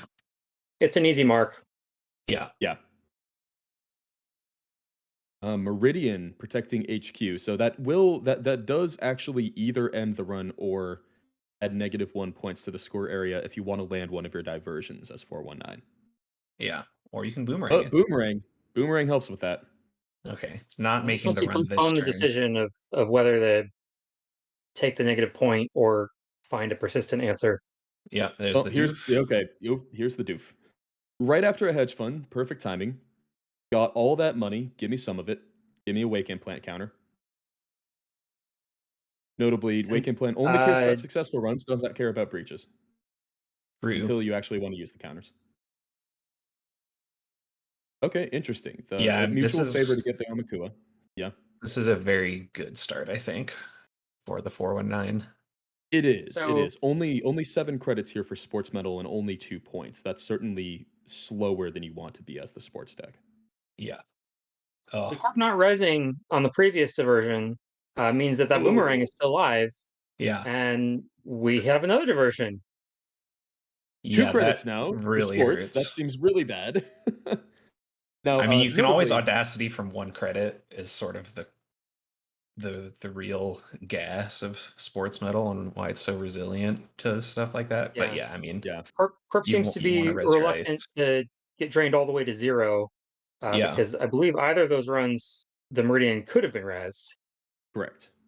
but then the runner would get through and drain the rest of his money. Yeah. Meridian check. Yeah, so Class Act comes down, continuing to draw through the deck for an Arca Mushroom. They are getting to, um, I mean, they almost have everything they need already. Probably just something to keep the Yeah, pressure up. basically. The only Oh, thing there's they the don't third one. raise. There you go. The All only right. thing they don't really have on an Arco Mushroom side is I guess points. Points is the only thing you're missing right now. Yeah, but I mean, 5 counters. They've already Those spent will a come. counter off their wake implant. Yeah. Yeah, just clicking for And credits. Yeah, this is like a absolutely blazing start to the game for the yeah. Anarcha Mushroom. Yeah, and this is the classic, potato metal, click for 3. Yeah. You I never mean, like being in that situation. Just being able to land It's all of these in for free into HQ. Now, hitting a Mega Pre, that is one yeah, of the not the few one you want to hit. agendas. Yeah, one of the few agendas that I think sports is actually excited to see Yes. 419 hit here because if there's another one in hand or another one off the top at some point is soon, Yeah. that's 2 points that is rather than all 1. three bravados, all three diversions, all three sure gambles, Yeah, Wow. I mean, dirty laundry. We're all right. seeing lots of Do big event do econ. you even draw now? What do you draw for at this point? Like just Oh no, 31 credits. That should be enough, Yeah, I Yeah. mean, at least until the court puts down some ice, if yep, they have So time to put down some ice. and that's 4 points. That's that's yep, 2 hyperloops off the top. Now, 2 hyperloops does mean sports medal is now on enough credits also. 19 credits with no diversion of funds left has to be enough to do yes. just about anything you want to do in the game, such as biotic out a Mega Pre. You're on 3 There you points go. now. And now Yes. Thanks it's to yeah, that agenda that's counter. that is why you don't want to steal the Mega Pre. Yep.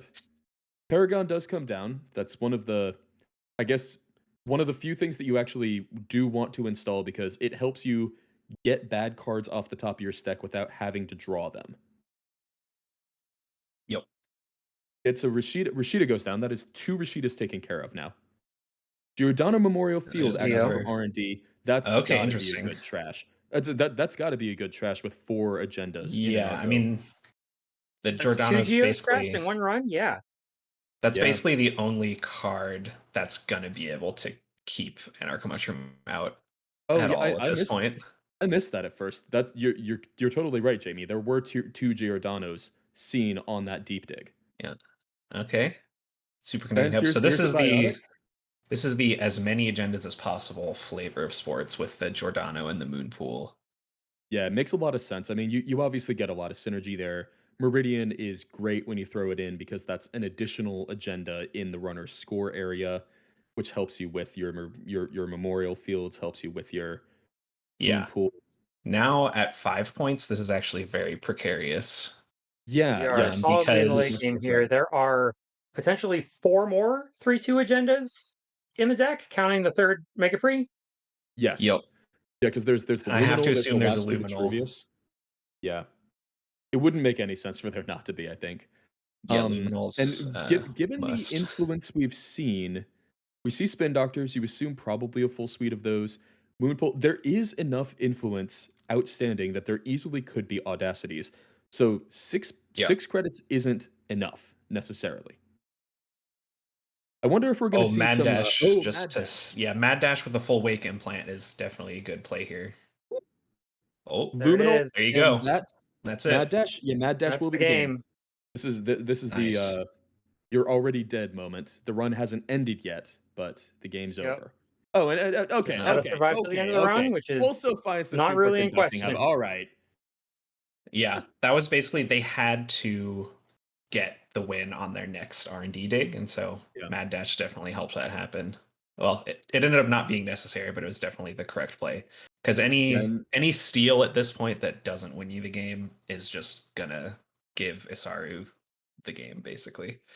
yeah, that was a blazing fast game. This was turn 10. It's obviously not exactly how you draw it up as sports to have the game end on turn 10, but Yeah. Oh yeah, and sports it really looks brought like it they back and was threatening to get the win there. Yeah, and yeah. we're seeing Fast Break would have drawn the 3-2 to yeah, Fast Break would have drawn the Luminal to win the game the next turn. So an Yep. Arca Mushroom did need to go for it the turn that they went for it. Yeah. That was a tight, fast game. Yeah. As I'm excited not to a see the reverse surprise. side. We get to see Adam now. Yeah. Yeah, let's see You know, this Adam. we already dealt with a quick game. I guess we can have Adam, which historically often is a quick game too. Yeah. Well, who is on the corpse side on this one? Corpse side, this is Looks Reality like Plus. So this is R Reality plus. Plus Okay. versus Adam. Okay, this could be. There's a lot of different ways this could go, right? Because Yes. in theory, Reality Plus does have the tools to grind this game out and make it a very long game. If a Drago goes down early, that could certainly be how it plays out. But on the flip side, Adam has the tools to get a bunch of accesses early and to break into servers early and to make this a quick game where Reality Plus just can't take over. Yeah. Yeah, they're definitely gonna have to stay on top of the Dragos. I have to assume they're on pinhole with all that influence. It certainly seems like a good use of it right now. Yeah. Oh, we have a career fair Also a getting out good of use of daily caps. influence. Yeah. Yeah. And Earthrise Hotel gets dropped too. So going to be ticking in resources. This would not be a wonderful time from Isaru's perspective to see a Drago hit the table I because you do have have to these assume resources that's to what that spare that. is. It certainly looks like it, doesn't it? Yeah. I mean, if I had to guess, that's Funhouse into Drago on the remote. It's Then it. Drago would like a word. Pinhole There's would be a a pretty good draw right now. You have to Yep. think. Yeah, that's definitely one of Pinhole Archives post haste. Here's a dirty Looks like laundry it's into not here. archives. This is We'll at give a least going peek to at give the a top of find the truth R&D. trigger. Yep. Let's see. Anything worth running for on R&D? We'll see soon. There's an interesting quirk of this matchup is that Logic Bomb, because you use it during the encounter with Funhouse, you do have to Yeah. take the tag, unlike Inside Job, Mm-hmm. in which case you skip the tag. Okay, just Yeah, has to go that's for very it. true. And that's an It's IP block, so it is a mere IP block. I mean, not still, nearly as bad. we'll You still see. got to pay into this. You still got to pay 3 for this trace plus whatever the Yeah, corp wants to pump into it, which is and going to we're be Yeah, 0 pumping not here. into it. not paying the trace. That's a little surprising. That tells me that this might not be Drago, or they just have another one ready to go. Okay. Oh, it's a Drago. Neutralize Well, all if it's threats one of those, it's the or second format one. trash. Yeah. Typically, R plus is going to be on restore, to like 2 restores and 3 Dragos, so it's Yeah. not exactly. You just have to keep keep on top of them. Oh, Either this is potentially punishing. This is a last turn. yeah, This is a last click turnpike. So losing a credit, and yep, that trace succeeds. That is going to be a ending the ooh, turn with a tag. yanking a Bologna Ooh. early though. That This, okay? That's pretty nice. Yeah. any directives an Arc Promotion wants to get rid of now, and Find the Truth is gone, Daily Cast Oh, is okay. gone, Yeah, Find the Truth and seems there's like a even very worse good hit. news. Oh, hey. Hard-hitting news. So Great to see you. yeah, this is going to be quite difficult now. Yeah, I this is think. now 5 tags on Isaru's side. There is a potential boom threat, you might imagine. Yeah, Gonna be difficult to get to the point where you can actually clear a boom at any point soon, because you do need to drop 4 tags to do that, starting the turn on yeah. only 2 credits. And if there's an end the run on HQ, I mean, there's not really any chance of getting in. Yeah, Like hitting the Find the Truth, that's just an obviously. IP block. Yeah, or a ping. Wonder why Isaru uh, uses Dirty Laundry on R&D there, with I guess because no credits to lose to the Turnpike, Yeah, Yeah, yeah. and they've just but it accepted does. that tags are Tags their Yeah, are life just now. is going to be a there thing now. is Go there break. a does the stick tag matter? Um, not Not that I really. can think of. It's just Oh. gonna You okay. know why they 2 ran Rashida's down. why he ran R&D? Because Find the Truth is gone. I said that myself, and then I forgot about it. Yeah, You probably. you actually have to I run mean, R&D to see cards in R&D now. Yes. yeah, Oh, market forces, hey. yeah. There you go. There, yep. So So that is I a market forces for 3 credits, although it could have been in principle based on the number of tags could have been up to 18 credits, but that does take Isaru down to 0 credits and trash the Earthrise. Just the last like nah, you don't even get those 2 cards. yeah. You get nothing.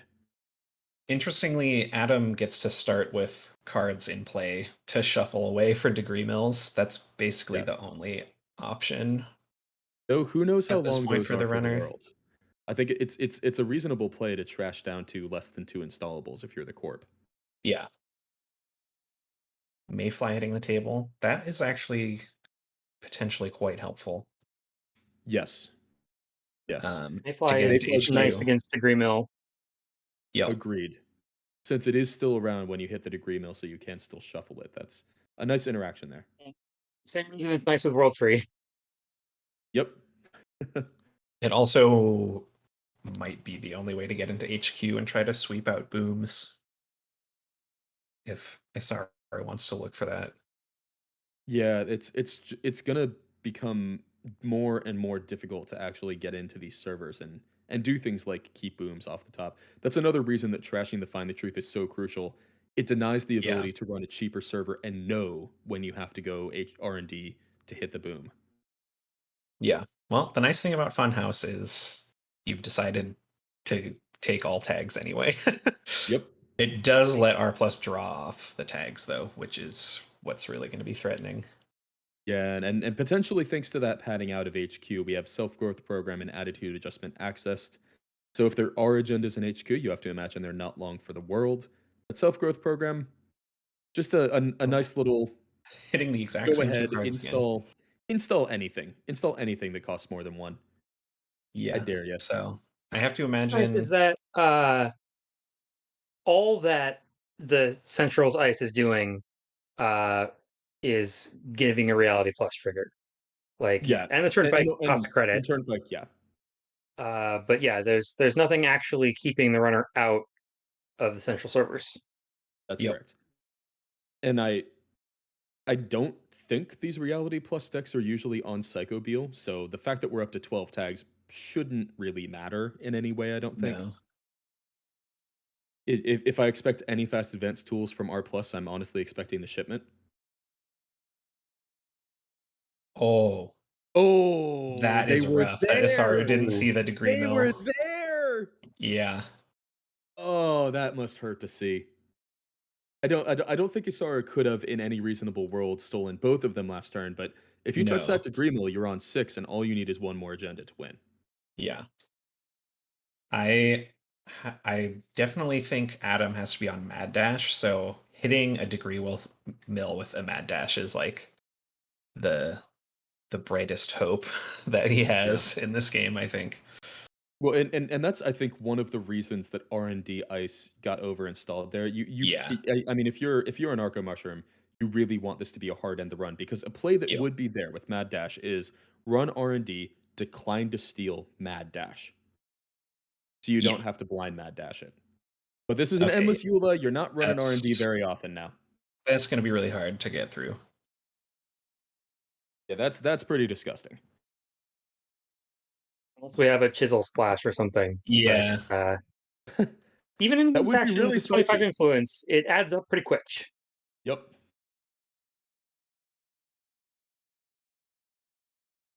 Yeah, endless EULA on R&D. That really feels like it's where it wants to be right now. Is there a kill threat? Is an Arco Mushroom just waiting to draw the boom, and once the boom is there, the game is over? Or is this turtling up to potentially score out of a remote at some point in the future? I'm guessing that they're on Boom, but not all the reality pluses are necessarily. I mean, I you don't mean, even need a there's boom. there's certainly all the Yeah. Safety time in the first world is here, still on the right? table. One end of the line does it. Yeah, That's that true. too. That's true. Okay. Goodbye to those Another level credits. forces. All right. Cute click for 3. Self growth hits. Yep. This is just rude. Hitting the Mayfly. That's only 1 credit. Yeah. Oh, and the neutralize all threats. That's just rude. And leaving the safety first be, presumably because of hand size. Yes. What are you gonna do? Install 3 cards?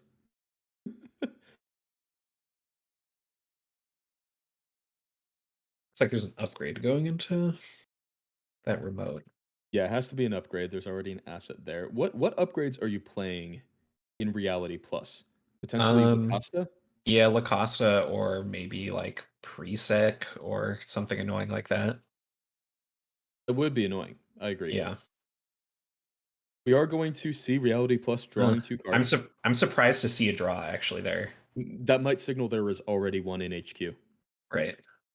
Because I'm not otherwise, yeah, seeing anything. it does seem risky. It's one of the few ways that you can actually lose the game, right? Yeah. Yeah, I mean, Asari taking basically the only line that I could think of here, which is just run HQ repeatedly Oh, and here's an try to HHN. touch a degree mill. Yep.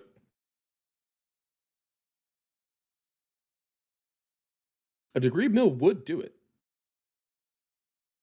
Oh, Yeah, I finds a mean, boom! Oh doesn't have the no! credits. Oh GG. no! Yep. Just Oh, needed one that's That's a funny. credit to credit dodge perfect that. boom from an Arca Mushroom as You well. hate to see it. You Yeah. hate to see it happen. If you're an Yep. Adam Credit fan, but boom. yep, There you that is go. flatline. All right. Well, Pretty That's textbook how it R goes against plus. R plus sometimes, right? So sometimes R plus just gets the early tags on you, and you are stuck under them the entire game. And this one, it ended on turn 8, just because that was the first turn that Boom was there and could be played. Yeah, So GG and Arco Mushroom. Good round for them. definitely. That first game was pretty close ultimately, but It was. Mad Dash. Yeah. The Mad That Dash does Wake mean implant sealed it pretty well. that does mean that we have a fair bit of time left in the round if we want to jump into another game. Sure. Let me check the Bilby, do you have any preference on which one we jump into now? Have we seen any Sokka action on the stream yet? We did in round 1, the very end of a game. Okay. Let's try something else then. I know he's recording and streaming all of his matches anyway, so people can go check that out. All right, we just saw another Adam. Did we see Tuno yet? Which table is this? That would be table 3. We have not seen either of these players. Let's check that out. I'm interested I was playing Outfit earlier today. I'm interested what other people are up to with the outfit. Cool. Let me jump into that table, see if they are cool with us spectating. That's table 3.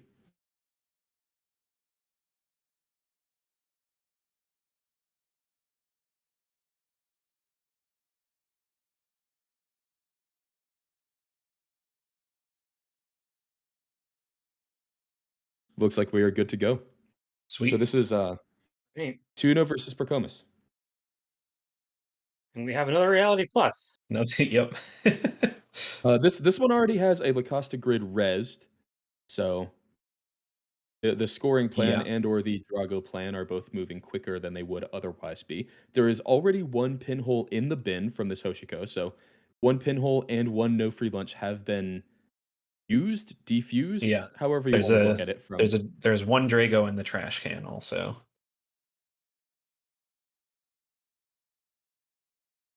Yeah. But I think Tuno, you could potentially like play the forensics game, the one pinhole in the bin versus one Drago in the bin. That certainly seems to line yeah. up.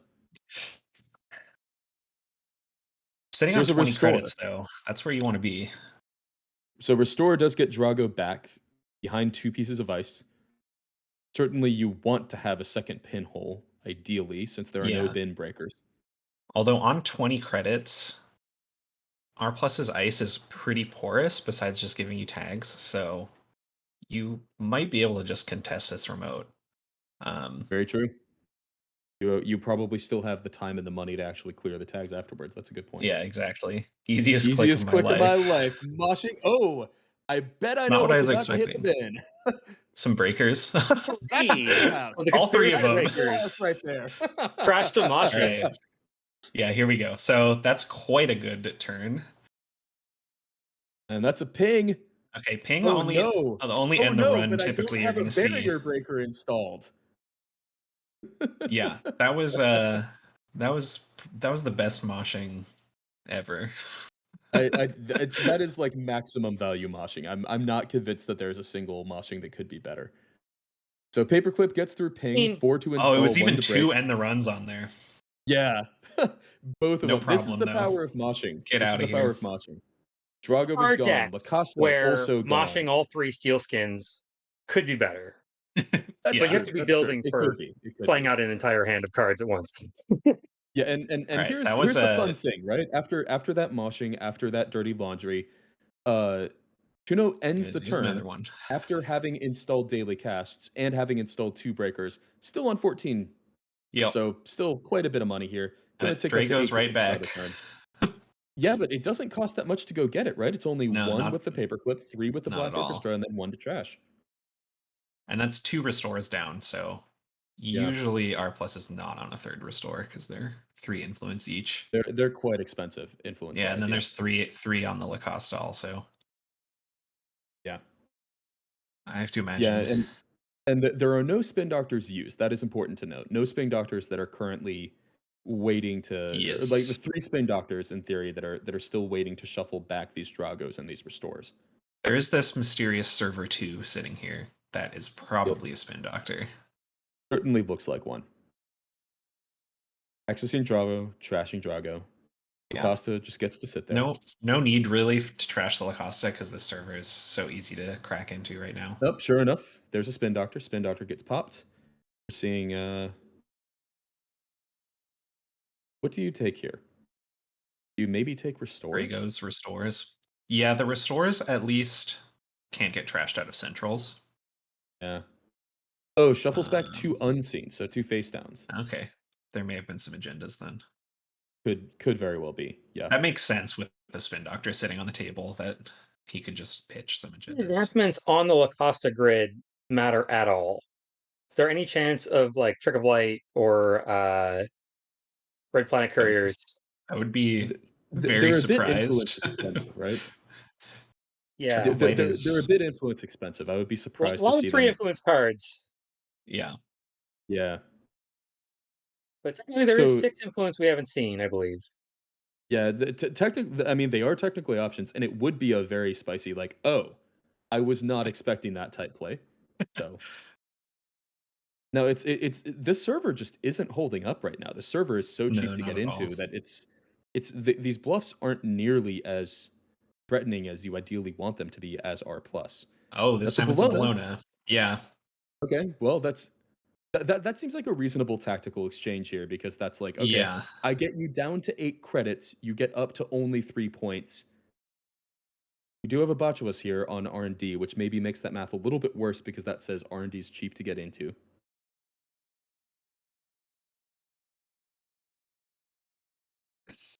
Wonder if You have there's to any think there just aren't that economic many things warfare. that. Oh, yep. Okay, here's the Yeah. hard-hitting news. Value That's why hard-hitting. we wanted to drain those 5 credits. Yep. Exactly. Makes perfect sense. Very, very But reasonable econ play there. still on 8 credits, so you can just clear all the tags. Yes, That does open take you the up whole to turn. a purge, taking those 6 credits off of the fermenter. We'll see if that's Very the true. play. And the 'Cause 2 off a that's botulus, for what it's worth. yeah.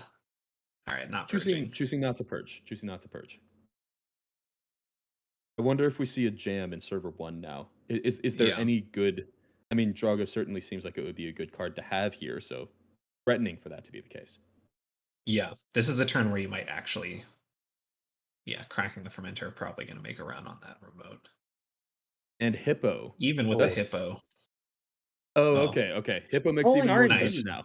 That's quite a nice little bundle of cards. You're going to get to hippo, that ice, if they res it. I would not be surprised if there's just no res here.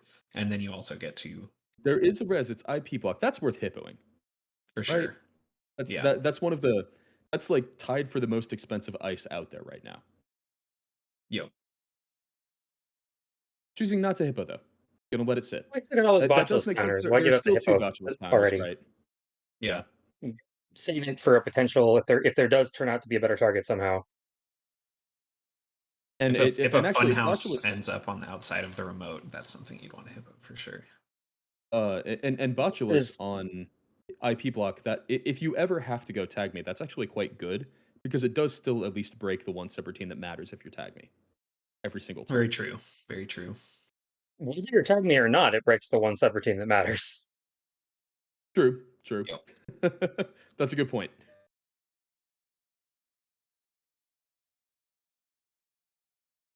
So Percomus on 2 credits here. Quite poor. Yeah. Yeah, this is looking very good for Tuna right now. This game Percomus would have chooses looked to install over R&D Yeah, ice. that makes some sense. This game Get rid of definitely that would have looked botulus. really different with a funhouse on the remote instead of the Enigma. Agreed. Those runs back through to trash those Dragos would be so much more punishing Yeah, that if would you had be to go through a horrible. funhouse every single time. Yep. All right. Attitude adjustment. Drawing cards. Wow, Degree Mill and Degree Mill from archives. They were just sitting there. Yeah, We had the spin doctor to shuffle back to unseen, and and didn't do and it. they Went for weren't something the else. well, if they were agendas. Never ever checking archives. LOL. Yes. There's 6 points still in there, you got to. I mean, you Playing with steel definitely. skin scarring.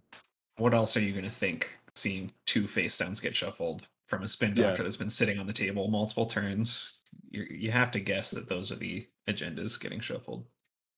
And maybe So they were. Maybe there was 4 agendas, and they're just all this hiding. is twinning is an interesting one against R+, because obviously it is resource based. You kind of want to clear it off pretty quickly. Yeah, You have to think. So twinning is not not going to get used this time, though. Just not going to spending it access a this card off turn. R&D. Installing Ah, no free lunch. Oh, no free the lunch no free helps. lunch is going to help protect that a lot, especially because it Yeah. looks like they're not going for the remote this turn. So Oh, and that's a cute play. Paladin Poemu to install Paladin Poemu for free, charging up your twinning. ah. I love doing Gotta plays love like these that. sick plays. I love these. I love these Like plays. Yeah. world treeing a dream net into a dream net. Oh, so good. You get the dream net again. You don't get both of them to trigger at the run, but you do get Oh, okay. You get to you do do it a get it out of your second deck. time on the Yeah, yeah. You right. You get it out of your deck, and you get style points too. Just as importantly. Yes. You get like wasteland triggers. Very I true. might be an Apex player. Reaver as well. They do usually have Reaver in those decks, or at It's least often. Maybe not usually, but often. So Spin Doctor is going to get run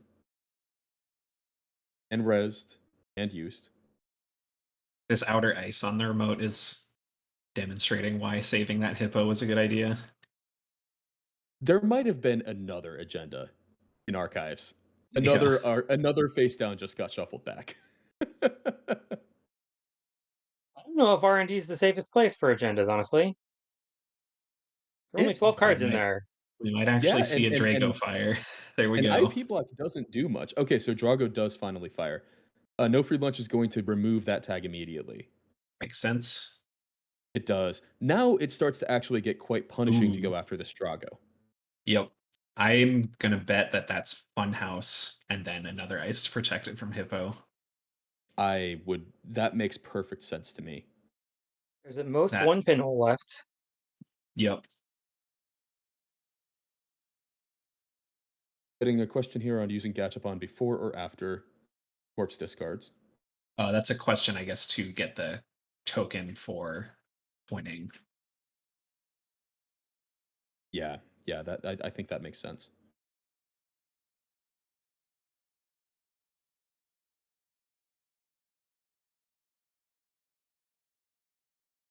Still plenty of time in this game. There's And still whether it around matters. 25. There's still around 25 minutes left. There is a paid ability window both before and after the corpse discard, so it's ultimately the runner's choice. Yeah. Yeah. Yeah, and it does matter for twinning, correct? Because that's the first time each turn. There we go. Yeah, so In this that's case, either why way, they want to do it'll be the that. correct turn. But yes, this gotcha fund does matter for twinning. Yeah. Yeah. So you'd spend the Paladin Poibu credit during the corpse turn to get an extra twinning counter, just like that. And there's StreamNet. Yep. Yep. But twinning up to 3, you have to imagine you want to start spending some of those quickly because there is a res Yeah. Drago on the table with a Lacosta.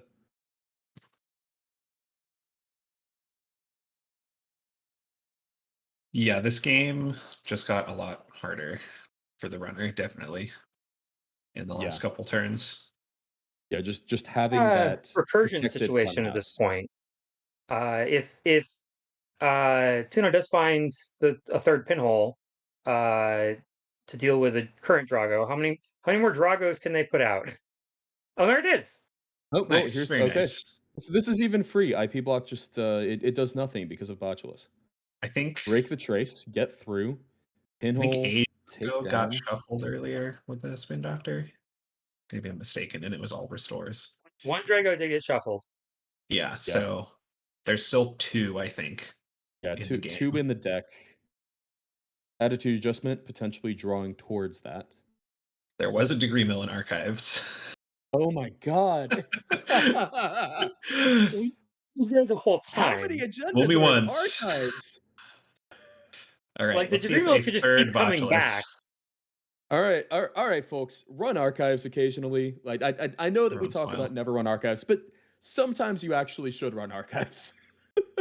I mean, it makes sense. Games against R plus are just such a tightrope walk that spending resources on an archives run can actually just like lose you the game. Yeah, very true. Especially when you can just if you're R plus, you can just res a turnpike or something like that, and suddenly the runner's Yep. entire day is ruined. Yeah. Fujiko has flipped, so DreamNet is online now. Gives a card and a credit. Yeah, the R&D ice got overwritten again, so to think Yet about another. what that could be this time. All right, we're Yeah, going Mad Dash yet another. twinning. Okay, Mad Dash. All right. So this is a play to just win the game right now. Yeah. Unload Yeah, the twinning, Mad Dash, get that 3-pointer. saying I know you shuffled back at least one 3-pointer. Yep. There are 3-pointers here. Hey, there and it is. Sure enough, Very there's the nice. Bologna. Wow. Very nice. Well played, Tuno. That is Yep. like that's a gutsy play to win the game, and it paid off. Yeah. Yeah, if that doesn't connect there, then you're kind of in trouble. Yeah, 100%. Well played. I'm wondering what that ice was, though, not bothering to res it. I guess they wanted to save credits for a potential remote run if they Yeah. whiffed there. Right, because you still need the 5 to res the funhouse, you have to think. Yeah, this was Yes, sir. definitely, like I was saying, if it was a funhouse on the remote early in the game instead of these two smaller pieces of ice, it would have been much rougher. But it was to end the run, dinky ice, and then they just had that perfect moshing that just Yeah, let them into that incredible, server, yeah. no problem for the rest of the game. Well, Good game, though. fantastic game. I think well played by both. Congrats Yeah. on the win, Tuno.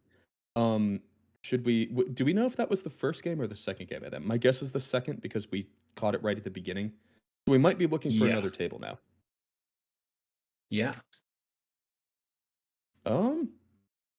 Are either limes or deer? Let me check real quick the no stream list. It looks I think we're good to go on limes and deer if we want to watch that matchup. Sure. They're on table 8. Let me jump in and ask if it's okay to stream. It's like they're both on Ag Infusion, but Limes is on As, which was fun. Ooh. And we if we get the okay, we have we have the okay here. Which table is that? That is table. I just clicked into it, so I lost the number. Sorry. Table 8. we already have some trash talk here. For all watching, this is a man who hates me and everything I stand for. We have a Hey, it's the Chiashi tracker wrestler. tech. There's a tracker on the board. Tracker tech. We see the tracker tech again. That's so sick. Now, It is a Chiashi. legitimately very viable tech against Civic Grid. Tremolo can break. Yeah. Tremolo can break Chiashi. How many cybernetics we got? 0 right now. All these hardware and none of them are cybernetic. Why is work not cybernetic? Okay, ow.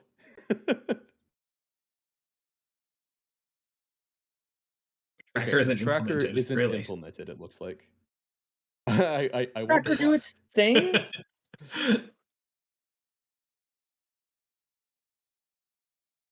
I guess So this card Tracker is so does... underplayed that they haven't bothered to implement it.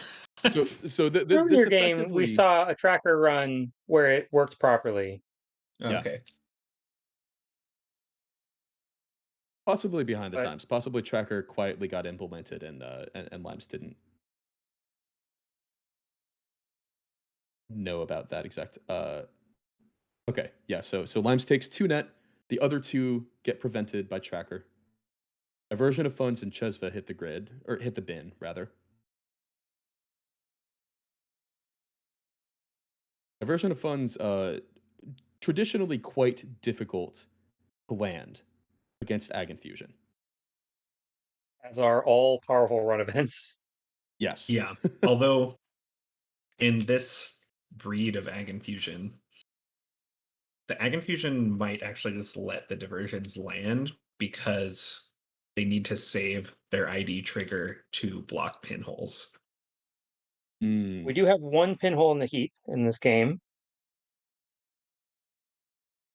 yeah, there's one already there. Two Bravadas in the bin, two Diesels in the bin, two Sure Gambles. So a decent amount of econ has been used already. Here's a mutual favor. Frenetic. Getting trashed by Zenit Chip. So Zenit Chip, first time you make a successful run on a central server, draw one card, and you have to take one core to install it. That's that's a fair amount of value if you can actually get it to trigger. Obviously, this is cheaper with As, so it's effectively free to install minus the core damage. Oh, and we have a Keeling. Keeling resed, added one counter, quick for 3. We should I talk have to about Keeling. imagine. So, for Imagine this those is a on the very stream similar who are deck. new to this card, Dr. Vientiane Keeling is an asset, cost 3 to res, academic subtype. When you res this asset and when your turn begins, place 1 power counter on this asset.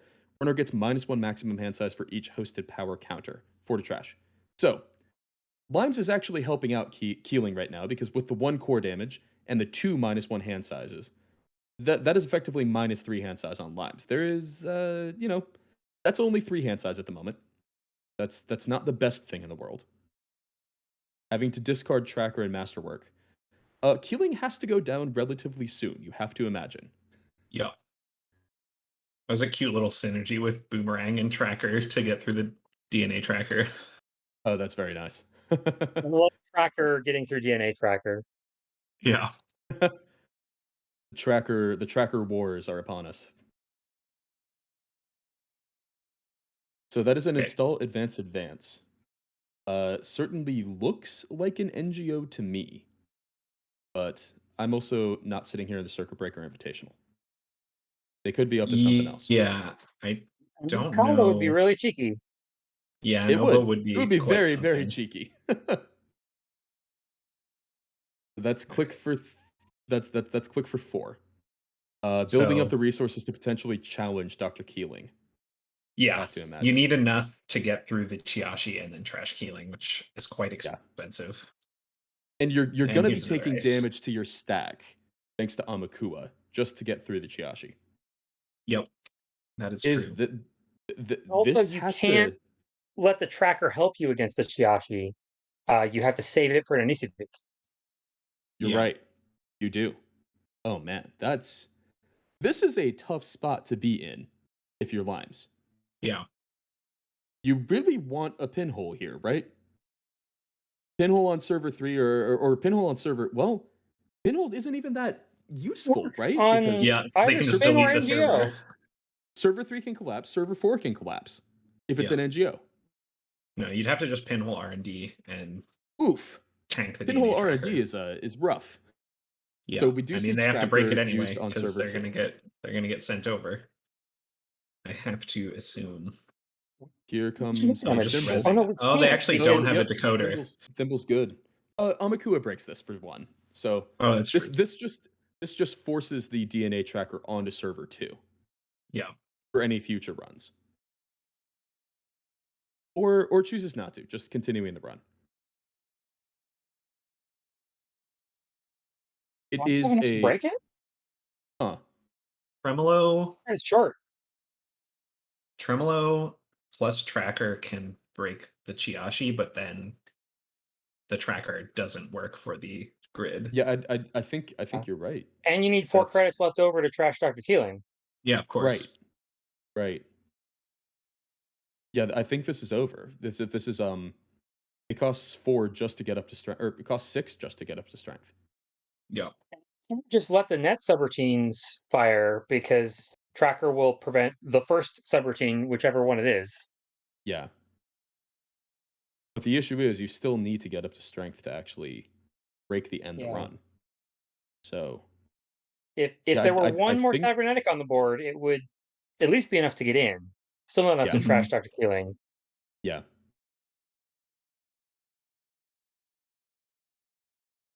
No free lunch would help with that math, but not quite enough. Okay. I think we may be seeing an undo click. Just for the ability to jack out before encountering Chiashi. Yeah.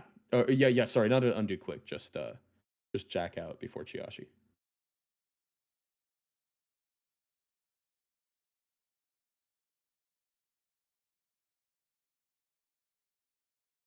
Yeah, very, very kind to allow the take back there after realizing Yeah. not enough money.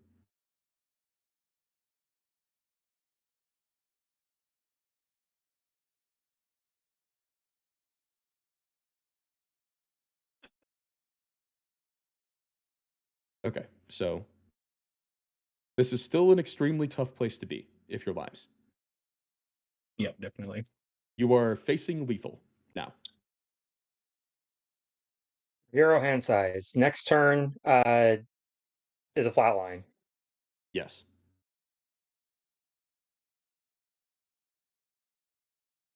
Basically, it's just draw for pinhole and pinhole I guess R&D. here's a fun thing. If there is another T400 memory diamond, in theory, you can draw for T400 memory diamond. That buys you exactly 1 turn. It's true. Yes. That does not seem like the best path to victory, but in theory, that is a potential line. And just installing over that thimble rig, making sure there are no cheap pinhole servers on the board.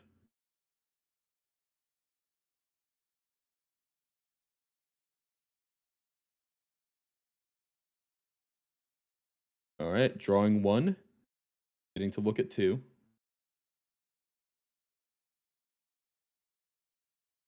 This I is was potentially the confused. final turn of the game. I believe there is one more turn because hand size is at 0 Oh, you're right now, right. not Yeah, -1. yeah. I Yeah, thought so it was 0 last turn, but it was still 1. yeah, yeah.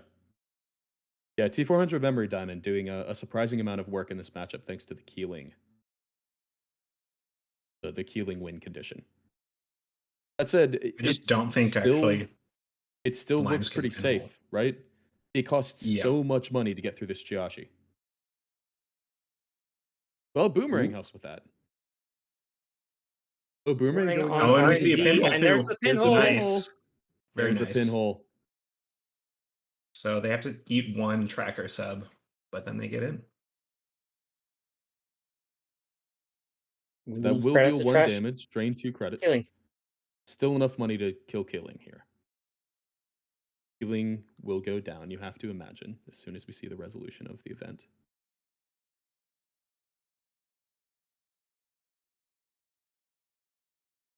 Boomerang, what a card.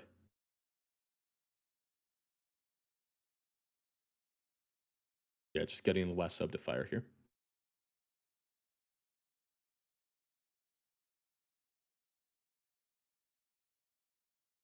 Does draw back up. That's Yeah, you get a pretty nice little nice. draw too. So Keeling does in fact Very get nice. trashed. Now here's the bad news. There can be more Keelings on this deck. We Yep. could have to Too do many to all be of this grids, again. presumably, on both Yeah. archives and server 2. Yep. Yep. Could have to do all of this again in just a couple turns, and that is the second pinhole already used. There's only so many times you can actually use pinhole threading in a game. So if we see a jam in server 2, it could easily just say, want to do it again? It was a Really needs to fun find some game. more Want to play it money, again? and ideally some more cybernetics, so that Tremolo doesn't cost so much money. Yeah. Still Oh, costs here's a a lot to boost. Cockerenbow, so that's gonna reinstall the Keeling, I bet. Tremolo still costs a lot to boost. You still have to have the 6 to get up to strength. That's still quite tough. Yeah. Cockerenbow. Well, I wonder if it's a Keeling. It's definitely a Keeling. I mean, it worked so well the first time, right? And now Limes is starting off with less money and fewer cards in hand. It didn't get res. Oh no, it's okay. It's a send a message. Oh, it's actually a score. That's funny. Okay. Well, send a message getting does a- score it does score and res a DNA tracker. So all of these servers, to use a technical term, suck to have to run. Very much so.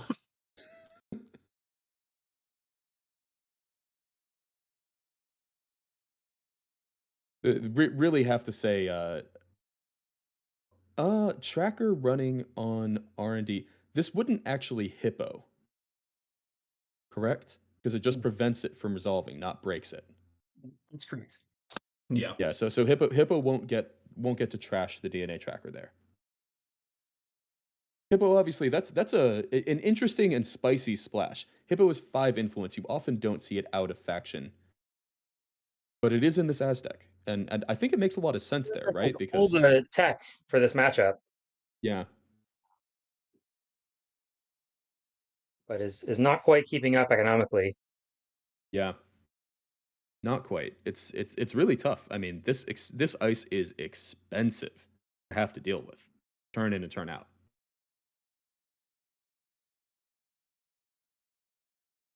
Tracker targeting R&D. We have another install in server 2. This could easily be a Keeling. Could easily be an agenda as well. Server 2 is probably the safest place on the board right now. So if you have if you have an agenda, like you have another send a message, you might just want it there. No, it's a Rashida. Rashida is going to continue drawing through the deck and making money. Thimblerig is going to swap to the outside. He is here to Protecting- draw more keelings. Protecting whatever was the outermost ice on archives from being hippoed. Yeah. Thimblerig, a Does nice the little card. Q- It has so little. It has so many little synergies like that. Does the Q loop do anything for Az here? Are there cards that could come out mid-run that You have can a get meaningful boomerangs. Boomerang is Boomerang my for thought. sure?Onsei review. Staying up on money. They are on 19 credits right now. That matters. That matters if you want to res more of your ice. There's a decoder, but that's a tough one to break DNA tracker with. And it's Oof, a bit late as yeah. well, because its ability has missed its chance Yeah. mostly. Yeah. Gonna try to tracker into archives to get rid of that nanny grid. Q loop is going to look at the top 2 cards of the stack. Thimbleware gets broken by Amakua for 1, and swaps onto R&D. There is now a DNA tracker outermost on archives. Pretty decent place to throw someone, you have to think. Yep. I wonder if we have the non-civic on archives and if we'll see it rezzed here. Okay, so Anemone hits 2 boomerangs. How many Wow. boomerangs are in the bin now? 2 in the bin. So not all of them, but that's 2 in the bin. Last one is presumably one of the 5 cards in the stack. Yeah. Is this potentially lethal? Non-civic into The Bethonymous? tracker. The tracker Oh, prevents. tracker. Yep. Okay. non-civic. Yep. Tracker. Doing its duty. That's why tracker's here. Right. Yep. Non-civic does get trashed out of archives. That helps quite a bit. Yep. So let's see. Now There was an everything is- Anansi, a Tithonium, and a Bethonymous, and a Magnet in archives. So Yeah, that was Did a have the nice little Bethonymous. toolbox. Did have the 3 net. That's pretty strong. Now, who needs non-civic on archives to do weird stuff when you just have 2 incredibly expensive ice and a 3rd ready to res, and you can just install advance. Yep. Threatening to just win this the old-fashioned way. Runner We're running out has of not enough hands. money. Corp has enough money. Scoring window. Why not score? Here's a little play to get some money. Bravado helps. That's Anemone, once again, hitting a diversion of funds and a dirty laundry here. 2 cards that I imagine on Limes' side not too sad to see go. It's more Yeah. just the fact of having to actually take the damage you're not super happy with. Because you Yeah. are now out of Obokata range. You no You are, longer in have enough fact- cards to ever steal Obokata. the boomerang means that you could still be in Obokata range. Oh, that's true. If you Oh, shuffle it true, back. true. Yeah, that's a good point. Oh, But then dear you've might given have up the meant boomerang, to swap so Thimblerig here. Normal run, okay. Ah, The oops was thinking that's potentially a pinhole, I guess. or tracker, maybe. Yeah. And sure enough, it's another send a message. Yeah, That's a and there's a tier. tier. That's a tier, Rezzed. Just Outermost getting uncertain. nastier and You're never nastier. getting is into the server. brutal. You're never getting into the server. Incredible. Tier, obviously, one of the god ice. Runner can spend click to break any subroutine on it, but every time they do, Corp gets an extra click the next turn. And the subs are do 2 brain damage. That is possibly the most punishing sub on any ice in the game. Trash 1 installed runner card and gain 3 credits, and then end the run. Tier is an ice you never want to see across the table active. And here it Two is. core damage subroutine. Uh, top 3 subroutines in the game for sure. Yeah. Especially when you can Uh, just fire it with an any grid. I'm kidding. Obviously, we're not seeing Uh, that right now because it is actually on the table in rest, but that's a very good thing to point out is if that were in the bin, Civic Yeah. Grid could just say, all right, 2 core damage. Oh, interesting. Keeling's on 3 right now. Yep.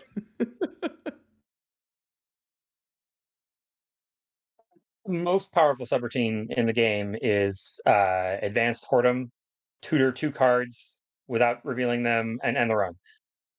Okay, Yeah, that's okay. pretty good. I forgot about that one. That's pretty good.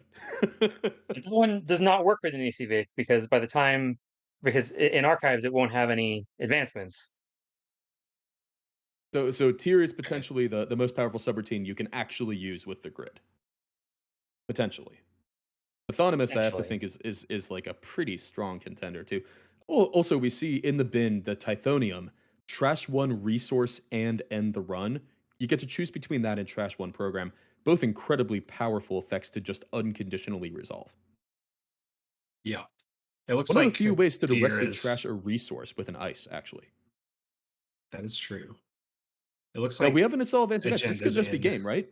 If this Yeah. is if this is um it might not matter if you can get in. I think if this is the Oba If it's combat, an the game's oboe, just you over, can't right? get it. Yeah. Yeah, like Limes has to somehow steal 7 points. And there's not 2 7 send a points that messages he are can already gone. steal. Yeah, Yeah. right. There's only in theory like 5 points that are stealable right now. Oh, Biovault. it's a Biovault and Anemone. Oh, wow. Yeah. GG. Game. Good game. Very well played. I think we kind of saw the power of the prison plan here, and then also just the old-fashioned power of Panic Pilana. Just install ice and just install agendas and just score the agendas. Sometimes that's all Make you Is have to do. everything Yes, it expensive. is. Yeah. Not even I don't think not a Civic Grid even fired once this game. It was just big ice everywhere. Because the one on archives didn't get rezzed because it wouldn't have fired because Amazing. of tracker. Yes. Yes. Yeah. But The just threat of an ECV definitely affected some plays, but yeah. yeah. I mean it expended resources to make weird runs to have to get around it. There's a very weird Okay. card. It is. It's a very weird card. We got to see some interesting cards this round. There is not much time left in the round, so I think we probably should do like the last things here and then throw it to a quick break before round 5. I am counting right? That was Okay. round 4. That was round 4, right? Round That was 4. That was round four. 4. Okay. So we should do any last. We've seen such good games already today. I think that we had a fantastic round 4 there, and I'm so excited to see what's going to come in round 5 and Yeah. and Those beyond were in this all tournament. intriguing. Yeah. Before we Does throw it look to a like break, I'm I going to be believe. stepping out after this round. Yeah.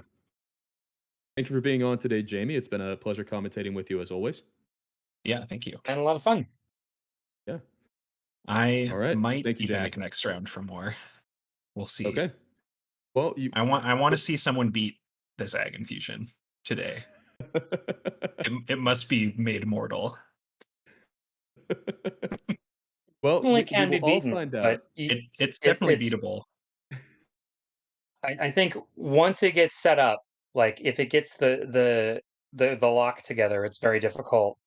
Yeah. And as we've just seen, even with specific tech, you got to have the economy to back it up. Yeah.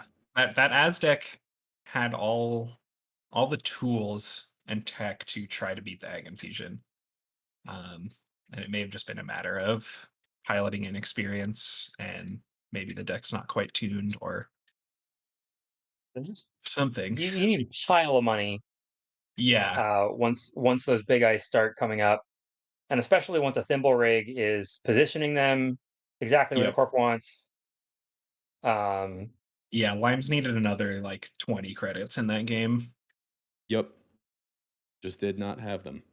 yeah. Okay, I think we're gonna throw it to a quick break. So, Jamie, thank you again for being on today, and thank you for commentary on this round and rounds before. And Bilby, we will either see you after the next in the next round, or I guess we should say our thank yous now. So thank you for being on now, in case you are not back for next round. Yeah, no problem. It's been fun. I'll see if my voice holds up. I'll go practice. I feel that pain. I feel that pain. Yeah, you do marathons. Yep. Okay. Actually, I think we're gonna throw it to a quick break after. Yeah, we'll throw it to. Sorry, one second. One thing behind the scenes here. Yeah, let's go ahead and throw it to a quick break. We might be back a little bit before the next round. Yeah, we'll go ahead and be back a little bit before the next round. So between now and then, it should be a few minutes. We'll see you soon.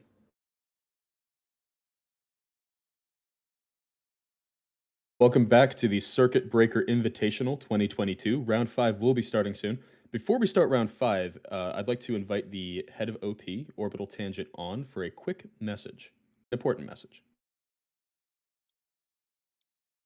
Hello. Thank you for having me back, everyone. So, just real quickly, we wanted to thank some generous donors that went above and beyond the call as far as the prices on tickets go. As you all know, originally we announced that we were going to charge $10 for the Circuit Breaker Invitational. It was unclear at first if we were going to charge for the tickets, and I suppose we failed to announce it in a timely manner. So we did switch to a donation structure um, so that everybody had a more equitable time. And we may continue to do that in future ones. We're not sure yet. Um, but we didn't want the community to think that we were trying to pull the rug out from under us. So really, it was just to cover pricing and shipping costs for this tournament. All of the prizes are some sort of hard prize or foil, so they're not super cheap. And we are shipping internationally, so again, not super cheap. So we wanted to try to kind of cover costs, and that was the whole idea here.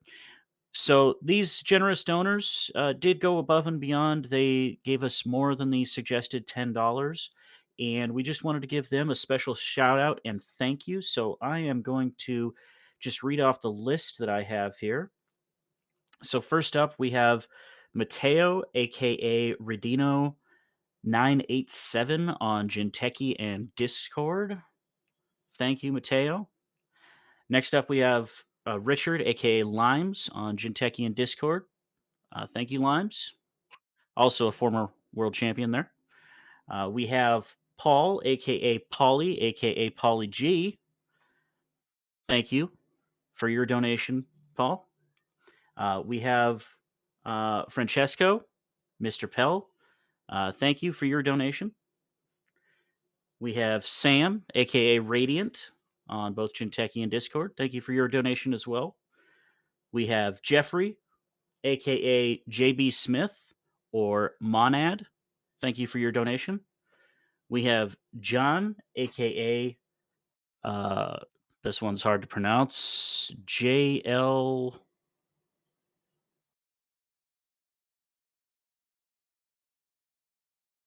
I'm going to slaughter this, John. I'm sorry, but Jay Lagoida, aka Dormino, thank you for your donation. We have Drew, aka Magapollo. Thank you for your donation. Ben, aka Ben Hamill. Thank you for your donation. Peter, aka O'Doul. Thank you for your donation. Dominic, aka Shorty. Thank you for your donation. Julian, aka Julian DeVille, aka Isaru. Thank you for your donation. Alban, aka Albin, aka Tantail. Thank you for your donation. And then finally, we have Jamie, aka Jamie FPS, aka Cardboard. Thank you for your donation as well. Thank all of you for going above and beyond. It's people like you that really help make tournaments like this happen. We really appreciate it. We really appreciate anybody who did the $10 as well, and anybody that did below that. Don't feel bad. This is all for the community, and we really appreciate you coming regardless. So, thanks for having me on, everybody, and thank you for allowing me the time to thank our generous donors. Appreciate you. Thank you to the donors and thank you, Orbital. We are going to get into games in just a bit. But before we do, I'd like to reintroduce and introduce my co-commentator. So, Bilby, welcome back. Welcome back to round 5. Hello, I'm back. I'm excited. Yeah, me too. Should be another good couple of games of Netrunner. And let's go ahead and introduce for the first time Peter. Peter, welcome to the stream. Hi, thanks so much for having me. Happy to be here. Yeah, happy to have you. Just in the interest of giving a quick introduction, do you want to give a sentence or two of introduction to the audience?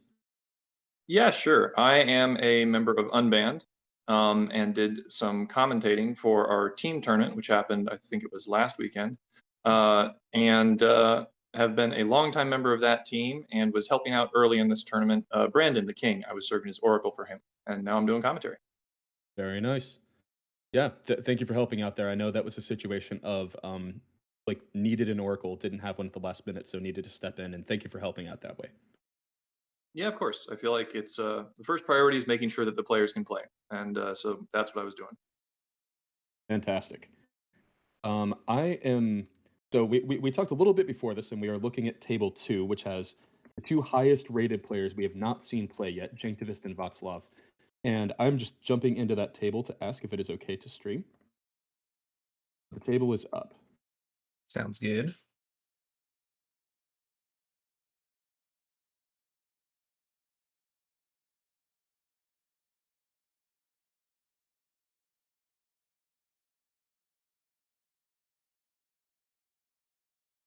Okay, I must have missed this somehow. They were on the no stream list, so let's look for another table. Um, Peter, do you have a strong preference of other tables that we could look at? Um, I am not sure who has not been on stream very much yet, because I would like to give We people who have we- not we're been. reaching the point where we have to actually start going Okay. decently far down. I believe table 10 is the first one past that where we have 2 players we haven't seen on camera yet. We've seen a number of these just because, we jump into games at the end of rounds and such. Mhm. So I would say either starting at table 10 down or pick one of the matches near the top that you'd like to see. Let's go to table 10. That sounds good to me. Table 10? Okay. Let me check. Okay, I don't immediately see them on that. So let me jump in on table 10 and ask them if they are okay with us.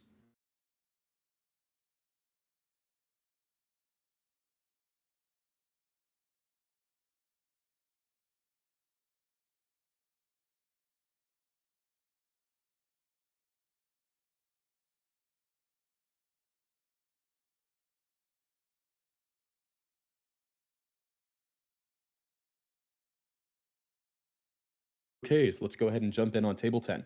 We already have a game. It is already off to the races. We have Sports Metal versus 419. 419 has a class act down and a mega pre qualifier in the score area. Sports Metal has a Rashida in the bin and a Tranquility home grid currently resed with a card on it. So things are already off to the races. Yeah, and it looks Ooh. like that was exposed with the 419 ability. It's a Bass on top of the Tranquility here. I'm really interested to see how this matchup plays out because usually we've been thinking of these 419s as fairly teched against R+. 419 and all their sort of in-faction tech is what you're bringing if you're worried about getting tagged a lot. So not necessarily teched as much for the sports matchup. And I'm really curious to see how Drago here adapts to that and how they're going to choose to pilot their deck against probably one of the matchups they're less prepared for. Yeah, I wonder what's going through Drago's mind seeing Bass Chiriboga, because not every sports deck, in fact, many sports decks aren't on Bass Chiriboga. Mhm. I guess the question for both of you, if you see Bass Chiriboga, what does that tell you about this sports list? And are you valuing different plays differently because of what that tells you? It might indicate a slightly slower sports that wants to protect things with ice a little bit more, just because you have to stick the Bass on the table. Yeah, I think one thing it signals to me is that this is probably not a variation of Brandon's Nightmare Sports, the sort of Nightmare Archive core damage sports list that one of the unbanned members brought to Fight Night and which has showed up a couple places in this tournament. That deck is really constrained on deck slots because it's trying to Mhm. import a lot of core damage and minus agenda point packages. So it probably doesn't have the space for this Bass Voga in there. And like Bilby said, this is probably going to be a somewhat slower matchup. Oh, Criminal's going to try to. that's very interesting. Calvin Bailey exposed in server 3. That is That's a interesting. card that I almost never see.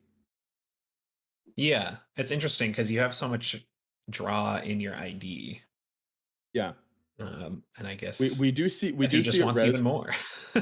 Yeah, we do see it resed. Obviously, you want to deny potential um oh god, what's the card called? It's been so long. Falsified Falsified. credentials. Falsified credentials, yes. Thank you. Preventing potential falsified credentials credits here. Just 0 to res, so you're not losing any money by doing that.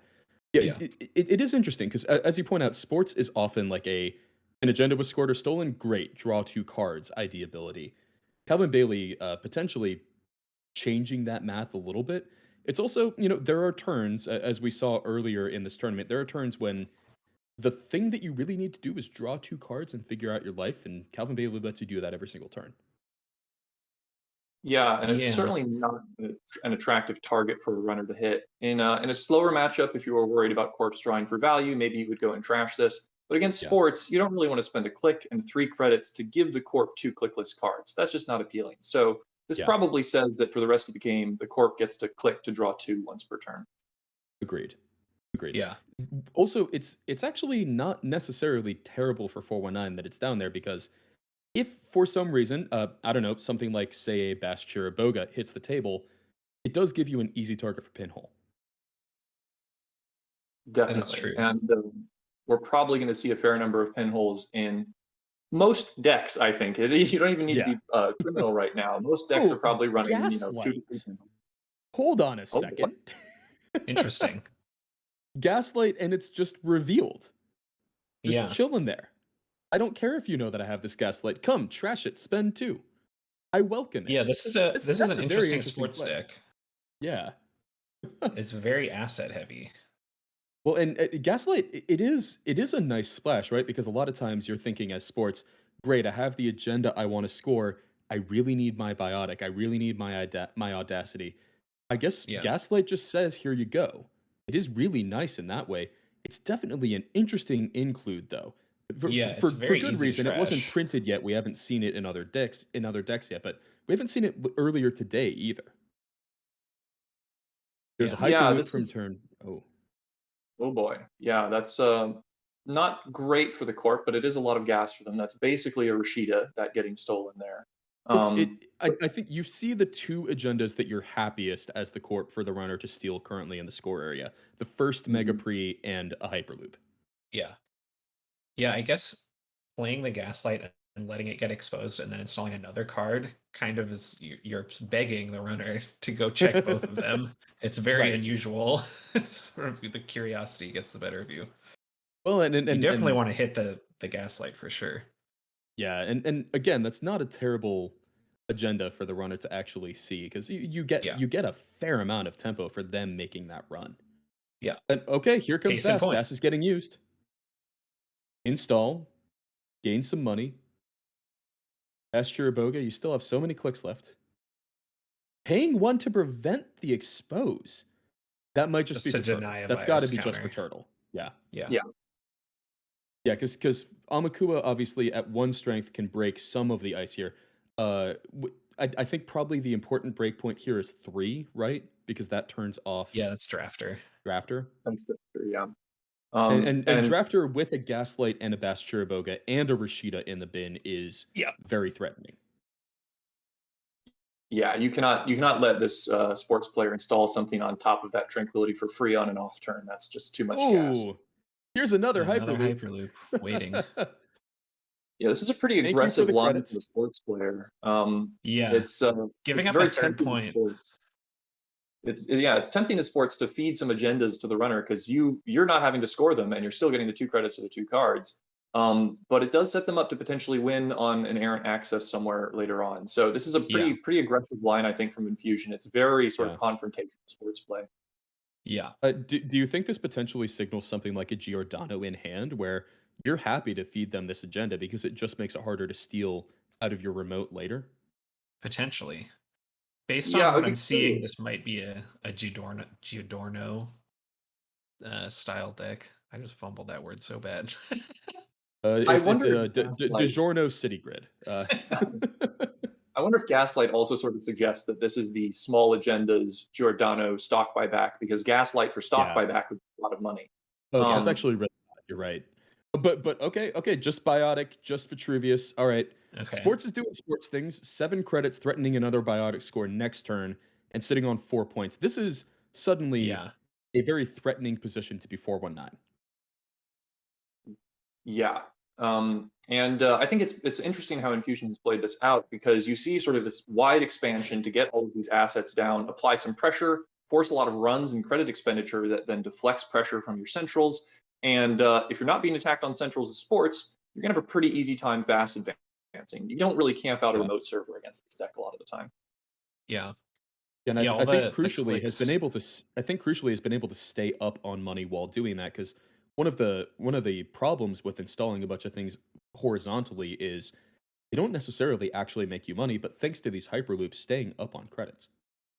Yeah, Yeah. and that protected tranquility home grid, being able Yeah. to install the get the credits, and the next turn use it to fast advance your agenda means that there's a lot of forward tempo for this core. Tranquility is a really core card to a lot of HB economy, and we've seen it in decks like PD, in sports. It's good in ASA. Just a very strong grid Mhm. for the sort of money it gets you for these aggressive installs. Sports is obviously like this game is far from out of reach. 419 is very much still in it. If you're 419, what do you think what's your game plan right now? What are you trying to do? Soften up for like Um, a diversion potentially? Yeah, I think that might be what this HQ run is about, is poking HQ and seeing if diversion is available, because if sports is poor enough, they can't score out and it's much harder to fast advance. Yeah. The other thing is they're probably looking for some form of multi-access if they have it. Making singles against sports is pretty difficult. And it might be past the phase in the game where they want Miss Bones, but that could still be a useful card to sort of, if you're really trying to put the clamp on this corp economy, diversion might not do it if they still have Tranquility and Calvin Bailey around to sort of get them out. So I think Ms. Bones potentially relevant if this is more an asset deck, and any multi-access to kind of fight back and actually steal the agendas before sports gets them on the board. This is a Yeah. very interesting long think. Do you think that's a long think for effect, or do you think that actually signals something about HQ? Because obviously, Not sure. obviously Mhm. Drago knew what the ice was on HQ, so there's no question of, oh, should I res it for the surprise effect? It's more, is it worth actually spending the 3 credits to start draining 2 from you every time you run? Yeah, I Yes. think it's reasonable to take some time there to think, even if it's not a huge decision. Sports matchups usually go pretty quickly, right?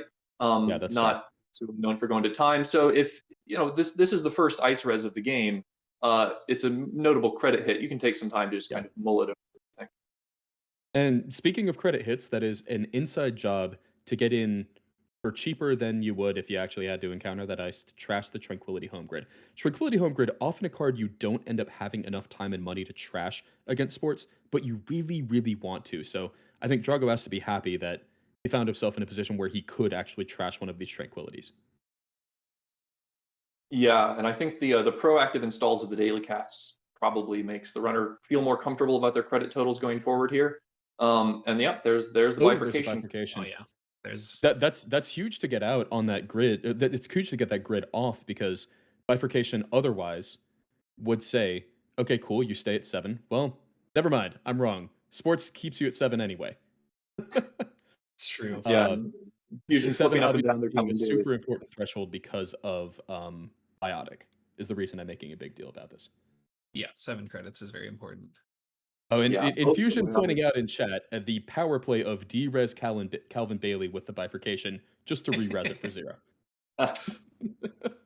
Okay, here comes the diversion though. This is good. This is Yeah. pretty good. This is a pretty big deal. This would Yeah. take Infusion down to 7 credits without a Tranquility Home Grid to start restocking. Do you have another? That is a great question. I mean, Yeah, and the if difference Drago's between- willing to just tell Infusion, that probably influences the decision making. I Who's mean, you to might as say? well ask, right? What's the worst they can do? Yeah. But the difference here, I mean, the reason you would wonder, oh, well, they're on 7 credits. Why do you care so much about the second diversion? It's only going to be a 2-credit swing. The difference between 0 and 1 credits is really significant for sports here because that's the Yes. difference between installing and advancing and scoring a 2-pointer with an Audacity, which you expect sports to be on, and if you've seen a Gaslight, you really expect them to have. So that is the difference between having a winning threat from hand here and not. That's why that last credit matters so much, and they still have to think about this res.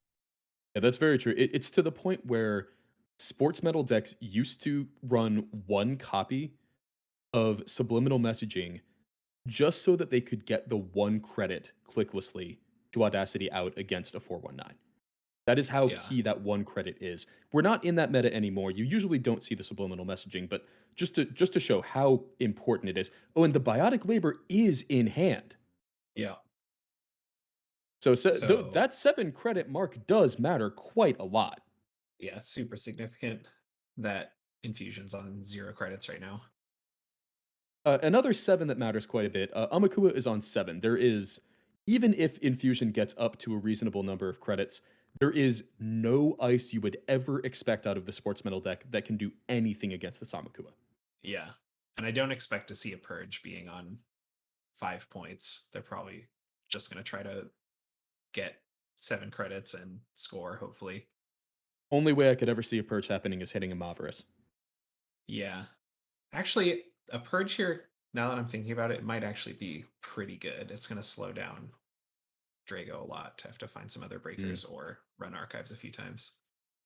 It Yeah. slows down sports so much too, though. Yeah. Okay, so exposing a hyperloop. Want to come get this hyperloop? You can. Yeah. It'll give me money. Just Oh, offering a interesting. point. Yeah, Oh, yeah. that's bait. The Hyperloop is you don't need to touch that. Yes. No, leave it alone. Um, Yeah, because this is hitting Hyperloops when you're not winning points. Well, like when you're not at game point, it's the 7th point that matters most of the time, Yes. unless you're going to team. This probably won't. So going from 3 to 4 agenda points, it's not going to change the game for you here. But bringing sports up to 3 credits and 2 more cards in hand, or even 5 more credits, that's an enormous difference. Yeah. Yeah, those Would you depending on mad exactly how dash things the go. Hyperloop? That's a good question. You could. Honestly, Because you know it's could. there, and that gets you to 5 points. Earlier think we it was saw the- 4 versus sports, and the key card was the Wake Implant out of the 419, and just Yeah. hammering HQ to get to like 6 counters, and then blasting through R&D. Sealed Yeah. the deal.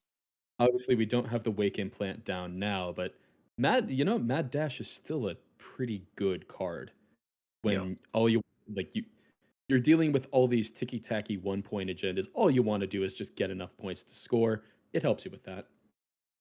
It does make stock buyback better if it isn't lethal, though. It's true. Yeah, and we see the Meridian was exposed on the remote with Deuce's Wild there, which even more strongly suggests some Yeah. sort of George stock buyback line in this corp deck. Yeah, definitely. Agreed. Oh, there it There's the is. Mad Beans. Oh, okay. I mean, server 6 and server 7, this certainly smells like Gaslight to me. Because Gaslight to go get your stock buyback, Are you click for sure? credit, click Yeah, for credit, I'm not suddenly sure. you're up to like 10. Getting Are a you guaranteed sure? Mad Dash. Scrolls back up. Getting a guaranteed Mad Dash is really nice here to get to 5 Mhm. points, but giving the sports 5 credits or 2 credits or 3 credits and 2 cards is pretty huge. Yeah. I think you have to run server 6 and 7 here, right? Yeah. Oh, you Yeah. won't. Yeah, I think you have to. Which might It's, just have the Rashida? game on the table, which would be really funny. That would actually be extremely funny. It Yeah, would be a but it very is a risky play Rashida. because of the it would match. be But risky. yes, I Oh, think, it's Yeah, it was a Bass. Rashida and a base. Bass hits the bin once again. That is the second funny hat in the bin. Yeah. Hitting the Rashida is essential there for sure. Absolutely. Yeah, because Rashida just puts you up to 8 credits, which is enough to Yeah. biotic and potentially Firing a draws you Rashida the there winning probably agenda. just wins the game, yeah.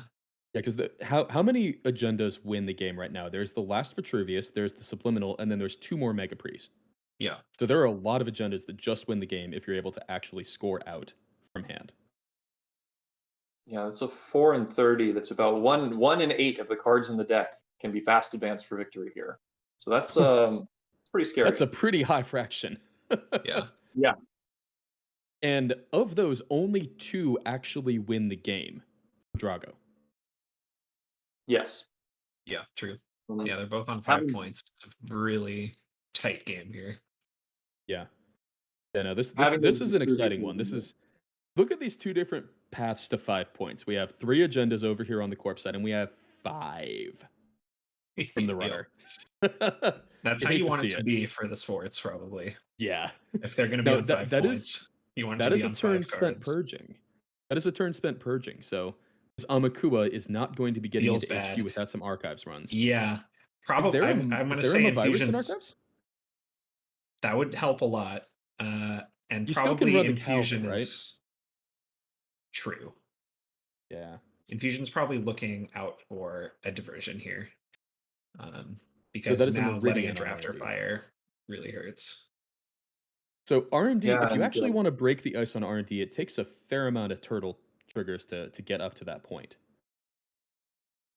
Yeah. Yeah. So the real question here is how are you going to potentially handle these meridians? Because the purge suggests infusion might care about resing them and might say, hey, eat this piece of ice. And a 3-cost, 4 strength barrier with 2 I guess it's just 1 subroutine, but it feels like 2. Is pretty rough to handle. You've got it. That's a full turn of turtle runs on archives or this Calvin Bailey in order to get up there. So it's very tempting to eat the -1. It's just you start falling behind in the points race if you keep doing that. Yeah. Is Meridian 3 to res? It Yes. is, yeah. Yeah. You might just So let it end the crucially, run. yeah, crucially, that does keep infusion in Audacity range True. to Right. res. Yeah. This is while Yeah, continuing to draw through the deck.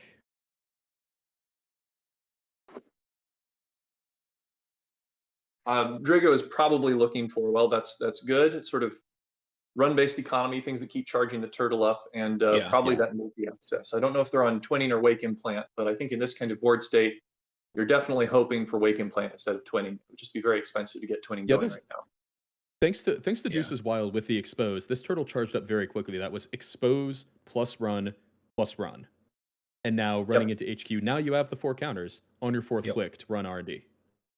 Yeah. So very, very well navigated there by Drago. That was an excellent turn using all of the tools available to actually get this turtle up to range to get destroyed by my virus. Perfect access.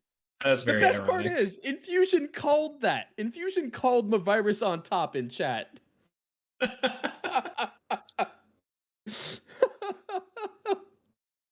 That's pretty funny. Amazing. Not One trashing little it. That makes subtlety sense. there, yeah. Not trashing it, which means it goes to hand, and therefore you can farm up archives, but also because you didn't trash it, you get 1 turtle counter back, which is kind of nice. Yep. Yeah. Now Infusion Totally can fun. just overdraw with Calvin Bailey, pitch them a virus into the bin and say ha. That is a play that's available. Then, of course, the Calvin Yeah. Bailey is still available at that point. It just the Yeah, only thing it would do is prevent central runs. but we come back to that issue that was mentioned just on turn 2 or 3 that Calvin Bailey might end up being a target for Turtle later on. Yeah. Yeah.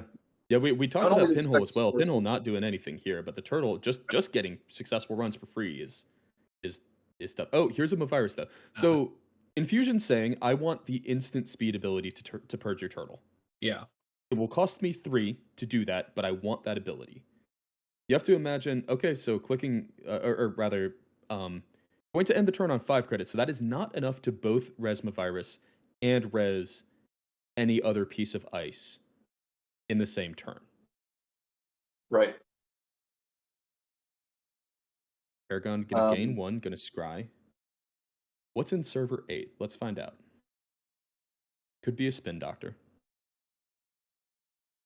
Drago taking a while to think about this top card with Paragon. Yeah. That's just a It's a Maryland. That's a Maryland. Maryland. You might actually want to trash that. That's kind Yeah. of scary to leave Yeah. around. It is. Yeah, not The this turn, but virus next it. install from It can start Infusions, I actually think, getting you. yeah. Well, I was going to say it's very, very good, like sort of heads up play there to install the Mavericks in a server and then actually make use of it. Because I think Yeah. there's a sort of I don't want to think about this situation instinct to say, Yeah. oh, I'll just overdraw, I'll throw it in the bin, then they can't run archives, fine. Like I'll just keep going. Yeah. But now you see that Drago feels pressured to get out other breaking solutions besides this Makua in order to run centrals because the Mavericks into a drafter fire is backbreaking. It's an Yeah. enormous amount of tempo for the corp here. So it really starts forcing out alternative solutions and really sort of shaky play from the corp in order to maneuver around that potential purge. And I would say that that's also a very heads up play by Drago to actually commit the boomerang to this drafter and not just get blown out. That's the sort of thing it can be easy to overlook and say, oh, I've got a turtle on 3. I'm fine. Well, no, there's a Mavericks. You need to actually play around it. Yeah. This is not a deck that's on Clot, but this is also the kind of thing that you see against Clot. Is putting the Mavericks somewhere preemptively a couple turns in advance so that you're ready for when you're going to need to purge out. Very, very true. So we know that this could be an agenda or an asset in server 1. Mavericks is an upgrade. Oh, it's a spin doctor. Okay, it's actually exposed. That does bring the turtle up to 5 strength. As we know, based on what's on the board, 5 strength does not matter compared to 4. Mm-hmm.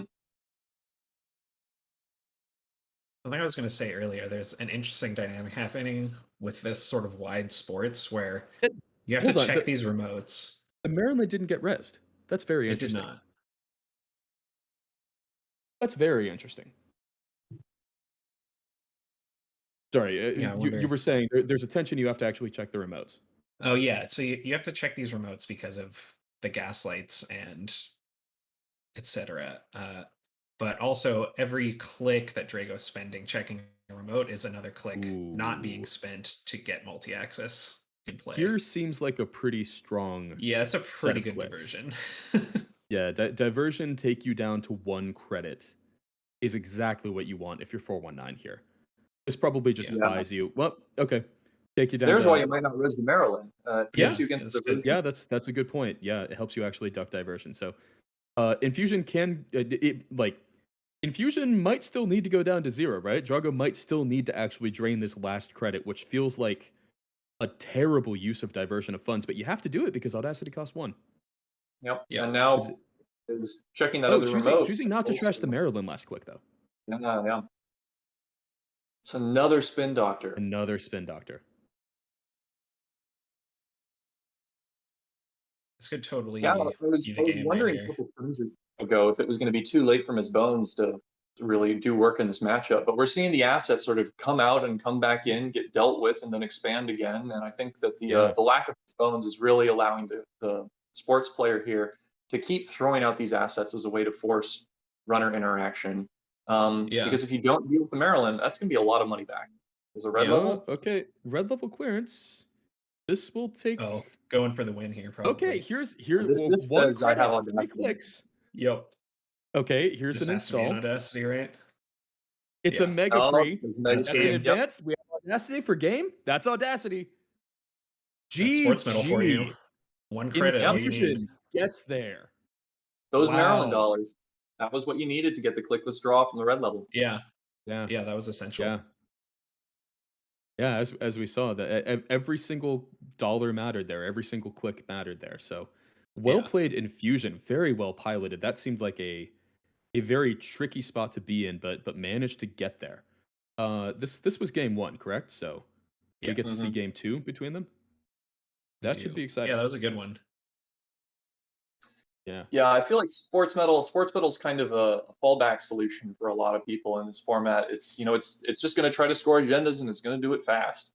But there's Yeah. all these interesting little twists that everyone seems to put on their version of sports metal. It's interesting to see this sort of more asset heavy sports metal that says, I'm not going to try to build out a board conventionally like CTM. I'm just going to throw things down and you have to trash them, and eventually that'll wear you down. If you try to go Yeah. long, then um, still has the regular score out playing with Audacity and everything. Always fun to watch sports games. I feel like they're always live. Yeah. Yeah, they are. It has like just a good matchup kind of across the whole field. Maybe not the best matchup in any given situation, but like It's it's usually not a always complete able to win underdog. games. Yeah. Yeah. It's able to win just about every game. That's a good way to put it. Yeah. Yeah, what I've There's always said basically is nothing that gives you a 0. sports kind of gets there. That's what it's known for, is just getting there. You think you have R&D lock, you think you've seen the top 5 cards, they clicklessly draw through the entire lock, and then Audacity from a single credit and score the last 2 points. Yep. Sports is really a deck that thrives on having strong reach to close out the game. Looks like the table Yeah, for reach is a game good word 2 for is it. up. All right. So, Drago versus Infusion, round 2. This time we have the outfit versus Hoshiko Shiro. This is an interesting matchup. We've seen the outfit actually a couple times today, and we've obviously seen Hoshiko a few times today. I don't know if we've seen outfit versus Hoshiko though. I'm gonna pass I this over. So, personally saw it earlier. oh, okay. I played I outfit versus heard it, so Hoshiko. maybe. In that case, I might ask you, what do you think about the Hoshiko versus outfit matchup? I'm not sure what everyone else is doing on outfit. I personally was playing just pure fast advance with big deals. Big tribal. There you go. Yes, big tribal. But I know there's also versions with tag or kill backup of some kind. So we'll see. But one of the funny things you can do is get to like 30 credits really fast and then big deal in SDS and shoot a breaker down. Not as relevant versus Anarch because they have been breakers. But yeah, I shot a couple turtles and Bugalters today. This is an interesting question. We see a fermenter down right now. Is there ever a world where you consider big dealing out an SDS just to kill a fermenter if it's on high enough credits? I did it earlier. Love that. Okay, so we do see there's a fair amount of money already coming out of the outfit. We have government subsidy, hedge fund, and hedge fund all played, getting Yep. all of the legal money right now. None of the bad pub money, but the outfit certainly has plenty of that, and I have to imagine we'll be playing a lot of it after not that long. Now, Peter, on the Hoshiko side, if you're Hoshiko here, what do you think Hoshiko is looking for in this matchup? So I think there are a couple things that are going to be really important for the runner to consider here. One, you already see them installing the no free lunch, is considering whether or not their opponent is on sort of a tagging threat. We've seen that historically out of outfit sometimes. The big money helps you land hard hitting news. So I think that there's going to be this sort of juggling act of how much Infusion wants to respect a tag threat versus disrespect it and use these no free lunch for raw cash. The other thing that's really important in this matchup is Hippo. There's a sort of tension between outfit and Anarch with how much bad pub you get and when.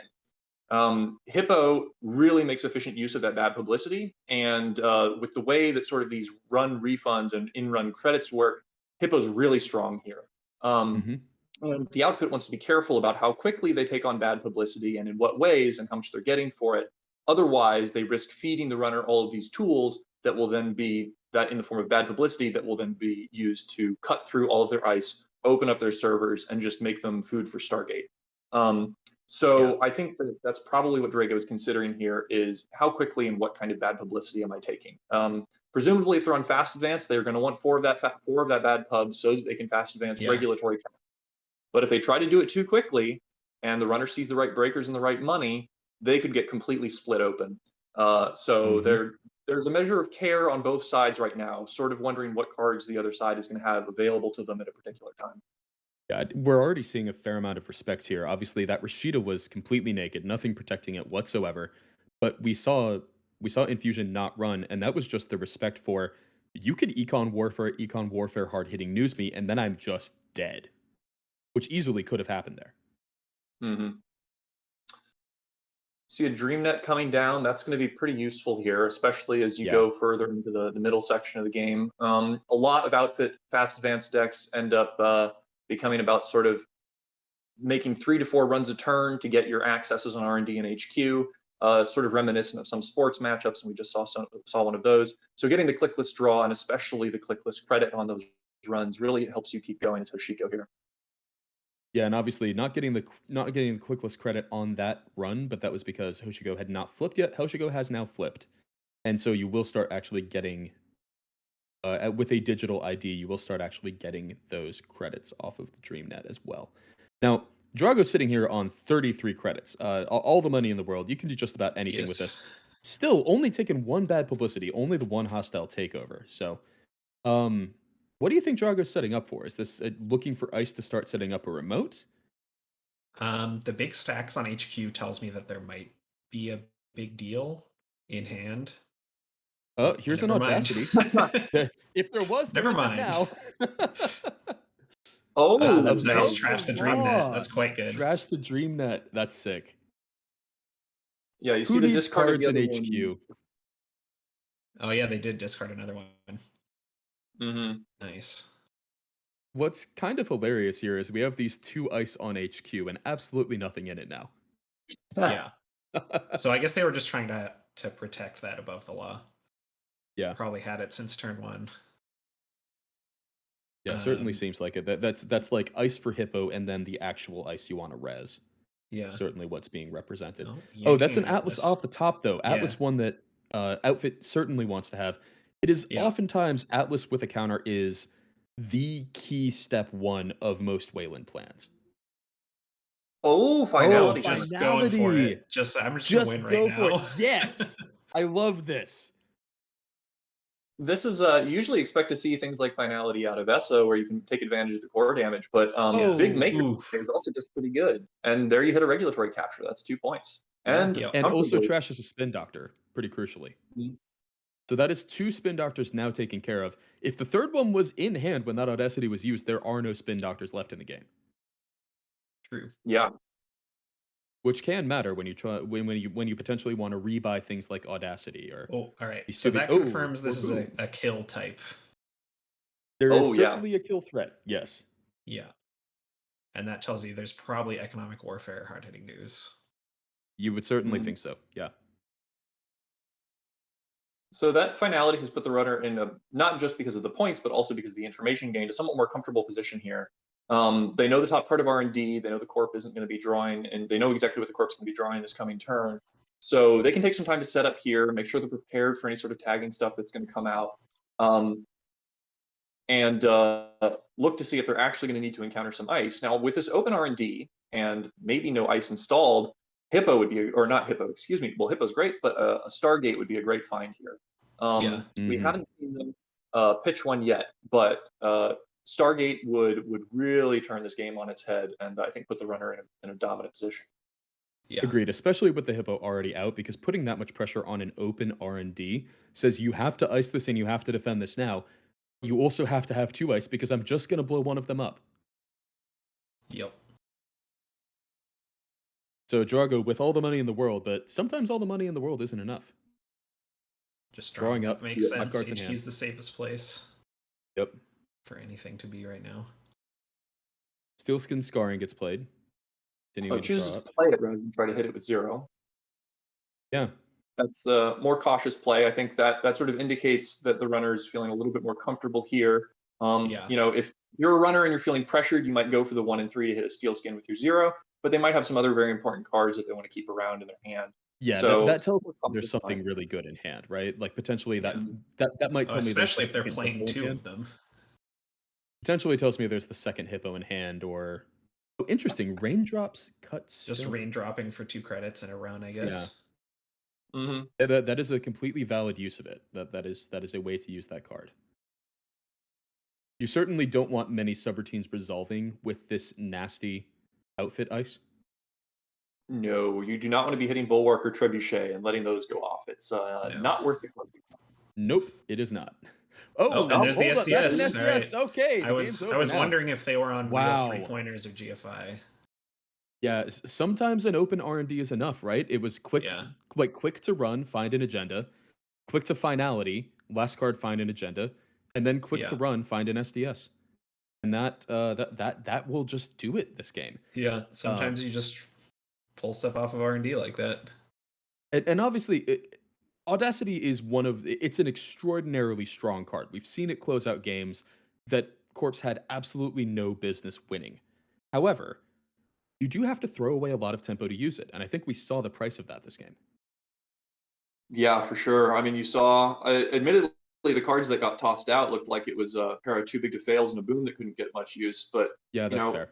if there was maybe ice in there that got shuffled back with the spin doctor, something like that, which given the timing on that spin shuffle seemed pretty likely.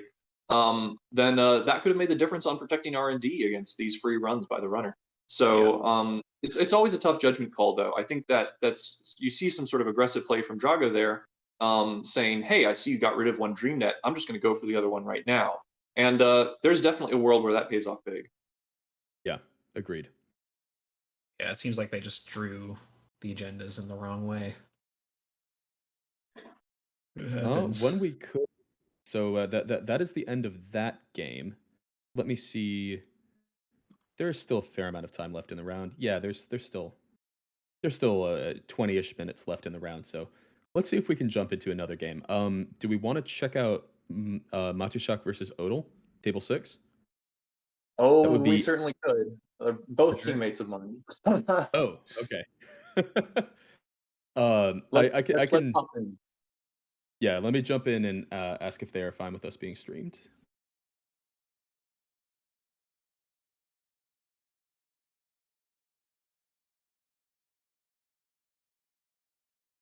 Looks like we have two OKs. We are getting this near the beginning of the game. It looks like we have Ag Infusion versus Hoshiko.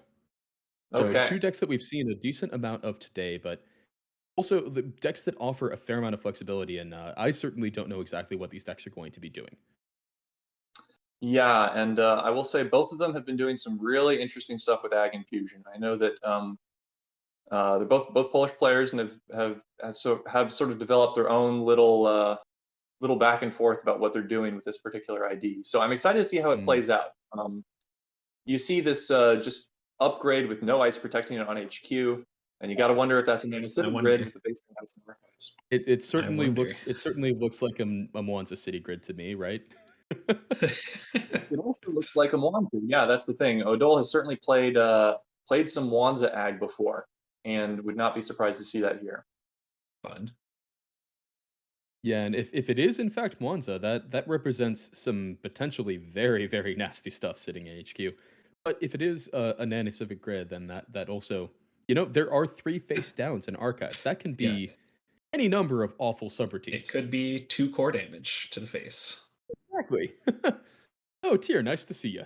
That is kind of the big one. It is, funnily enough, the most efficient way to land core damage seems to be out of Jinteki. Yeah. Oh, there's a Uh, few ones. Oh, here's have a a hybrid point. release though. Installing a face down card from archives.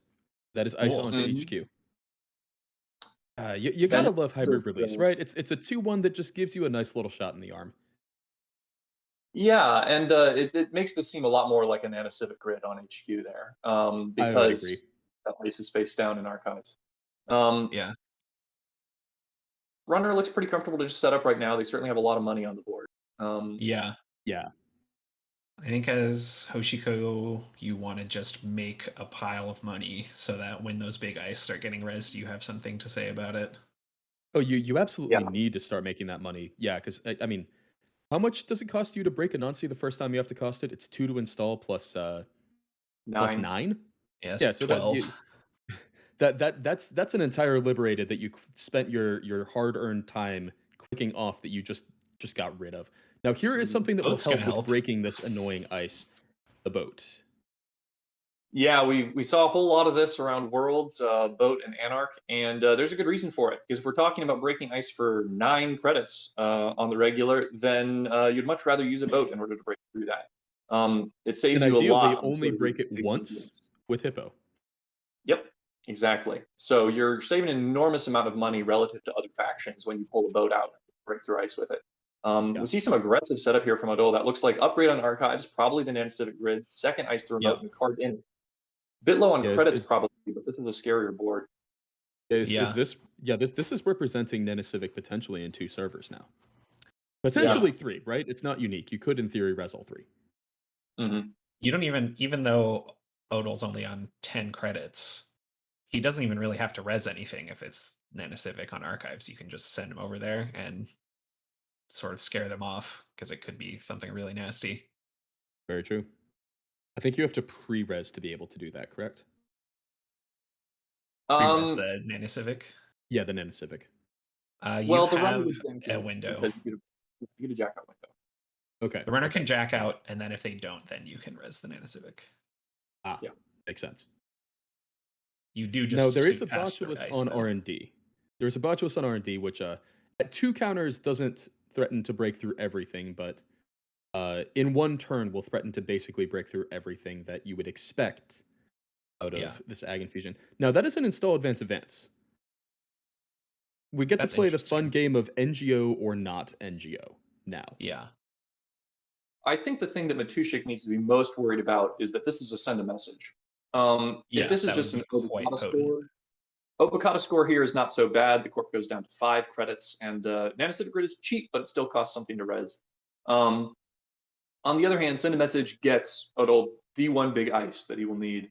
Not so good against Hippo and Boat, but it would be a big tempo swing back. The other thing is this might just be NGO for the money. Yeah. Yeah.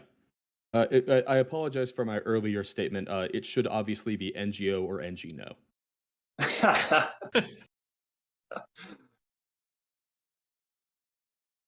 It certainly looks a little bit like one to me, though. To be completely honest, Rashida does get trashed out of R&D. One of the problems with having this Spotulus on 3 counters on R&D, you can't do much to protect it, and you're just going to lose Rashidas like that sometimes. Oh, but that is 3 advances. Yeah, That there is it is. indeed that is Damn. send the message. And there's Now, a it That's, isn't a Nazi on the outside, but actually that's good because there's a Hippo. Yeah, this is where the all the math gets really awkward for the corp because at Yes. some point you're probably going to have to eat this Hippo. It's just going to be Yes. untenable to play around Hippo the entire game and make sure that the runner doesn't Oh, install them. Stargate And here's this quite Stargate- nice. Ooh, Stargate, that's powerful.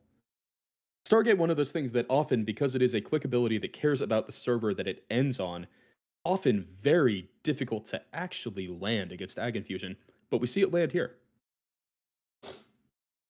Yeah, and you see trashing ice. The Yeah. magnet there is would be best against this board state because you could install it as the outermost of R&D, yank the Yeah. botulus, deactivate the botulus, and then you're protecting your innermost from Hippo. So magnet's probably Yeah. the easier pick there. Yeah, I think you have to take Magnet. I think if it were like, I don't know, an Enigma, I have to imagine you take the Anemone just because the sudden loss of 2 cards can really matter with your math when you're trying to score Obokatas. But Yeah. here it definitely seems like the Magnet has to be the pick because you want this Botulus continuing to apply pressure on R&D. Mm-hmm.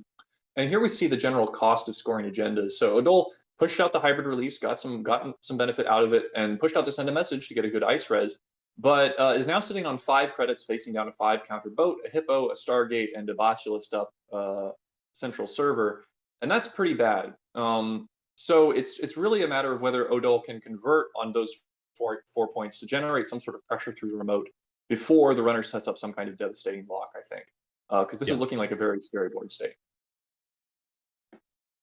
Or he might just have to grit his teeth and get Stargated for a few turns in a row and try to click for credits. Yeah. Yeah, this is where you tap the top of R&D and say, your job now, buddy.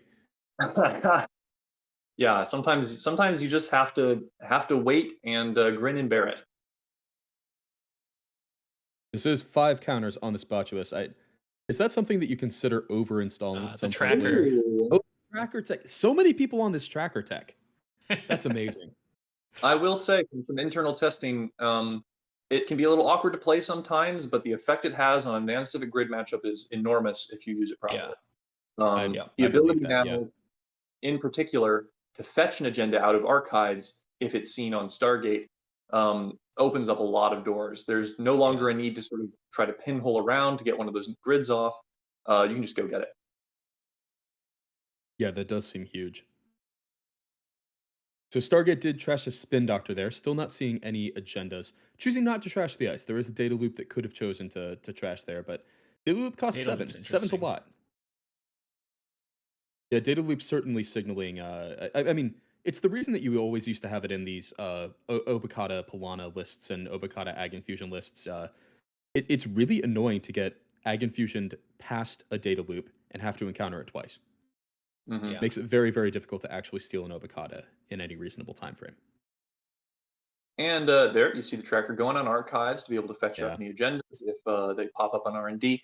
Interesting strategic decision from Adol here to put a third piece of ice on the remote, which maybe is that data loop, hard to say. That either says that Adol believes in the strength of R&D to hold out for a little while longer, or potentially has an Obokata that in hand that he's looking to push at the next opportunity. Yeah. Because data loop might be enough to get there, and that's how he needs to generate pressure on this remote. There has been something sitting in the remote for a turn, Hmm. which I was thinking could be the Keeling. Okay, so this is turning archives face up. Yep. Don't I'm even getting to access the necessarily Nana decide Civic. to use Minnesota, but chooses to, Choosing to has the trash money it. for it. Yeah, Yeah. choosing to trash it. You Might might as as well, well. right? Yeah, you don't tracker, it costs you 2 credits to use. You can only get to put it on one server. Now you don't need to worry about using tracker on archives, and at the start of your turn, you can just name something else that you feel more comfortable with. Yeah. Ooh. Oh, sees Send a the message is tier. curious here. Oh, this is a really interesting choice because obviously getting the tier face up in archives is really nice, but send a message is points. You need points. You have to have those points to actually win the game. But if you steal the send a message, you give tempo back to the corp. Yeah. I don't know what I would do here, honestly. Yeah, I think there's an argument that Matushik is going to look to hit the send a message so that Odola doesn't have something to push through the remote, but then not go fetch it immediately. You don't need to Yeah, give the corp yeah. that money. Then maybe they find a spin doctor, but the problem here is bleeding out on R&D. But they're going for the thimble Trashes rig. the thimble rig. That makes sense too. Fascinating. Yeah. I guess that does mean that if there's a Cockarenbo in hand, you don't suddenly give tier as a target. And you can run Yeah. back and get the send a message. Yes. Okay, so And they're just gonna go steal it now. They're saying I'm set up enough. You can res whatever ice you want. oh, Yep. and spin doctor. Spin doctor. Ah, It put doesn't it in just get him hand. out of archives. Notably, it will not actually shuffle That's this cute. back into R&D. It just keeps it in HQ. Just scoops it up. Yeah. Oh, Sees finds the a, last spin doctor. So finds a that's a spin little doctor. awkward here. Yeah, now you can shuffle both of them back too, if you wanted Yeah. to. Probably want to. I have to think, but it's tricky because you want to use these spin doctors for other things. You want to recur Rashidas. You want to recur Cockarenbo. You want to recur NGO. You might even potentially want to recur this magnet because it's much better as an actual resed piece of ice than it is a subroutine in archives. Definitely. Especially with the Mhm. tracker and how much they got all these boat counters money. Yeah. The nanny grid is probably not going to be firing. Not Yeah, and there's a reliably at the fermented very least. 10. That's a Yeah. lot of cash. Ooh. Taking the fermenter there makes sense. A purge was starting to look pretty juicy. Yeah. Yep. Got and 7 counters on this endurance. That is Yeah, that is a party boat right now. it gets really hard to use ice once boat gets up to approaching double-digit counters. It just feels Yeah. really bad to raise an entire server and have it just cleave on through everything. And yeah, I think getting rid of the fermenter there or using the fermenter there is probably good because disincentivizing this purge also means that R&D is a lot more appealing as an attack target for the runner. Yeah. If the court purges, you could in theory run R&D off the strength of Hippo plus boat, but then you're giving up the botulus that you installed and the pressure that Yeah. it provides, and that's a Right. little unfortunate. So keeping the counters on the botulus actually makes the boat better as well. A quick bin breaker check. There is Paperclip and Black Orchestra. We have not seen an MK Ultra yet, Mm. but Yeah. so Anansi would actually have to get broken by the boat. Oh, well, Oh. that's game, This- right? Almost. Oh, no, Oh. no, they don't have any points yet. Well, If if you there's a get if there's a six mad right dash now- in hand, if there's a Yeah. mad dash in hand, right? Yeah. Oh, there's a shuffle. Sorry. Spin Yeah. Doctor can just shuffle right now. Oh, yep. Spin- Sorry. Yep. There is a spin doctor right there. Hey. And even if there wasn't the spin doctor, there's still the desperation boop on the mad dash. True. Spectators watch on stream. Okay. Yeah, no, that is. Oh, the if, other if you were spectators. on JNet right now, we want to make sure that these tables stay responsive. This is a tournament game. We want to make sure that everyone who is playing in these games is able to actually, play the games. Yes. So yeah, if you are in JNet, please watch on the stream instead of watching on JNet. Okay, Matusha going to run back after hitting the anemone. There's the spin doctor. Yeah.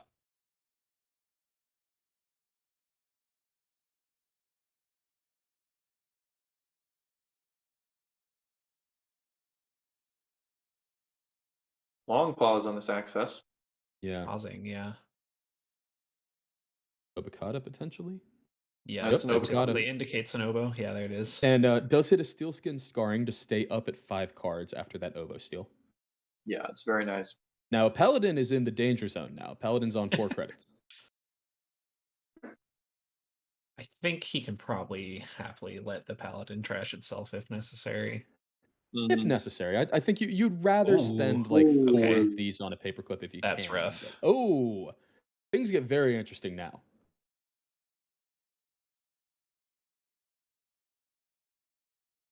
Yeah, the difference between 3 and 4 is gigantic in this deck, obviously, with all of these 3-pointers and just the 2 hybrid releases.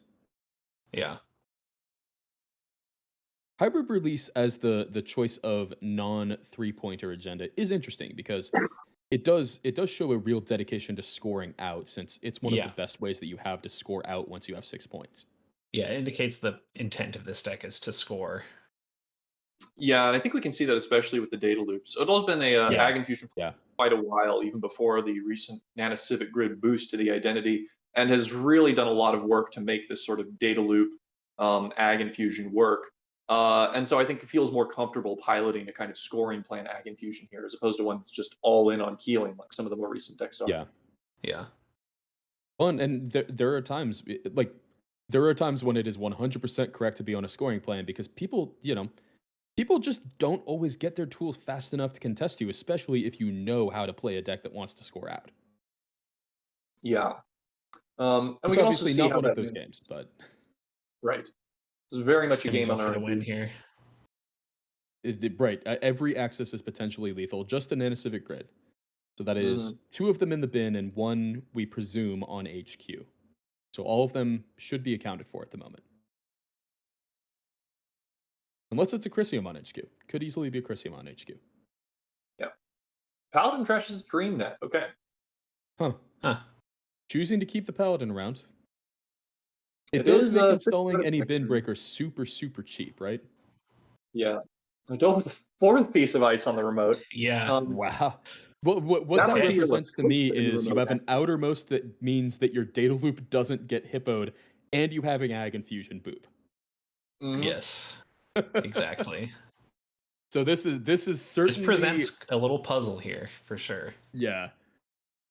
It presents a puzzle that I'm not sure there's a good answer for here on the runner side, other than get it out of centrals. Yeah. Just pokes on R&D are really dangerous right now.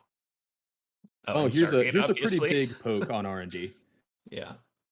You know that this isn't a spin doctor in the remote because you have seen. You probably please Dear R&D. please hold a little longer. Odal writing a love letter to his You deck. got this, please, buddy. please hold out. Do you think you boop here to eat the Stargate for this turn?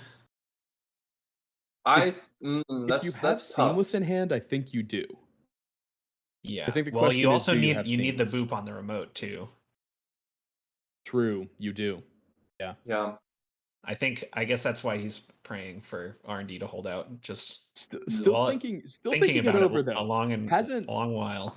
or not. Oh, we got. Please keep betraying Odal. So that is Yeah, Oh, Boop yeah. to Archives. Boops to archives. No Stargate So- this turn. You will not be Stargating me. So that is interesting. I wonder. Yes. Yeah, I'm Raises- curious raises what some ice round can questions. turn this into a Yeah, for scoring. sure. Is this potentially a border control on the remote instead? I was thinking that as well. Yeah. Because then at least you can force, okay, you have to spend a bunch of boat counters to get through my Anansi. I border control you. Now you have to go back. And I still Yeah. have enough money to score if I have a seamless in hand. Or this is just an NGO. Yeah, This would this be does. this is a next level bait if this is an NGO. Okay. Gonna go try to fish something out of HQ. Notably, using the tracker, even though I think the main reason for using the tracker there is respecting the threat of Anemone discarding an ice that you then get to Right. Civic. Right. Mhm. A That's This a is snare. Ooh. That's a snare. And there's It's the a Mwanza. Mwanza. All of a It was a sudden- Mwanza. It was It is a always Mwanza. Mwanza. I love it. Okay. So now all of a sudden, Obokata in the remote is much scarier. Although now there's not enough not enough credits to res the data loop. Ooh, interesting to trash the Mwanza there. Maybe not Agreed. necessary for 5 credits, but just I think that's Well, the reasonable enough. The if we're Mwanza looking wasn't for- rezzed, right? That It was signals not. like didn't want to actually use the Mwanza. Right. Yeah. So probably there is an agenda in HQ, maybe, or it's all mind games. I don't know. This is very tricky. Yeah, I'm that makes me think there's probably maybe a send a message in hand or something like that. Yeah. You really just Mhm. don't want them seeing. And now what Yeah, do and you we do on the think we- remote? One was drawn up earlier in the game. It is just an Oh, NGO. Okay. Okay, it's an NGO. And might be resing. Yep, the data loop there in Data order to loop, pressure cards out cool. of hand. Cool. Very nice. Oh man. Yeah, that's a good play. I like that play. Yeah, so now you have the hit data loop and then get Ag Infusioned out of the server open on the next turn, Yes. pending Mhm. Stargate whiffing again. And thanks to the NGO money, you do, in theory, have enough money to install. And then if you have 2 seamlesses, you still Yeah. have enough money to score out. Yeah, and you can see, funnily enough, this res actually provides an opportunity to spend those paladin Yeah. credits, which would actually just been stacking up, and then just Yeah. bounces. I think it's probably worth it for the tempo of getting the 2 cards back on top of the stack, though. Because if you're pressuring cards in hand with Obokata, you really are pressuring those now. Yeah. Yeah. So in Kakurenbo, a good way to do that, you get to turn all of Ooh. these ice face down.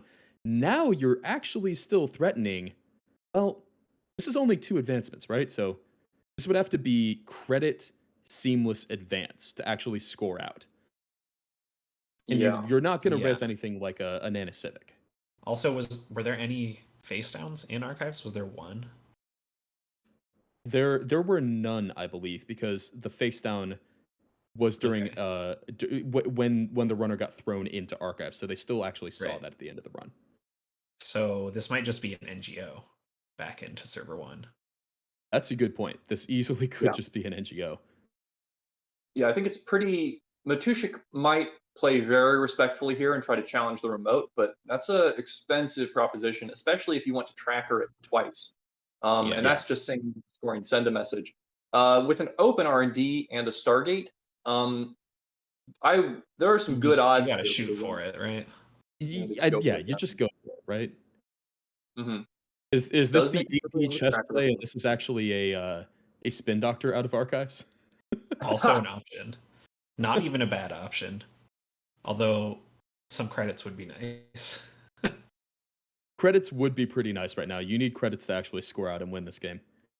This is Yeah, not I the think cut. that's- We can't rely on a tie. These players will actually get a tie if it goes to time. and neither one Yeah. can win. That's Okay, the it is the NGO. It's the NGO. NGO. It was the NGO, and yeah, I think you had to feel it Oh, was the here's an NGO. anemone. And that says I have an oboe in hand that Yep. I'm scared of Yes. getting stolen. It might be that oboe. I mean, much earlier in the game when we saw Odol commit the third ice to the remote right after the data loop draw, it looked like there might be a time to push an oboe. That's sort of what Odol was building towards. And I think this really signals, yeah, I've got the oboe. Don't take it from me. Here's the funny thing. You actually have to use boat for this. There Yeah. still is no MK in the bin. Now that is going to Yeah. hit both, so there is no longer any protection on HQ or any protection on R&D. And then wants to jack out. Does not want to hit a snare here. Yeah. That seems wise to me. Yeah.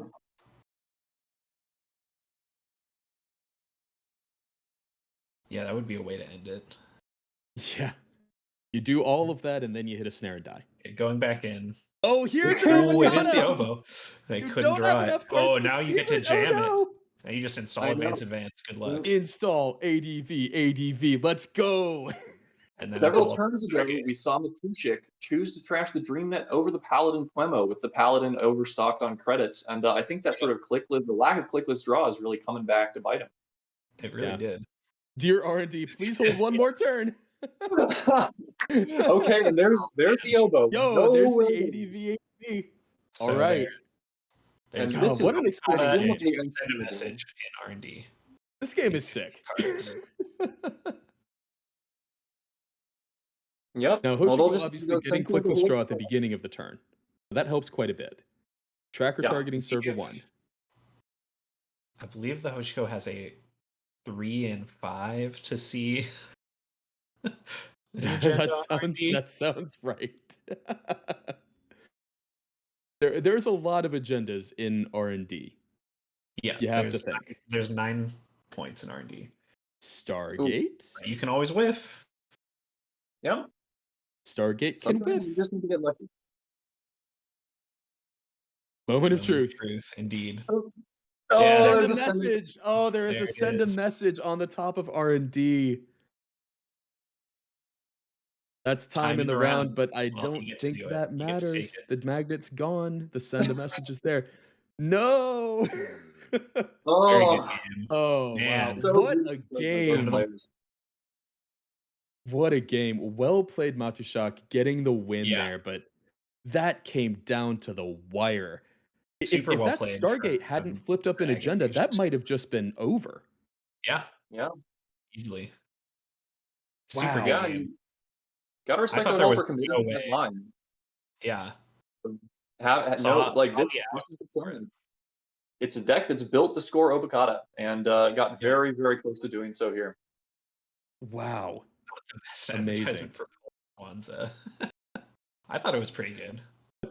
I don't know what It was you're an talking about. That excellent deck looks fun to play.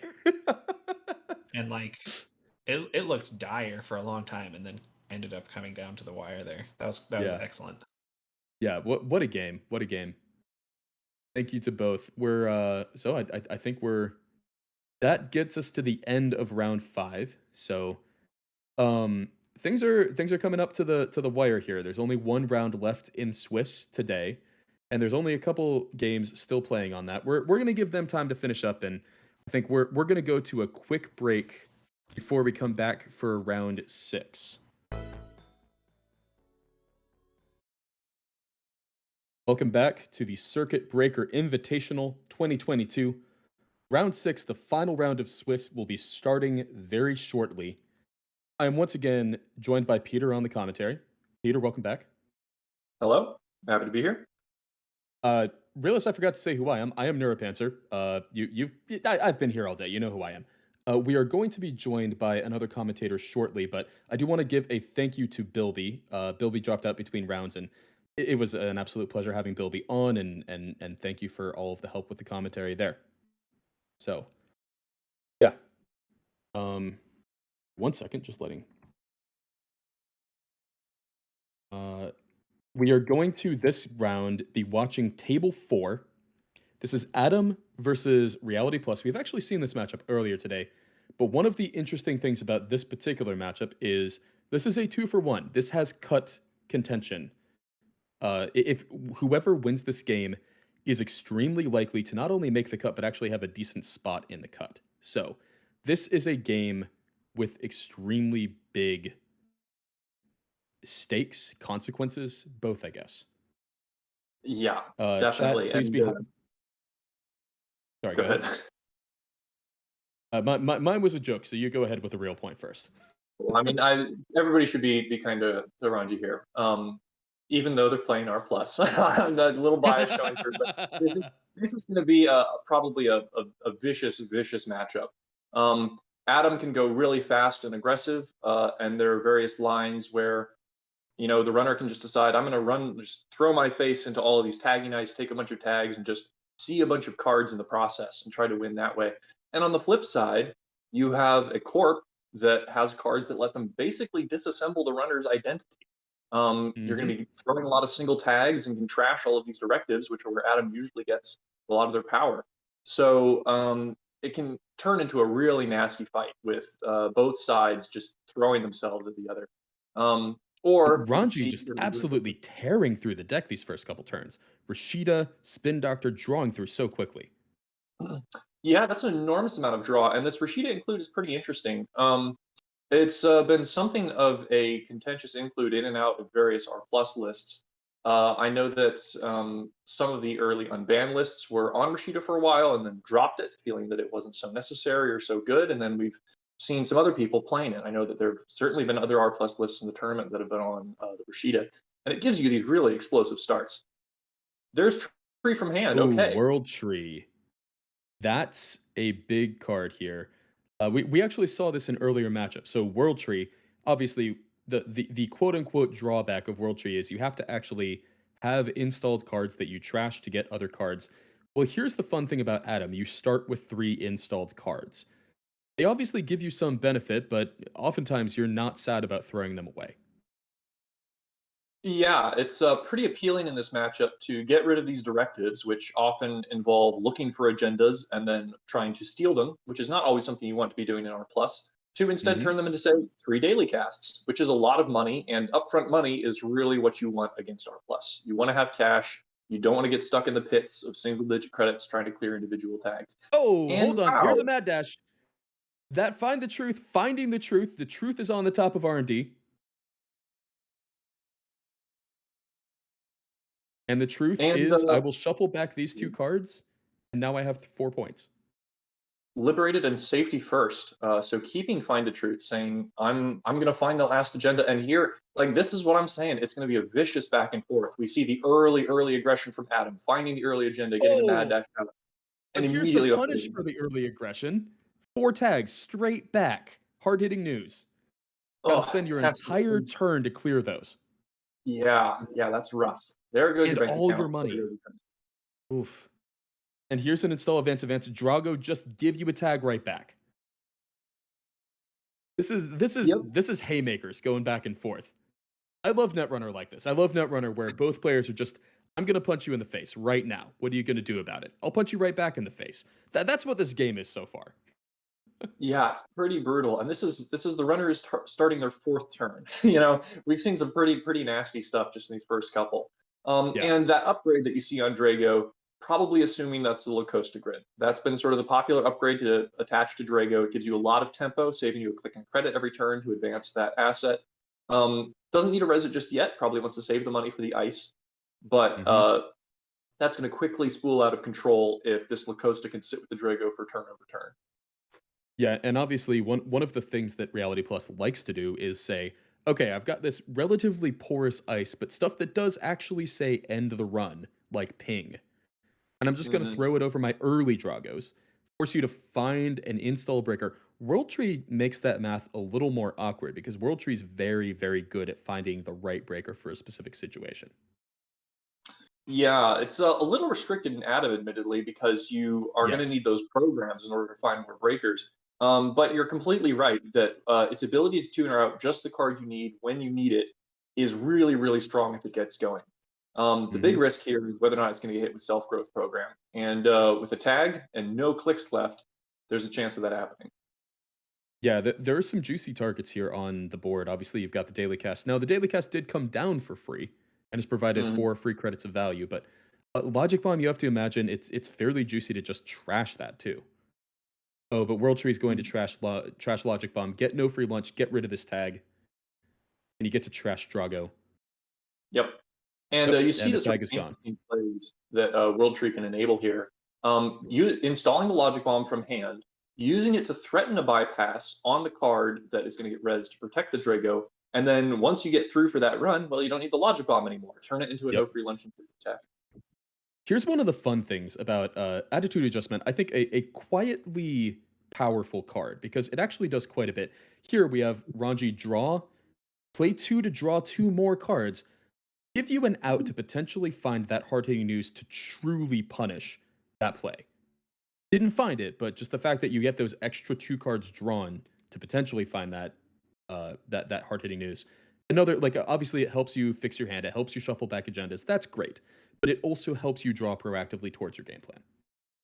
Oh, Yeah, and there's this another Drago, though. that's going to be a painful setback.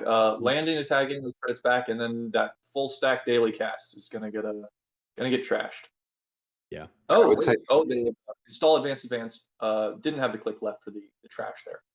Oh, I'd like to take a quick moment to introduce. We are joined by our final commentator for the day, Radiant. Welcome to the stream. hello, thank you. Glad to have you here. Just for the purposes of our audience, would you like to give a quick like sentence or two of introduction of yourself? Sure. I'm from the Seattle meta. I play in tournaments. I run tournaments. I don't know. I yeah, not much to say. I Sounds just good to me. on my way here. Yeah, no, that's perfect. Welcome to the stream and welcome to the cast. This is Thank we're already in the thick of it here. What do you think about this game so far? The other thing I was thinking of when you were talking about attitude adjustment was that not only did Runji not manage to draw into hard-hitting news, but I think you really want to draw into something, almost anything that you can put in the remote that turn, because every turn that Adam knows for a fact there's not a Drago there is a turn that they can breathe and set up a little bit versus the constant pressure of knowing they need to find a pinhole or knowing they need to contest this server. Very good point. Yeah, it's kind of I'd maybe I'm wrong, but it feels a bit to me like PD in that sense, where every turn that you can put down a never advanced card is just immensely threatening, and runners just don't have the gas to keep going and going and going. Speaking of runners not having the gas to keep going and going and going, that is the second hard-hitting news. It does land once again. That is Ooh. 4 tags sitting on Baltar's side. Not enough money to clear all of them this turn, excepting something like a Deuce's Wild in hand, which we don't see yet, choosing to instead run R&D. So it certainly looks like some of these tags, if not all of them, are going to be sticking for now.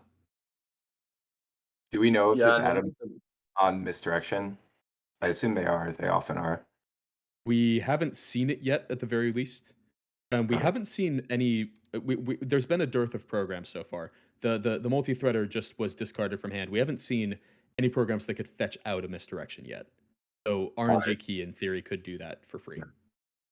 Emergent creativity could be done Yeah. as well if he doesn't want to make a run, but looks like that is out the window already. Funhouse is getting rezzed. That's 5. Ranji's going to go down to 0 to res this Funhouse. And choosing to take the tag on encounter. So going up to 5, Ranji Oh. going back up to 2 credits. I mean, this to me looks like Adam is just deciding to go tag This is me. Like, this is there- tag me. there's Yeah, this is there's no very way they're tag me. clearing at this point. Yeah. And Ranji shuffling back cards before this access to increase the density of non-agenda cards in R&D.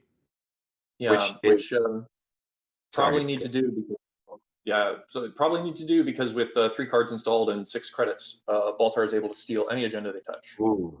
Agreed. As the Drago just Oh, shuffled back. finds a Drago. So 2 Dragos got shuffled back in. One of them was on the top, or the third. Who knows? Yeah. Mm-hmm. But it's in the bin now. It's trashed. And this Yeah. Funhouse, it will continue to provide tags. These extra tags, like the number of tags, if it's more than 2, doesn't really matter in these R plus lists typically, unless the runner somehow gets a bunch of money and it all gets market forces. That's very rare though. Well, We do see the self growth program. Yeah, Oof. that's pretty bad. This And feels like a window closing. Yeah. yeah,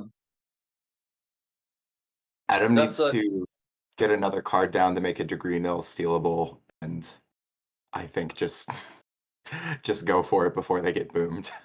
Even that's tricky because obviously this you're The happy cast, that you get all of the money from the daily cast, but the daily cast is about to trash itself. It's not going to yeah. stick around to help you with that degree mill. Ugh. Oh, and there's the market forces. That hurts. 6 credits drained away. I remember Good. when runners were the ones who used to play account siphon. hmm. And Baltar very much Another just one. I'm gonna wait out all this tag punishment. That's the third market forces, and we've seen a self growth program, so potentially only two Oof. of those left. You Ranji might must just have be been able to hitting get up. full tagging if there's Oh, no this boom. might be it. The Rashida into boom. Rashida. Yeah, Oh, There that's it the is. there we go. boom. That's the flat line. And that is very likely Ranji Doge in the top cut. That is a 2-for-1 here. So this was table 4. Both players on let me get the actual number correct. Both players on 21 points. This will bring Ranji up to 27, which that is likely the barrier to get into the cut. So congrats to Ranji and well played by Baltar. I think that getting that degree mill early put Hmm. this game was very, very, very threatening uh, for Ranji pretty much the entire time. Yeah, Yeah, and you got to respect the strategic commitment on the part of the runner. It's easy if you're less experienced with the matchup against R plus to sort of fall into an awkward middle zone where you're kind of trying to steal agendas and trying to wait out the Drago and click for credits and clear the tags, and you just sort of don't do much. But here it seemed like Baltar understood. I'm gonna go fast. I'm gonna go aggressive. I'm gonna have to go tag me at some point here, and I'm just gonna follow my line. I see the early agenda with the Mad Dash, and I'm gonna go for it. And it's a strategy that very well could have paid off. So definitely got to respect that sort of strategic commitment. yeah, that's true. Agreed. Any of those funhouse runs in the last turn could have been it. So definitely winnable, but looked like it wasn't in the cards. Well, we could look at other games now. We do have time to do that. What's out of the Radiant, round? you were Radiant, you were new on the cast, so I'll give you the option here. Is there a No. table that stands out as one you would really like to watch?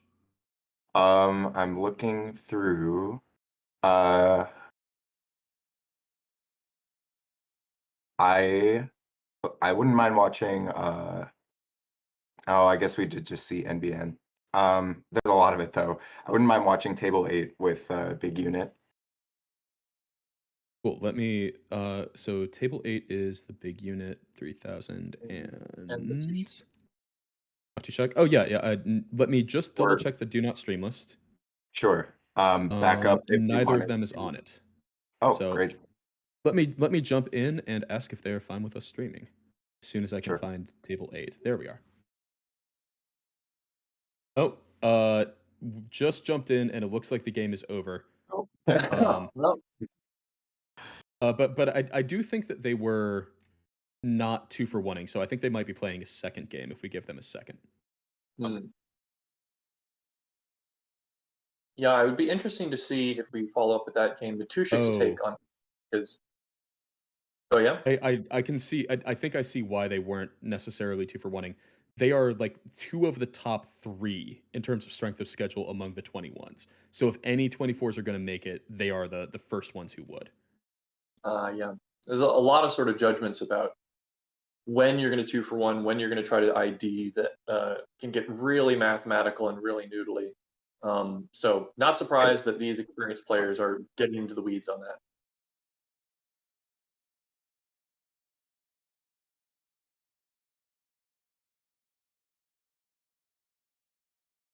Nero, do you see the tables back up, by the way? Oh yeah, it looks like one Yes. spectator. It looks like Got we it. are good. Great. Okay. All right. Ag Okay, Infusion so versus Oshiko. yeah, and this I believe well, we actually don't know because we didn't see Matushak playing Ag Infusion last round. So this could be this very interesting Wanza list that we saw last round, but it could be something completely different. That's one of the compelling things about Ag Infusion right now is there are a lot of things you can do out of it. Mhm.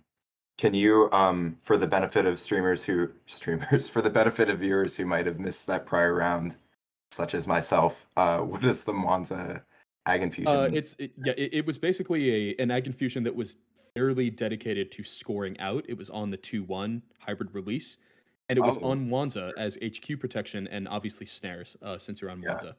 I see. So But it not was a doing lot healing. more. It was a lot less lock and a lot more tempo and try to score out. I And see. oh, here we see a snare. Oh, Declines to use snare. Snare hits the bin. that's gotta Yeah, feel great that's for a big unit. yeah, that's the big unit difference right there, right? You Yeah, got to access the snares when they don't want to fire them. just intimidate them into not firing them. Yeah. Um, so It's obviously anytime you're low on credits, it's always an interesting decision of do you fire a snare. I think if you're on 5 credits with 0 ice resed and a hedge fund in hand, especially, it definitely makes sense not to fire it. oh, But definitely the right call. There was maybe an argument there, if I don't remember how you say his name, it's difficult for me. The Ag Infusion player, if they had a res ice already, there could be an yeah, argument for paying to fire the snare because you know that you can trash your ice and you still effectively have the ability uh to force them to deal with your defenses. But at no res dice, turn 2, yeah. let's briefly talk about. Oh, okay.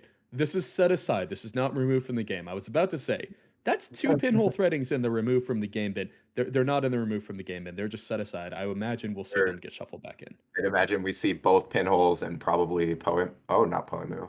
Steel scale. Yeah, Oh, Poemu, both of the companions just remaining in that remove from the game state. Now, this is a fairly interesting and fairly powerful start for both sides. It looks like to me we have ice on all centrals for this Ag hmm Infusion, which is really you want to be able to glacier up and you want to be able to start resing this ice if you're Ag Infusion. But on the flip side, all 3 fermenters, yeah. all 3 fermenters out and ticking for the big I mean, unit. it's pretty rare that you actually purge fermenter, but depending on what's in the Ag Infusion's hand and what they're looking for in their strategy, that's definitely on the table. That's a Yeah, lot of credits to wipe away. it's an interesting question. If you're the big unit, how high do you let this first fermenter tick up to before you say it's Mhm. too juicy, I need to pop it? Do you let it get Yeah, up to 5? Do you have to pop it at 4? I'm not I sure. I typically see them at 4, and the math changes when you have extras as well. So, Yeah. all right, there's a spin doctor not electing to trash it. Interesting. Hmm. Yeah, not many good targets yet, I guess. Obviously, you get to get the snare back, you get to get the hedge fund back, but um Oh, I meant not electing to trash it on big units oh, part. on Big U's Yeah, side. Okay, yeah, that makes sense. Choosing to trash a my fermenter here for 6. So really mm, respecting the ability to purge those out. yeah. All Yeah, and you right. mentioned that the ice spread here is good. I think Matushik has got to be a little sensitive to what happened to Odell in the last game, which Matushik was the perpetrator of, Yeah. where a Bacillus comes down and a Hippo comes down, and suddenly single ice centrals seem pretty soft. So having ice spread here is good, but I think it's going to be weakest against Anarch, Yeah. and that's that's just something that's probably a little worrying. And see this the second piece of ice going on the remote before any of the other centrals. It says Matushik is definitely going to be trying to either push a score or push a Keeling. Wants to keep applying pressure to this Anarch, which you're going to have to do if they have these fermenters out. Interesting to see big unit not go for the expose clause on the deuces. I tend to find that the information about which ice Ag Infusion has installed helps you decide which ones to run, not just because they can res that one, but because you can sort of math out which ones they may want to trash in the future to boop you into something else. So it's kind of a Yeah. puzzle to figure out which servers are even runnable against Ag Infusion. But he seems pretty confident without that Yeah. information. Yeah, Just a Jonah's hitting thimble a rig, thimble rig here. you're Thimble rig, probably really happy to see that. Yeah, thimble that's rig's one of those really fun pieces of ice. We've seen it do a lot today. One of the things it's very good at doing is punishing Black Orchestra as your primary way to break code gates because it Mm, costs so much to break through this thing with Black Orchestra. You have to pay 3 to get it out. You have to pay 3 to install or to break, and then if you swap it back, you have to pay 3 again. It's the worst. yeah, if you got a big stack of ice and just one Oh, thimble rig, you can really tax. Oh, this is gonna fire. Yeah. There is no MK. Well, Oh no, there is an MK there in the is bin. an MK, What am I saying? but is it worth it? That's 8 It's credits. 8 credits just to not Yeah. take 3 damage. It looks like Oh, the answer is yes. That yeah. potentially signals something about cards that are currently in hand. Like maybe Yeah, there are I hippos in wonder if hand, is that what this means. says. Yeah, Jonas might have either some key pinhole threadings and be worried about key lane or nanny grid, or have a mad dash, which is very important against these 3-point suites. And needing to keep those key events could be one reason for the large credit spend here. That Thimble Rig, very good res for the Ag Infusion. You don't res all of your ice, but getting one Thimble Rig res gives you so much control over positioning, making sure that things are guarded from Hippo, or that you have an unres ice inside of your stronger ice to protect a remote server. Mhm. So pretty quick snap res there, just for the positioning power that it gives Ag. In addition to, as you say, being very good against Black Orchestra. Another, I think we see the decision not to trash the Spin Doctor. Another way that gets interesting here is we saw a Hansei review and a face down get shuffled back in, so that was potentially actually protecting an agenda. Hmm. Mm-hmm. Yeah, almost certainly, I'd say. Now, Thimblerig is going to go outside on server 1. So there is a face down unrest ice on R&D, and there is, I think, somewhat crucially, both hippo protection and Black Orchestra punishment on the scoring remote. Yeah, that's a good note. One other thing you can do with Thimble Rig, which is really irritating to Black Orchestra, is if you have it as the outermost on, say, a tall server, 2, 3, even 4 ice, and the corp doesn't have Hippo or declines to use it, you can just keep swapping that Thimble Rig Exactly. down to the next Yeah. position, and they got to spend 3 credits every single time. It's really uncomfortable on Black Orchestra, or if you're relying on something like Boat to make up the difference. Yeah, Mhm. exactly. It's Black Orchestra punishment primarily because without spending a single cent, Matushak can make this 9 credits to get into. Yep. So And Jonas drawing up. I Have would love. these fermenters on 4 each. Eventually getting Juicy to purge at some point, but Yeah. don't necessarily need the money yet. But especially with how slow Ag Infusion is typically content to play, Oh, Botulus. like letting those tick up is, that's a really good Botulus target there. Right? Um, yeah, yeah, that's just about perfect. Having to either commit further ice to archives or move Bathynomus off of the server it's best protecting. Um, Jonas Or has just got, allow one run on archives any given turn. yeah, or Mhm. like no longer have to fear the boop. Yep. Yeah, that was a great play from Jonas. He drew multiple times last turn. I'm interested. I'd be so interested to see what's in his hand, whether he is digging for something like having a pinhole in hand that he may or may not, or that he's just content to set up for quite a while because I cannot say it because what is it? Sorry. Matushik. Matushik, because Matushik wasn't threatening anything at the time, but it looks like that has changed. Okay, yeah, that is an install advance on 9 credits. So still threatening to be able to res some sort of ice and score this. Not On 9 threatening to res credits, the and most nasty ice and still be able to threaten this. But this looks like a much better window if you have a juicy ice resed on a central, but right now, yeah. like Boop is not even a little bit threatening, and what can Matushik res here is a Nancy or DNA tracker. I think are the scariest things. No Chiaoshi, no tier, but Yeah. Mm-hmm. It smells like an NGO to me, to be completely honest. yeah. I mean, if you resed any of those juicy ice, then you couldn't score this anyway. So either this Mhm. is a very aggressive play on thinking Jonas will be calling a bluff that's not there, or it's an NGO. Yeah. And man, look, And look, look at, I like this play from Jonas, choosing not to crack either of the fermenters, knowing this is a turn that you've at least signaled you want to spend your entire turn advancing. Just Mhm. give me the extra 2 credits on each of them. Yeah. yeah, and this is right when Too. your opponent thinks it's an NGO is maybe the best time for you to be scoring out that send a message. Like with the game that we saw on stream previously in the previous round between Adol and Matushik, probably not going to be trying to score this if it isn't a Bukata. So this is either the NGO or the send a message. But scoring send a message here could be great if there's maybe a Chiashi around somewhere. Although against this breaker suite, you're probably looking at a Nancy as your primo res. The problem is letting the runner click twice for a total of 24 credits is just enormous. That's not Yes. something you really given up. And then needing to potentially discard a card as well, where there's a Hansei review, solves your hand size problem. Advance once. Good advancement. Is there a Is this an I've Agate seen Fusion this? archetype we're not aware of? Or No, it could, yeah, just choosing to let it marinate, but wants to be able to Mhm. do something after scoring next turn is what this signals to me. Yeah, this could be a huge brain NGO play, of course. True. It Maybe could be. that's what's happening here. But this also could just be Matushik trying to be efficient with clicks. true. Sometimes there's an advantage to being able to install a card in a remote immediately after you've scored something out, and sometimes you just aren't the kind of person who likes clicking for credits, and would rather just take the tempo while you can to advance your agenda. Yeah, the game's already a bit given up given that the card is advanced. So one more advancement can't hurt that much. And I have seen the three advancement NGO cheekily a few times in my life, so not out of the question. It's a Another sick play. Every yeah, time you see it.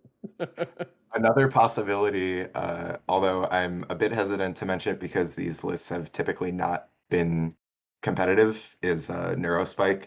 So like Ooh, seamless double Neurospike is possible. I think it's unlikely, but it'd be given cool if it were, but I mean, given their interest in, they've really stacked it up to protect this triple advanced card.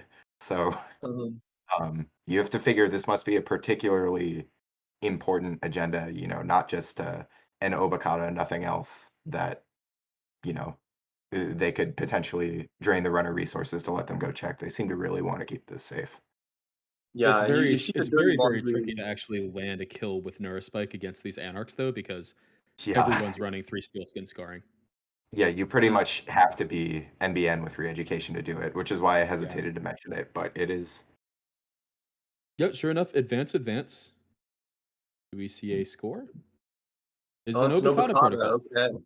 As Ag Infusion, you have to think that's the worst case scenario. You don't really want to score your Yeah. Obokata first, but sometimes you have to. I mean, it Yep. also, are they playing like a more aggressive list, or it makes you question a bit what's in their hand and if maybe there's something juicy there. Yeah, Matushik and Odol are both unbanned teammates, and so when we saw Odol being on a more aggressive, more scoring-based plan, so it's not unreasonable to think Matushik might be on something similar. But even so, Oh, Hippo. Obokata is an expensive 3 points. You'd much rather see a Regenesis to get that into your score area, or at least your first agenda to be send a message. But once Matushik committed to that line, it makes sense. It's only 2 more advancements to pick up that 3 points. You might as well take it. Yeah, see it through. Just so much money sitting on the board for Jonas right now. Oh, Nanocivic Grid, that's 3 credits that goes That's a down. good hit. It's a You got to very good wonder why hit. that wasn't installed. I mean, there's no face down, there are no face downs. That's probably part of why, but Ag Infusion creates them. So yeah. possible. And All right. Pinhole going through the free archives here, that is threatening to knock out a Rashida potentially. Oh, and hold on. Oh, Oh, it looks like yeah. that was a Jonas is mistaken Makes sense that hippo. was a mistake. Yeah. So Yeah. pretty understandable. We Yeah. see that Bathynomus is not only a good botulus target because it has a single subroutine and botulus can eat through it, but also a server with no unresed ice on it as Ag Infusion starts to become a major liability. One of Ag Yes. Infusion's great strengths in the current format is its ability to Oh, deflect pinhole interesting. through. Yeah. Oh boy. That is yeah, Wow. Obokata protocol in server 1. So just going for the back-to-back Obokata plays. Now, Jonas knows about this Obokata now. 17 credits, 5 cards in hand, 0 advancements on this Obokata. This does not feel safe to me. No, not at all. I mean, not just 17 credits. There's 28 credits on Right, the. effectively. The Jonas can click next turn and gain 16 and go to 33. I really have to wonder what Matushik's strategy or hand or or what's going on here? Because that's a very aggressive jam with really no money or board state to back it up. If there were a little more money on Matushik's side, I might say data loop. Data loop is one Mhm. of those things. It doesn't care how much money you have. You have to hit a hard barrier on cards in hand to actually get through it. I don't think we're at like just the credits aren't there though, is the problem. Yeah. Anemone, maybe, but with Anarchs playing Steel Skin, and you'd probably have to fire several of them. I just, I don't know. I'm thinking that maybe he Well, thought Jonas wouldn't check it, or is trying to make the Han best of that situation. Hanse review Yeah. advance. So going for this, if this is a data loop, potentially as the second ice here, and that could, I mean, data loop says, okay, you have to put 2 back. I boop you, then you have to put 2 back. So you do actually have to have 8 cards effectively and 2 clicks to run to get an Obokata. And the money So to break the loop, I don't think we're worried about that. yeah, Hoshiko can do that too because you get There the you go. clickless Yeah. card at the start of the turn. So this Uh-huh. would run Jonas out of a bunch of resources and a bunch of cards in hand. If you for some reason have the third Obokata, I think you just get to score the third Obokata after that. So potentially that's what this signals. Mhm. It's a difficult position for Matushik to be in here. Ooh, and that boat coming down does Oh, not make it any Oh, better because it's once the this like pinball trading has seen the Obokata and Jonas knows that it's a 5 advancement agenda, Matushik really can't threaten anything through that remote unless he commits to advancing that Obokata. So he's kind of locked in once that information is given up to trying to push this agenda out one way or another. hold on. This is last click, right? Yeah, this is so. Yeah, I'm Ag Fusion so could just boot. interested that Jonas installed that. Yeah, Uh, Jonas can just get thrown into archives. yeah, this. I mean, suddenly this score is guaranteed. And Yeah. And that's Matushik in a really I good position. I think Jonas might not be thinking of hybrid release as the last agenda. Maybe that's the missing picture here is Yeah, maybe Jonas is saying, well, yeah. even if this gets scored, he has to go out of the remote for the last point. And we Mhm. know that that's potentially just not true Yeah. if it's the same list we saw earlier. No, this Yeah, you can is. see. Sorry, go ahead. Oh, I was just going to say you can see Matushik thinking about the ice here, and it's not so much Yeah. I think about the res, it's about which ice Matushik wants to give up, and Yes. crucially gives up the innermost ice, which we can expect means that that is a data loop protected by something else, Yes. or it's data loop with another card inside to use for the double loop later on. Although presumably it's a protected data loop, and then you'll fix that ordering problem with a thimble rig later on. Yeah. Looks like it was a magnet. It was magnet. Magnet. Okay. I mean, you just score this, right? Yeah, you have to, Right? right? Have to If you go. have the chance to go up to 6 Yeah, with 2 ones in your deck, I think you have to take that. yeah. Do we know if Matushik is on hybrid? We don't, but that was what the other one that was what the other Ag Ag infusion. Infusion within this group was. Yeah. So Wow, that far is the a lists look key for so far mentoring. the lists look very similar. Yeah. I think it's Although, been a big question in Ag Infusion deck building, not just for people in Unbanned, which both Odell and Matushik are part of, but everyone who's been building Ag Infusion is what exactly does my agenda suite look like? Am I trying to, make use of the Nanocivic face down sort of style and run Regenesis to get an Obo out? Or am I going for hybrid release, or do I just want as few agendas as possible? I'm going to put in longevity serum. But here we see Yeah. Stargate coming down. So I mean, Stargate suddenly Jonas is just on can the be clock. booped. He's got to get him R&D locked. Yeah, it can be booped here, but that is threatening. You have to actually give up an ice to do that, and you don't have a guarantee of drawing the 2-1 during the turn window that you get. Mm-hmm. Yeah, I think giving up an Oh, ice that's a here is. magnet. Oh, That, that's good. that Magnet's big. sucks. Magnet's big because that does mean Archives is now again a real server. Mm-hmm. And Jonas does have to spend the 3 to get Black Orchestra out, and the 3 to break Magnet. Data So loop, data loop, tier, and simulation reset. Well, Yeah, Yeah. that's tough. That's you probably have to get rid of the simulation reset here because that yeah. can save things from archives if you leave them to sit around. It also lets Matushik break block very easily if necessary. And Um, Data Loop's a Matushik- bad draw now, right? Like Data Loop, Yeah. the Obokata time has passed. Data Loop is just a bad. It's just like it's a Hadrian's Wall now. Yeah, Mhm. it's fodder for your ID. Although there are some niche situations where you might consider actually trying to push the third avocado through the remote. Probably the next True. data loop isn't necessary for that. There's also cute plays where you can try to put it on archives to protect any last minute oboe picks. But with two of them in Very the true. score area, yeah, you don't really need the data loop that much. So Matushik does choose to draw past the R&D lock from the Stargate. So Mhm. threatening at least one of like this one new card could potentially be the game-winning agenda, is what that threatens. And choosing to jam Yeah, a card in the remote. I think it's unlikely that Matushik drew into hybrid release because lowering your own like increasing the ability for Jonas to access that card to a 1 in 4 in HQ rather than a 1 in 5. And it's clear it's definitely not safe in the remote. So Yeah. it's possible that Matushik is, like you mentioned before with the earlier, if you drew an Obokata, would you jam it play? I mean, you force the runner to go run through your server and deal with that. And then when you finally have them drained of resources, you can maybe just try to draw into your hybrid to actually win. Yeah. Um, That could be the play here. This also could just be the second spin doctor. Oh, and here we go. Bathonimus. You have to actually spend real money to break this. MK Ultra, you gotta Or boost boat. once and then also boost and break. Or you have to boat it. That works Yep. too. which doesn't feel great either, but It really doesn't. You hate spending boat on 3 credit. Okay, yep. And Jonas says, I'm not willing to do this more than once. mhm. I'm gonna hippo that out of the game.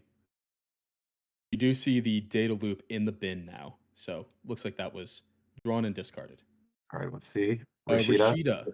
That's a makes good sense. hit from Jonas's perspective. Yeah. I One of suspect the most Jonas probably effective knew exactly what that was, I but needed to think take care of it would have well. wanted to run it regardless because No, if it is a exactly. spin doctor, you want to get rid of it so you can Stargate. Mhm. Yeah, and there's also just a small chance. I mean, Oh Jonas doesn't know wow! Matushik's list. Oh, that's a lot of points. Wow. Is there a mad dash in hand? There aren't enough clicks, right? There's There's not no enough quick. clicks to get I mean, both. I think you trash the nanny and just force Matushik to draw them. Yeah, This, you very well could do that. Yeah, yeah, I am wondering about that mad dash potentially being in the hand for a while. There it is, because of that Oh, defensive play here's a around mad the dash. tournaments earlier. Mad dash nice. to get the one out of R&D. And with so So now few there is unread just a points on send a board, message, so juicy, sitting in archives. yeah. We know that there is not a spin doctor on the top of R&D after this Wow. play. This turned around real quick. Yes, it did. That is Yeah, the you power can of really see Stargate. the Stargate, one good hit can just get you. Sorry. Border Border control is a thought. lot of it. You're right, Jonas. Border control is a lot of influence. It'd be pretty good here, though. Yeah. Oh yeah, you man. really see So the now, cost of scoring agendas. It's very expensive to do these days. Runners pick up a lot of tempo over you click for click when you try to put an Obokata in the remote and then put it in your score area. And we're seeing the cost here. I mean, you see how thin the ice is from Matushik. Low credit pool, and it's really given the runner the space to just open up with this boat into Well, the Stargate. I that was in wonder fact a if data loop on the outside of R&D. It is res now. That does at least force 2 boat counters every time that Stargate comes out. But that's not the biggest problem. The biggest problem is this send a message. yeah, I think Matushik, I was going to say maybe has a sim reset in hand, which would be huge for why they were drawing so much before. But I mean, you have 2 clicks to find a sim reset or a spin doctor, Yes. or that's about all I can think of. I mean, genotype. You need to get it out of archives. I don't think there's any way to stop Jonas from getting in there. Not with 4 No, boat counters, no. with four boat counters and the Paladin ticking up to 3 to install Paperclip if necessary. 3 hits on the Liberated. If it's in archives, it's ending the game next turn. Yeah, and just no threatening ice for boops. Just this is looking very much like Matushik just needs to top deck the right card right now, or it's over next turn. And admittedly, the right card could be several Well, cards. no, there aren't enough. The top card is Nana Civic, so we know that it Mhm. can't be hybrid release to win the game. Unless Yeah. they did have it in hand, but then they would just win. They wouldn't be thinking Yeah, this long. we wouldn't get the slow roll. I have to think if hybrid release were in hand. Yeah, of course. I mean, Kakurembo's So recursion, but then you're putting it in the remote, and Jonas is just going to go take that all the same. So yeah, draw, one First more click to draw. try. Second click to there's a draw. second draw. That's not it. Do we see it? Do we see it? Doesn't look. This doesn't look. I mean, This potentially is a pause to figure out what a hybrid release, but no, that's just a jam. Could be a spin doctor. It could be the spin doctor. If it is the Yeah. spin doctor, you can at least force the run on archives before you Yeah. actually use it. I mean, and So this just would be getting critically maximum fired. value if Miracle Spin Doctor came up.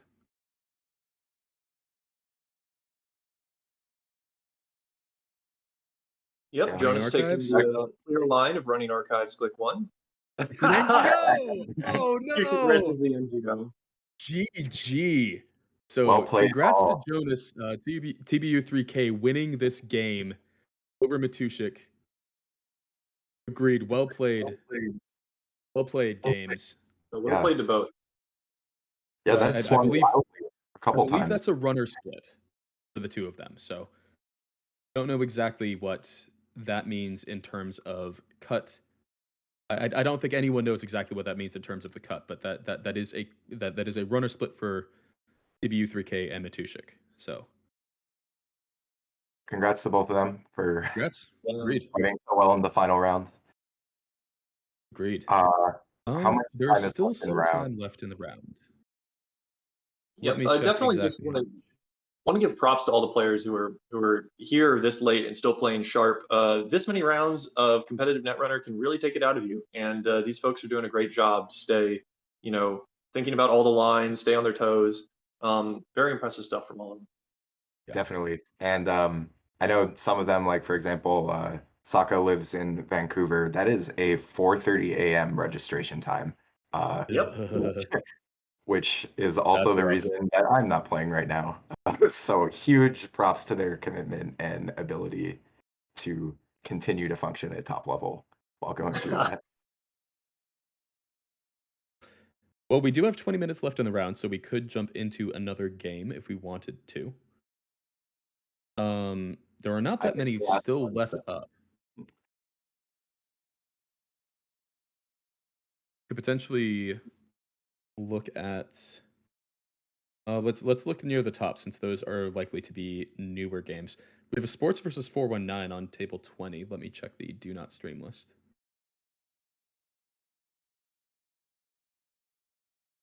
I don't see either of them on it.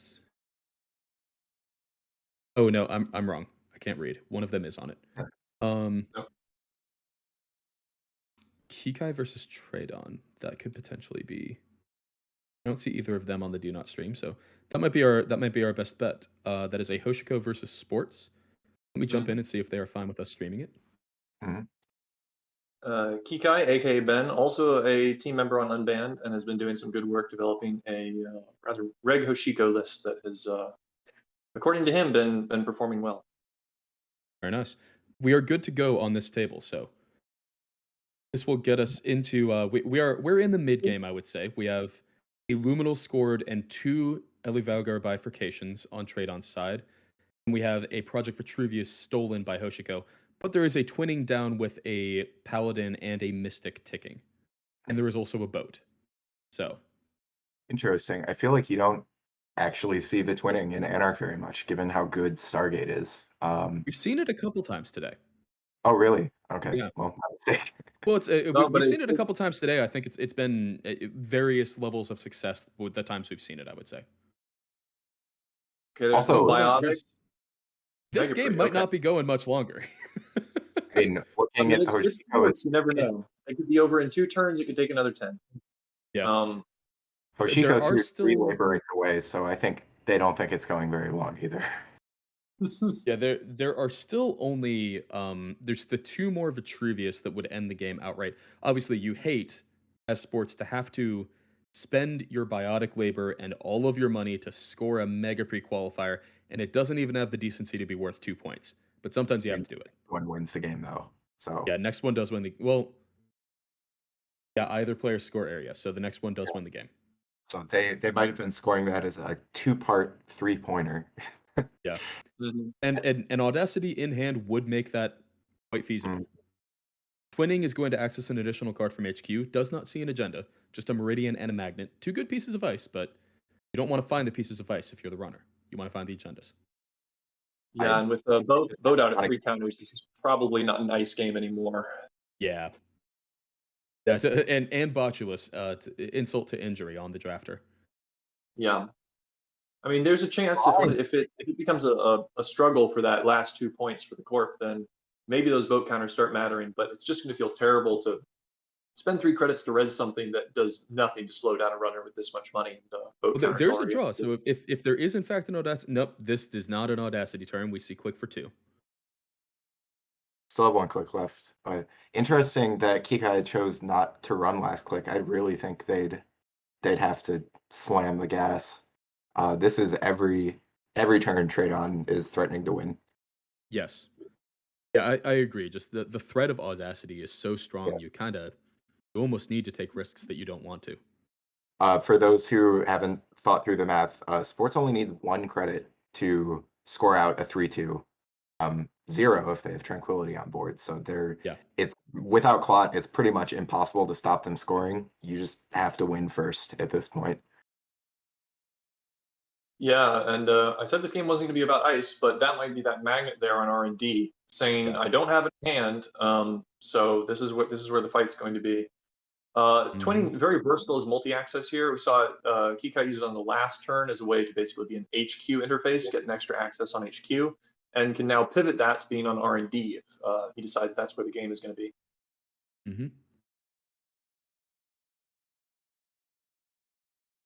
And Hippo does come down, so that will spend a credit off the Paladin, 2 in fact, which will take up the twinning.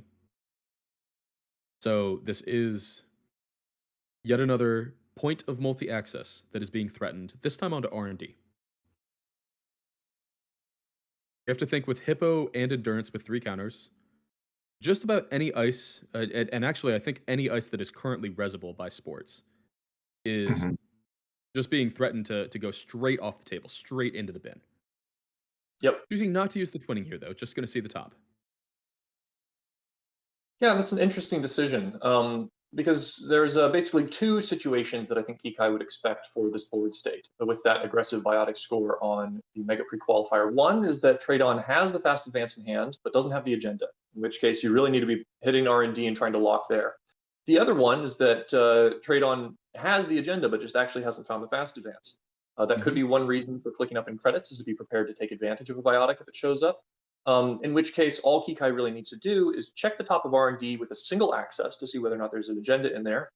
Although it does mean that you're less resilient, your lock is less strong against things like red level, and then use that multi-access on HQ to try to fish out the agenda. So there's a pretty subtle judgment here about how much you want to be seeing. The other thing is Kikai might just want to save the counter and set up a stronger lock, make 1 key run that sees 3 cards rather than poking for singles over and over again. Not sure if the deck is on Stargate. It really doesn't look like it, but there's a lot of different ways in any case to spend these twinning counters. And so Kikai is probably feeling that out and trying to find out where best to sort of dig for more agendas. And Trade-On choosing to invest more heavily in defending R&D. Saying, you're not going to R&D lock me that easily. Oh, there is the Stargate too. Stargate. Okay. Well, whatever this innermost ice is, it better be good. It's the magnet would be my guess. And there it is the magnet. So it is pretty good. But yeah, it's still gonna just either it's just boat counters, right? It's this has another 3 to 4 turns of running through this magnet potentially in order to see the top of R&D. Oh, there's a Mega Pre. That's a Mega Pre. Yeah, that's a Mega Pre. That's a pretty good one. Now the question of what you get rid of here is pretty interesting. There's an argument to trash the Mega Pre and then not fetch it because you don't want him to be able to draw through any of this. Right. Yeah. Do you go HQ after this too? Yeah, it's a tough question. I think the risk is if you go HQ, and they need the money, then or if they need the money, then potentially stealing a 1 or a 2-pointer like a hyperloop here, very scary. Hmm. But also potentially that's where the agenda is. So Yeah. it's tough I to think, decide where to. yeah. I think based off everything I'm seeing of this list, I mean, I haven't seen Trade-on's list specifically, but typically the sports have cut the hyperloops for the bifurcations. So I think that's probably a lower risk. Oh, looks like they are trying to sweep HQ. Not Yeah, seeing So much Meridian, Fast Break makes me think that there probably are hyperloops. hyperloops. You Hmm. wouldn't want to be on Fast Break without enough 1-pointers. Yeah. No, I think you're right. And actually, after seeing the Giordano and the Meridian, that only supports that claim further. Mm-hmm. Oh, sure enough, And there you is a Giordano in the bin. I missed that. Yeah, you can see Kikai leaving that Mega Pre in the bin, saying, Yeah. if you want to spin this back, go ahead. But the real thing that Ben needs to worry about here, as Kikai, the runner, is not necessarily getting the agendas very fast because, like we've said, going from 2 to 5 points against sports isn't that big of a deal a lot of the time, Yep. unless you're really hunting for that last one. It's the 7th point that matters. But what you're doing at this point as the runner is keeping the agendas out of sports' hand. You just got to make sure that they don't get to do anything with them. So if that's in archives, whether that's back in R&D, both of those spaces are okay for you for now. So 2 credits here on Trade-on side, getting back up to 4. We have to wonder if Trade-on is crediting up to threaten more ice reses. Looks like I answered my own man. question. Or or gearing up to use the biotic that they were about to draw. But looks like they're just trying to stall out the Hoshiko. Yeah, it's. I think it's fairly unlikely that this second ice on R&D actually gets res to this turn, but it is saying, okay, I can credit res a Meridian next turn. Yeah, I don't think there's any commonly played ice in HB that costs less than 3 to res, so those are probably perfectly safe to run by. Audacity, that is a big hit. Audacity is a huge hit. Yeah, because That's if you can lock him out of the biotic, but the audacity is going to be tough. Yeah.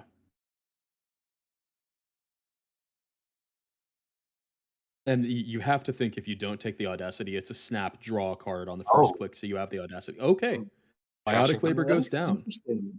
I guess the exchange here is if Trade-on decides to draw up to fetch the audacity. First, that says something about the fast advance they have available in their hand. Second, True. it opens up fresh R&D for another Stargate run. That's very true. For the next set of turns. That's It very is. risky, It is. though, It's because potentially risky though, because then at that point the time bomb is in hand, as it were. yeah.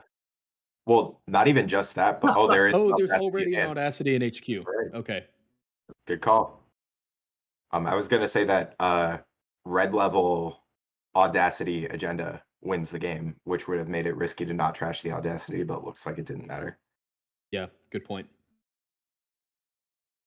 The red level just messing with the math in these matchups. So it's a very nifty little card like that. Right. That card is a combo player's dream. Yes. Drawing through the lock. Drawing through Continuing lock. to draw through the lock. Yeah, wow. All right, sports is saying, all right, we've been playing long enough. I'm ready to end this. I got my tools. Come find this one of agenda in hand. The Yeah, game is up. it's You know I have the audacity. You know I'm looking for the agendas. Yeah. Mm-hmm. There's the Stargate. With 3 credits, could potentially res something like a drafter here, but If then they do that though, they're does giving up winning next turn. exactly that Yeah, does they're get gonna rid get of the ability to win off of audacity. So a precarious credit total here for trade on. Mm-hmm. And we can see the value of Stargate in multiple ways here. First, because it allows Kikai to avoid interacting with these agendas and potentially catapult the corp into. Oh, it's a There's a Meridian. Meridian res. That's Meridian does get rest. okay. Oh. This is a big decision point for Kikai, I think. Agreed. Costs a lot to install Paperclip here, but you do get to keep the point. There's a real temptation to just say, I'm going to eat the -1 here, go down to 1 point. But that puts you so far behind. You're really going to have to struggle through the rest of these cards in order to make that happen. I think there's one more argument in favor of actually installing the paperclip and breaking, and that is you get to spend a credit off of Paladin Poemu. So Yeah. you get an additional Quite a- off-turn twinning trigger.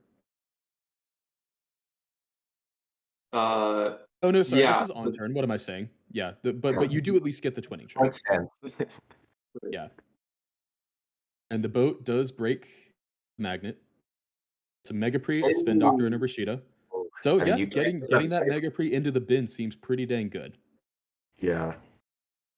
But yeah, I mean, you're gonna have to run back into R&D either way, because if you bin this Mega Pre, you either have to go steal both, thereby giving trade on 2 sports triggers, or you Yeah. have to go back and trash a Spin Doctor. So in either case, it looks like you got to go back to R&D again.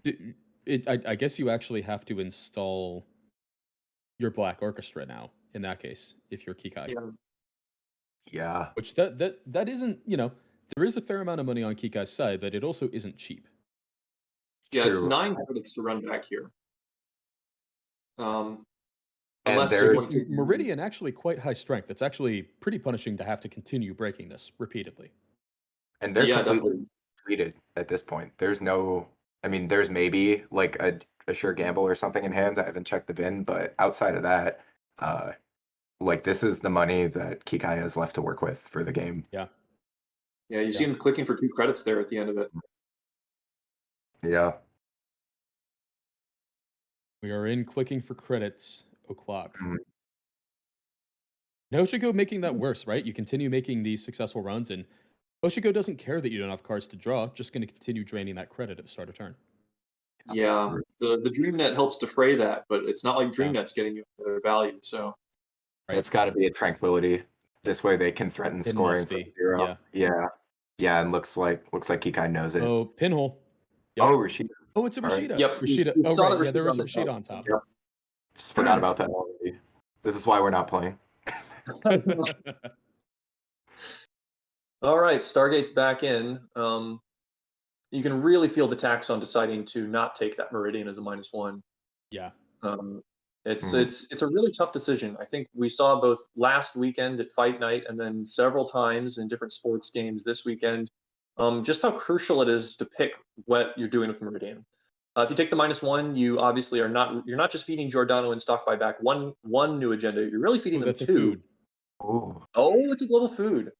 Suddenly, That's a Mad so Dash this is wins the game. Mad Dash. 4 points. Yeah. Yeah, 4 points in the bin.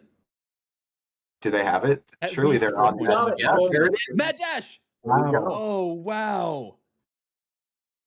So that's Really game, well right? played by Kiko That's again. game. Yeah, that's game. Yep. That was a razor's edge. GG.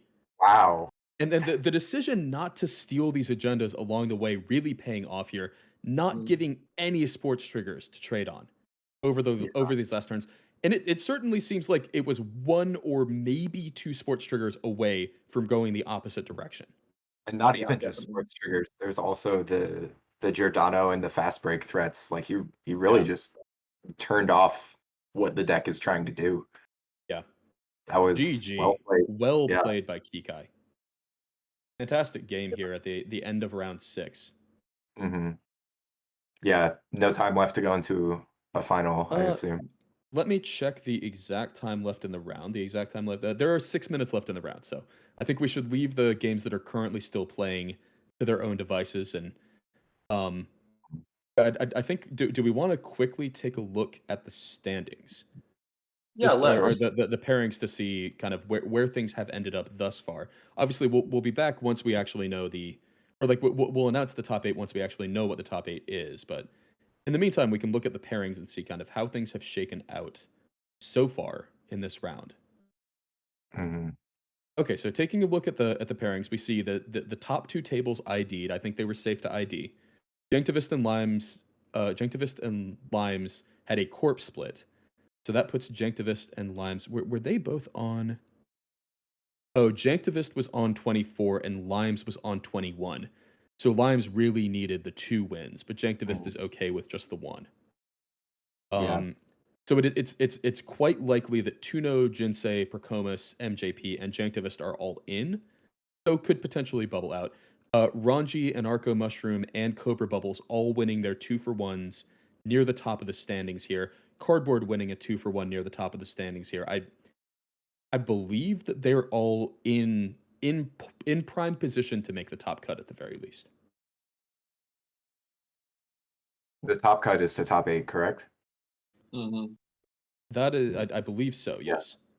And then I'm looking. Okay, so Václav is the next player we see winning 2 games this round. Václav was on 18 points, so that would only get to 24. So I think I think 27 may be the number that makes you safe for this particular event. I'll leave the cut math to you two. Whenever I'm playing in tournament, I just ask someone to tell me what to do. Oh, I'm terrible at cut math. Well, you had me convinced. Saka and Dormio are still playing. What were they on? Saka is on 19. Yeah, And Sokka's on. Dormio is on 18. So Saka And this- does need 2 wins here. But with 2 wins would jump the 24s and suddenly probably be in the top half, I think. Yeah. Not really surprised that game is going to time, or that set of Yeah. games. Sokka's on probably the 2 most complicated decks that you can be playing right now, which are Nana Civic Grid Ag and World Tree Woo. So you're really going to be stretching out the 65 minutes that you have for a round there if you're playing those kind of Yeah. decks. Yeah, absolutely. Yeah, notably, obviously, being on 19 points, that is because there was 1 tie. So has gone to time at least once so far this tournament. Mm-hmm. With the amount of prison decks that seem to have been brought courtside, I wouldn't be surprised if there were quite a few times. Yeah. Yeah, should we take a moment to sort of talk about what we're thinking about, like how this format is shaping up? Because I think everybody was sort of looking at Fight Night as sort of the first set of experiments in what this new Parthelian environment was going to be like, and now people took those decks, took sort of everything that we learned from looking at Fight Night, and are now bringing it into this tournament in a much bigger pool, a lot more people involved, and obviously a different format. So it's been interesting to see how things sort of shake out, and I'd be curious to hear what each of y'all think about that. I personally am quite surprised at the relative lack of woo. A lot of top players that I've talked to, and from like playing the deck myself, everyone seems to have a very high opinion of the deck, and to only see 6 woos at this tournament was a big surprise to me. I wonder if it might be something similar to I believe it was in late 2019 or late 2020 when Geist was like clearly the best deck and was just way busted. And yet at tournaments, very few people were playing it overall. There was just a learning curve. It played too different from too many other things or too short notice to learn it. And it just ended up not having nearly as much of a presence considering how powerful it was. And it was absolutely punishing to play in real life too. Oh yeah, and like and especially for 8 hours. I mean, I was playing Geist the whole time, so I can attest to that. Yeah, it's a real brain burner, and for like 7 hours, 7 rounds, it's just very difficult. So yeah, maybe players are making tournament stamina calculations. I haven't talked to anyone who thought that World Tree Woo wasn't a fantastic deck. Although it has been called out by a lot of people that it can struggle with R plus. So perhaps thinking that the meta would be leaning really hard into R plus scared people away from doing it, with 419 and Hoshiko just being the maybe not winning their wins quite so hard, but being much safer picks overall. Yeah. One thing that definitely just pops out to me looking at the top tables here and looking at the top of the standings is the diversity across factions and across IDs. Obviously, there's a lot of Hoshiko near the top. I think that's not super surprising. Like the strongest Anarch ID in a meta where Anarch is pretty good, you'd expect to see a lot of Hoshiko. But on the Corp side, we see Asa, we see Outfit, we see Reality Plus, we see Ob, we see so there was one matchup. They 2-for-1'd, and whoever won out of that has like a very, very strong chance of making the cut. And that was Pravdevost and Adam versus Near Earth Hub and Kit. Yeah. There is a very strong chance we have a Kit in the top cut tomorrow. Wow. Yeah, that's pretty remarkable. Yeah. I didn't know There are that. two near Earth hubs that were both in contention for the top cut in this last round. There was PE that was in contention for the for the top cut in the last round. A number of Ag Infusions, but as we saw, Ag Infusions doing very different things from each other. There's actually a lot of ID diversity and a lot of land diversity within these IDs. I mean, compare this to UK Nationals, not that long ago, kind of the last big open tournament like this. It was all NBN Reality Plus and 419, other than basically Extract, who ended up winning in the top cut. Yeah. A big reason for that is Oh, sorry, go ahead. Final Oh, pairings do we have are up. final standings? Yes, so these are the final standings. Okay. Yeah, I hadn't refreshed. Do you want to do the announcement, Jeff, or do you want us to go through it? Okay, sounds good. So in that case, let's go through the final top 8 here for the 2023 Circuit Breaker Invitational. So in first place, we have Jinsei, absolutely blitzed through today. The only player on 30 points, has been on fire all day. Excited to see those decks tomorrow. We have Tuno in second place on 27 with Outfit and Hoshiko. MJP in third on Ob and Hoshiko. Janktivist in fourth on NBN Reality Plus and Hoshiko. Percomus in fifth on NBN Reality Plus and Hoshiko. Ranji Doge in sixth on NBN Reality Plus and 419. And Arca Mushroom in seventh, Reality Plus and 419. Cardboard in eighth, Near Earth Hub and Kit. And then just missing out, same number of points, but just missing out on the bubble. Cobra Bubbles is in fact in ninth with Ag Infusion and Hoshiko Shiro. So this is gonna be an interesting top cut. Yeah. Wow. Just given just how many sports and ags were brought, a bit surprising to see 0 of them in the cut. Zero actually made the Yeah. cut, right? At NBM Reality Plus seeming to outperform relative to the number of people that brought it, given that it is half of the top cut. But wow, yeah, no, this is going to be. We have an interesting set of matchups to go If you through told me tomorrow. I yesterday think. there's no ag, there's no sports in the top cut, but there's Near Earth Hub, I would have questioned you. Not just Near Earth Hub, undefeated Near Earth Hub. Oh, 5-0. really? Or I mean, no, not necessarily. Not necessarily undefeated. Right, there were 6 rounds. But still, 15-point Near Earth Hub. Yeah, that's excellent. Amazing. Yeah, I can't even remember the last time I saw that ID at a top table. CTM just almost universally played over it. Be Incredible. really interested to see what they're up to. If you saw earlier, I missed it. So, no. Cardboard was not streamed earlier today, so this is. It's going to be news if we actually get to see those decks tomorrow. I hope we do. yeah. Wow. But yeah, besides, there's a fair bit of Hoshiko and a fair bit of R+, which I don't think is surprising to probably anyone. But Yeah. outside of that, yeah, there's quite a bit here. We have all factions represented, except for Jinteki, I guess. But Jinteki And 9 and 10 are both Jinteki, so it wasn't far. yeah. No, and Jinteki had a huge presence at the tournament also, so it's not like Jinteki's out in the cold. But as far as the cut, we have quite a lot of representation. A lot of people are going to look at the trackers they have in their decks tomorrow and kind of think to themselves, "Why is this here?" But Yeah. other Well, than that, to be fair, perhaps the underperformance of Ag has as much to do with this last-minute tracker tech as anything else. I I think you're that right. is Yeah. that is one thing to consider, is that it's not so much that, oh, I don't necessarily need to be teching against these. It's that it's pretty hard to tech against R+. I mean, people do it. We see how much tag tech people are putting in their decks with no free lunch. But Tracker does wonders for knocking out the power of Nanocivic Grid. If we saw as many people on Tracker as it seemed like from stream and some of what I've heard talking to other folks, then that could have had a real dampening effect on the ability of Ag Infusion to sort of win these random matchups. Yeah.